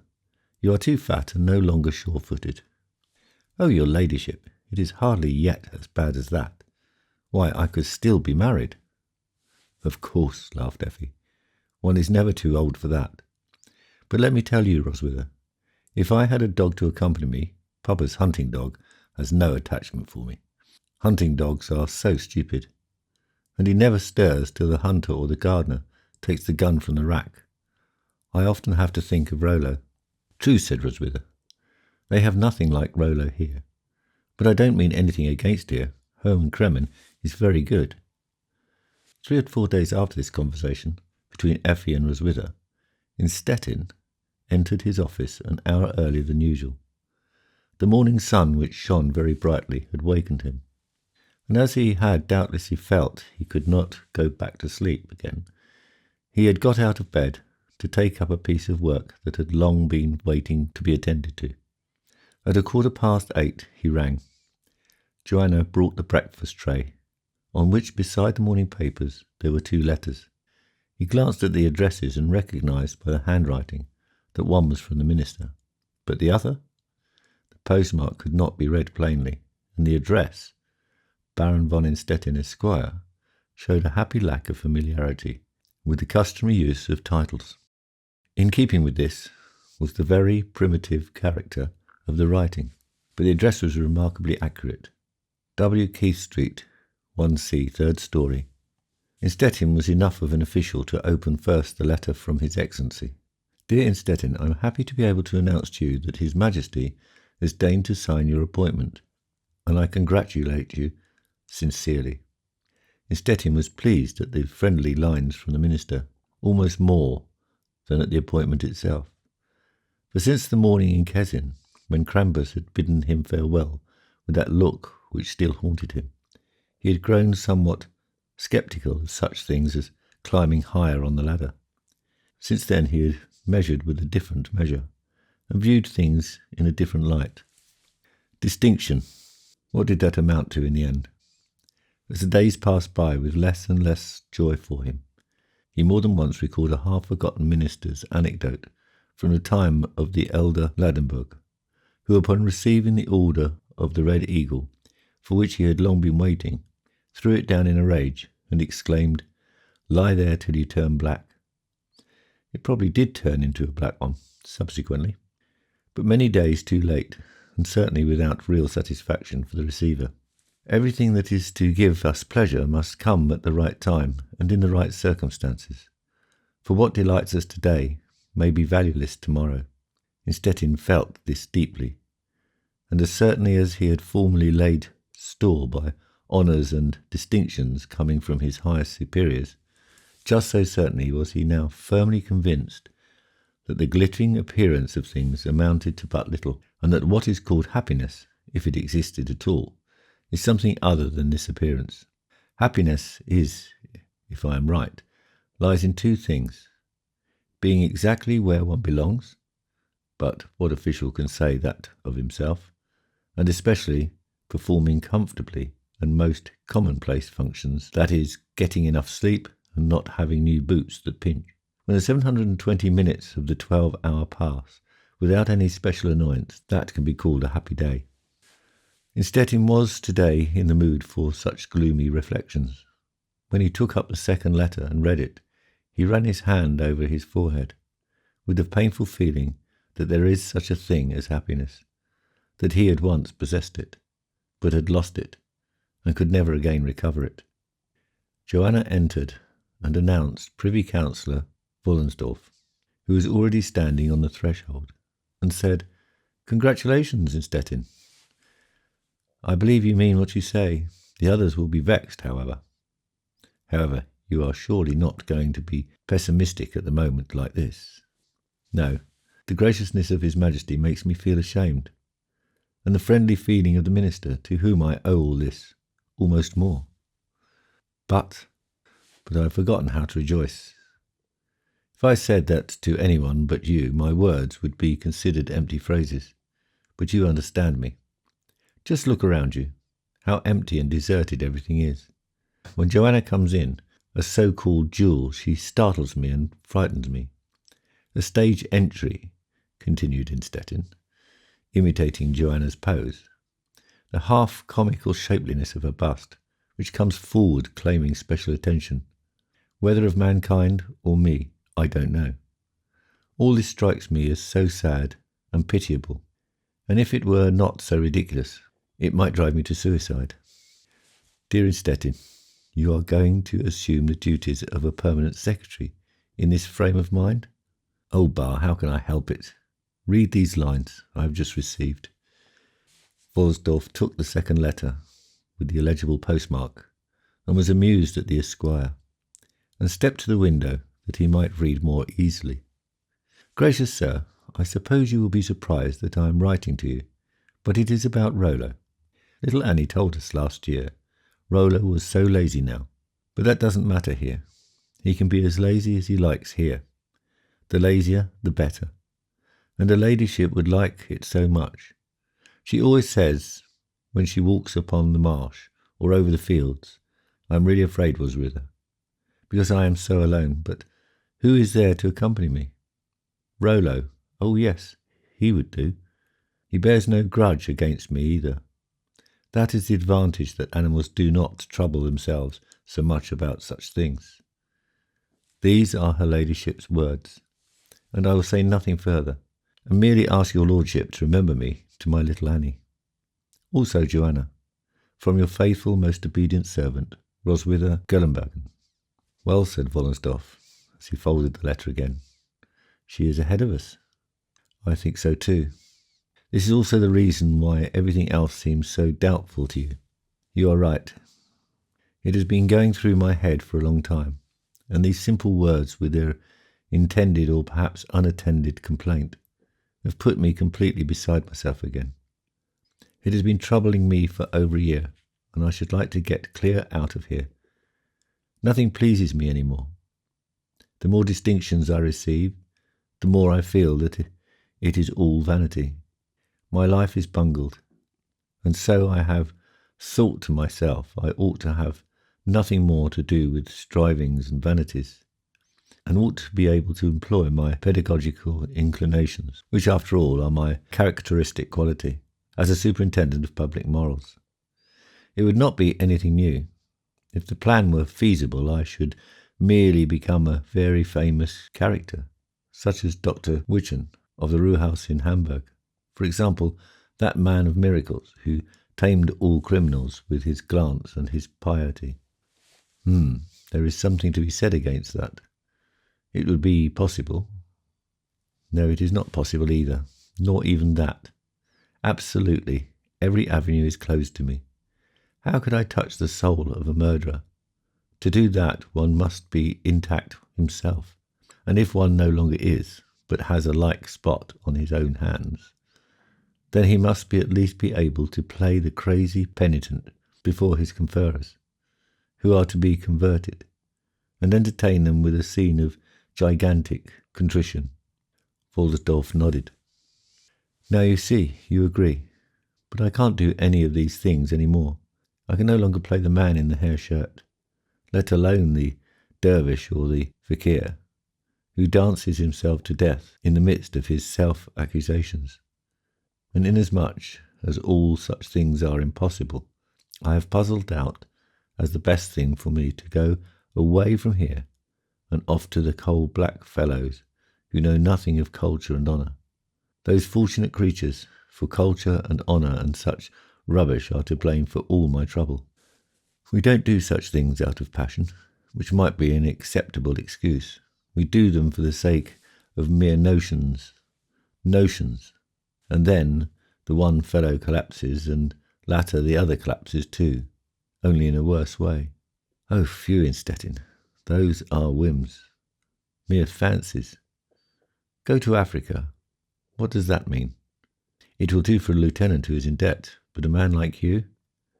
Are you thinking of presiding over a palaver in a red fez, or of entering into blood relationship with a son-in-law of King Messa? Or will you feel your way along the Congo in a tropical helmet, with 6 holes in the top of it, until you come out again at Qumran or thereabouts? Impossible. Impossible? Why, if that is impossible, then what? Simply stay here and practice resignation. Who prays unoppressed? Who could not say every day, really, a very questionable affair? You know I have also a small burden to bear, not the same as yours, but not much lighter. That talk about creeping around the primeval forest, or spending the night in an ant-hill is folly. Whoever cares to may, but it is not the thing for us. The best thing is to stand in the gap and hold out till one falls, but until then, to get as much out of life as possible in the small and even the smallest things, keeping one eye open for the violets when they bloom, or the Lewis monument when it is decorated with flowers, or the little girls with high-laced shoes when they skip the rope, or drive out to Potsdam and go into the Church of Peace, where Emperor Frederick lies, and where they are just beginning to build his tomb. As you stand there, consider the life of that man, and if you are not pacified then, there is no help for you, I should say. Good, good, but the year is long, and every single day, and then the evening. That is always the easiest part of the day, to know what to do with. When we have Sardanapal, or Copelia, with Delera, and when that is out we have Sessions, which is not to be despised. 3 steams will calm you every time.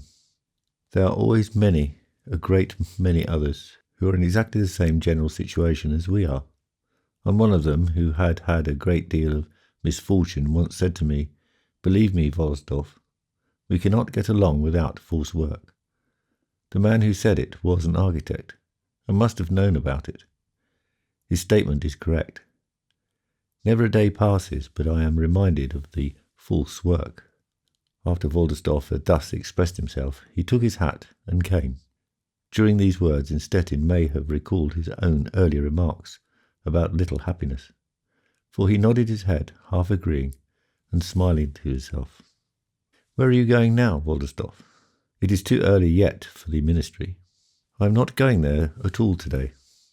First I shall take an hour's walk along the canal to the Charlottenburg lock, and then back again, and then make a short call at Huss on Potsdam Street, going courteously up the little wooden stairway. Below there is a flower store. And that affords you pleasure? That satisfies you? I should not say that exactly, but it will help a bit. I shall find various regular guests there drinking their morning glass, but their names I wisely keep secret. One will tell about the Duke of Ratibor, another about the Prince Bishop Kopp, and the third perhaps about Bismarck.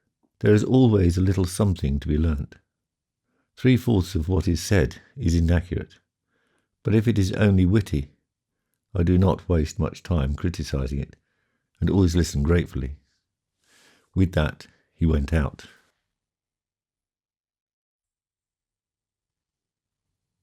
Chapter 36. May was beautiful, June more beautiful, and after Effi had happily overcome the first painful feeling aroused in her by Rollo's arrival, she was full of joy at having the faithful dog about her again.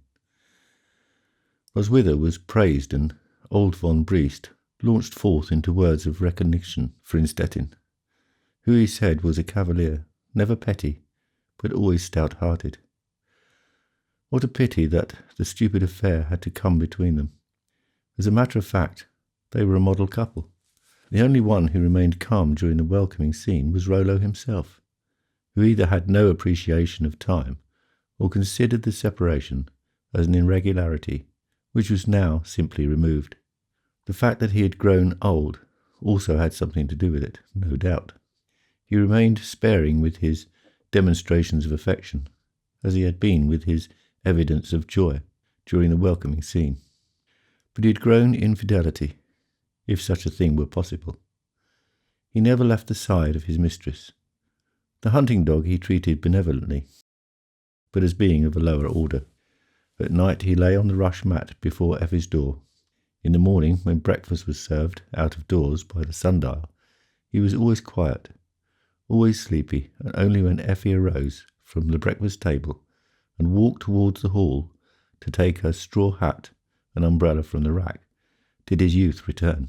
Then, without troubling himself about whether his strength was to be put to a hard or easy test, he ran up the village road and back again, and did not calm down till they were out in the fields.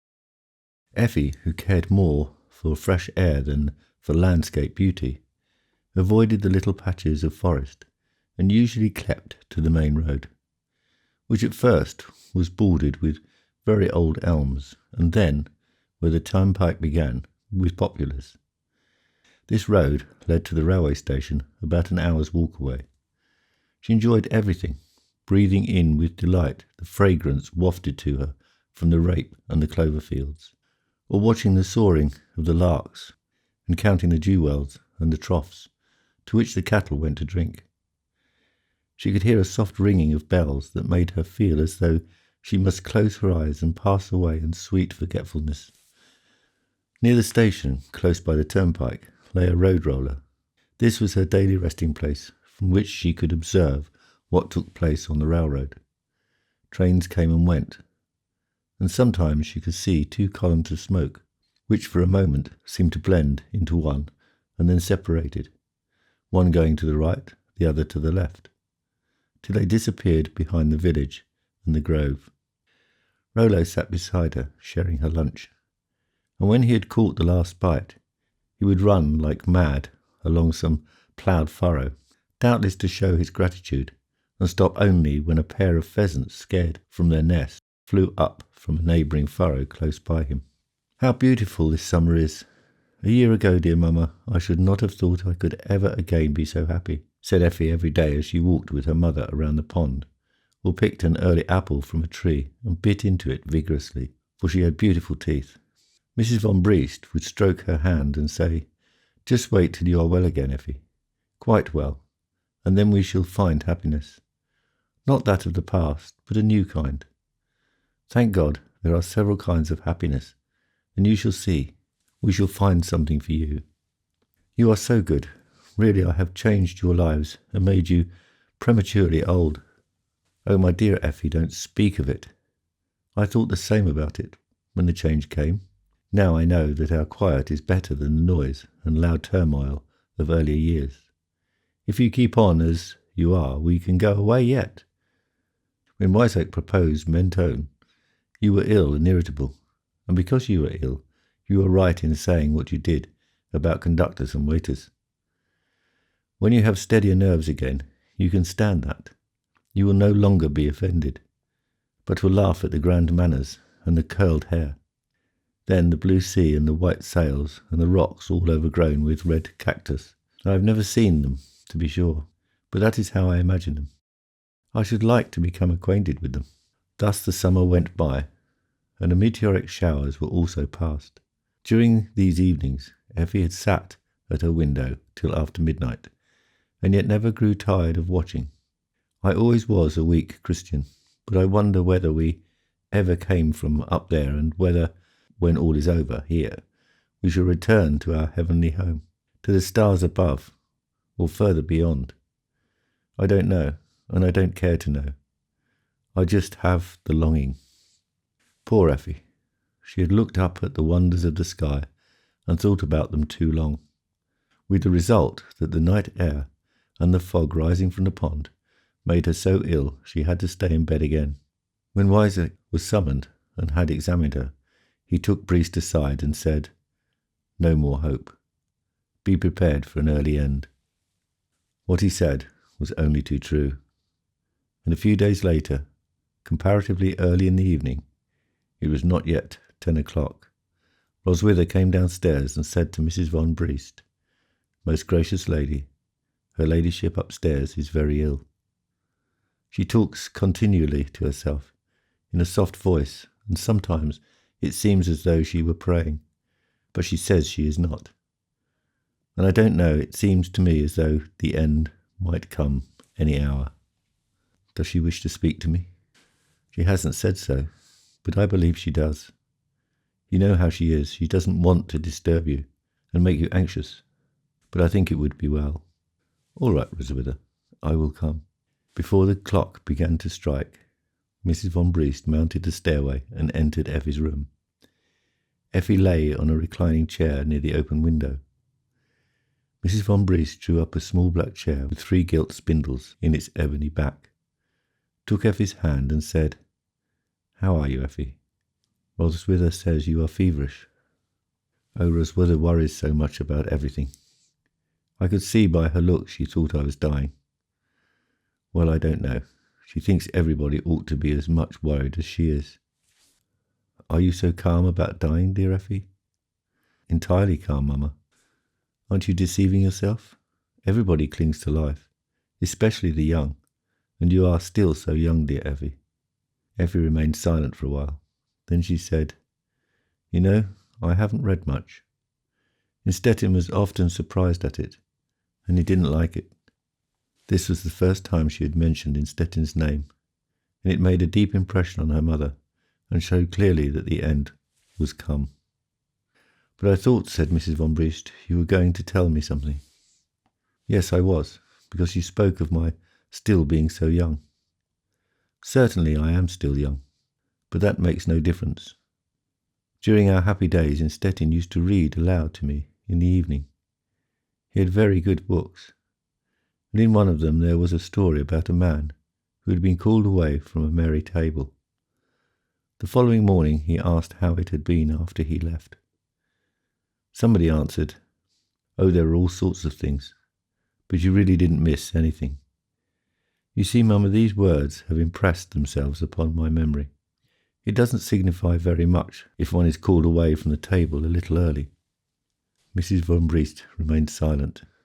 Effi lifted herself up a little higher and said, "Now that I've talked to you about old times, and also about Stettin, I must tell you something else, dear Mama." "You are getting excited, Effi." No. To tell about the burden of my heart will not excite me. It will quiet me. And so I wanted to tell you that I am dying, reconciled to God and men, reconciled also to Him." "Did you cherish in your heart such great bitterness against Him? Really? Pardon me, my dear Effi, for mentioning it now. Really, it was you who brought down sorrow upon yourself and your husband." Effi assented. "Yes, Mama, and how sad that it should be so. But when all the terrible things happened, and finally the scene with Annie, you know what I mean. I turned the tables on him mentally, if I may use a ridiculous comparison, and come to believe seriously that he was to blame, because he was prosaic and calculating, and towards the end cruel. Then curses upon him crossed my lips. Does that trouble you now?" "Yes, and I am anxious that he shall know how, during my days of illness here, which have been almost my happiest, how it has become clear in my mind that he was right in his every act. In the affair with poor Krampus, well, after all, what else could we have done? Then the act by which he wounded me most deeply, the teaching of my own child to shun me. Even in that he was right, hard and painful as it is for me to admit it. Let him know that I died in this conviction. It will comfort and console him, and may reconcile him. He has much that is good in his nature, and was as noble as anybody can be who is not truly in love." Mrs. von Briest saw that Effi was exhausted, and seemed to be either sleeping or about to go to sleep. She rose quietly from her chair and went out. Hardly had she gone when Effi also got up, and sat at the open window, to breathe in the cool night air once more. The stars glittered, and not a leaf stirred in the park.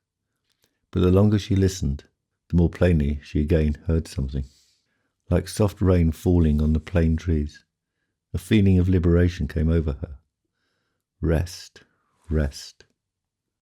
It was a month later, and September was drawing to an end. The weather was beautiful, but the foliage in the park began to show a great deal of red and yellow, and since the equinox, which had brought 3 stormy days, the leaves lay scattered in every direction. In the circular plot, a slight change had been made.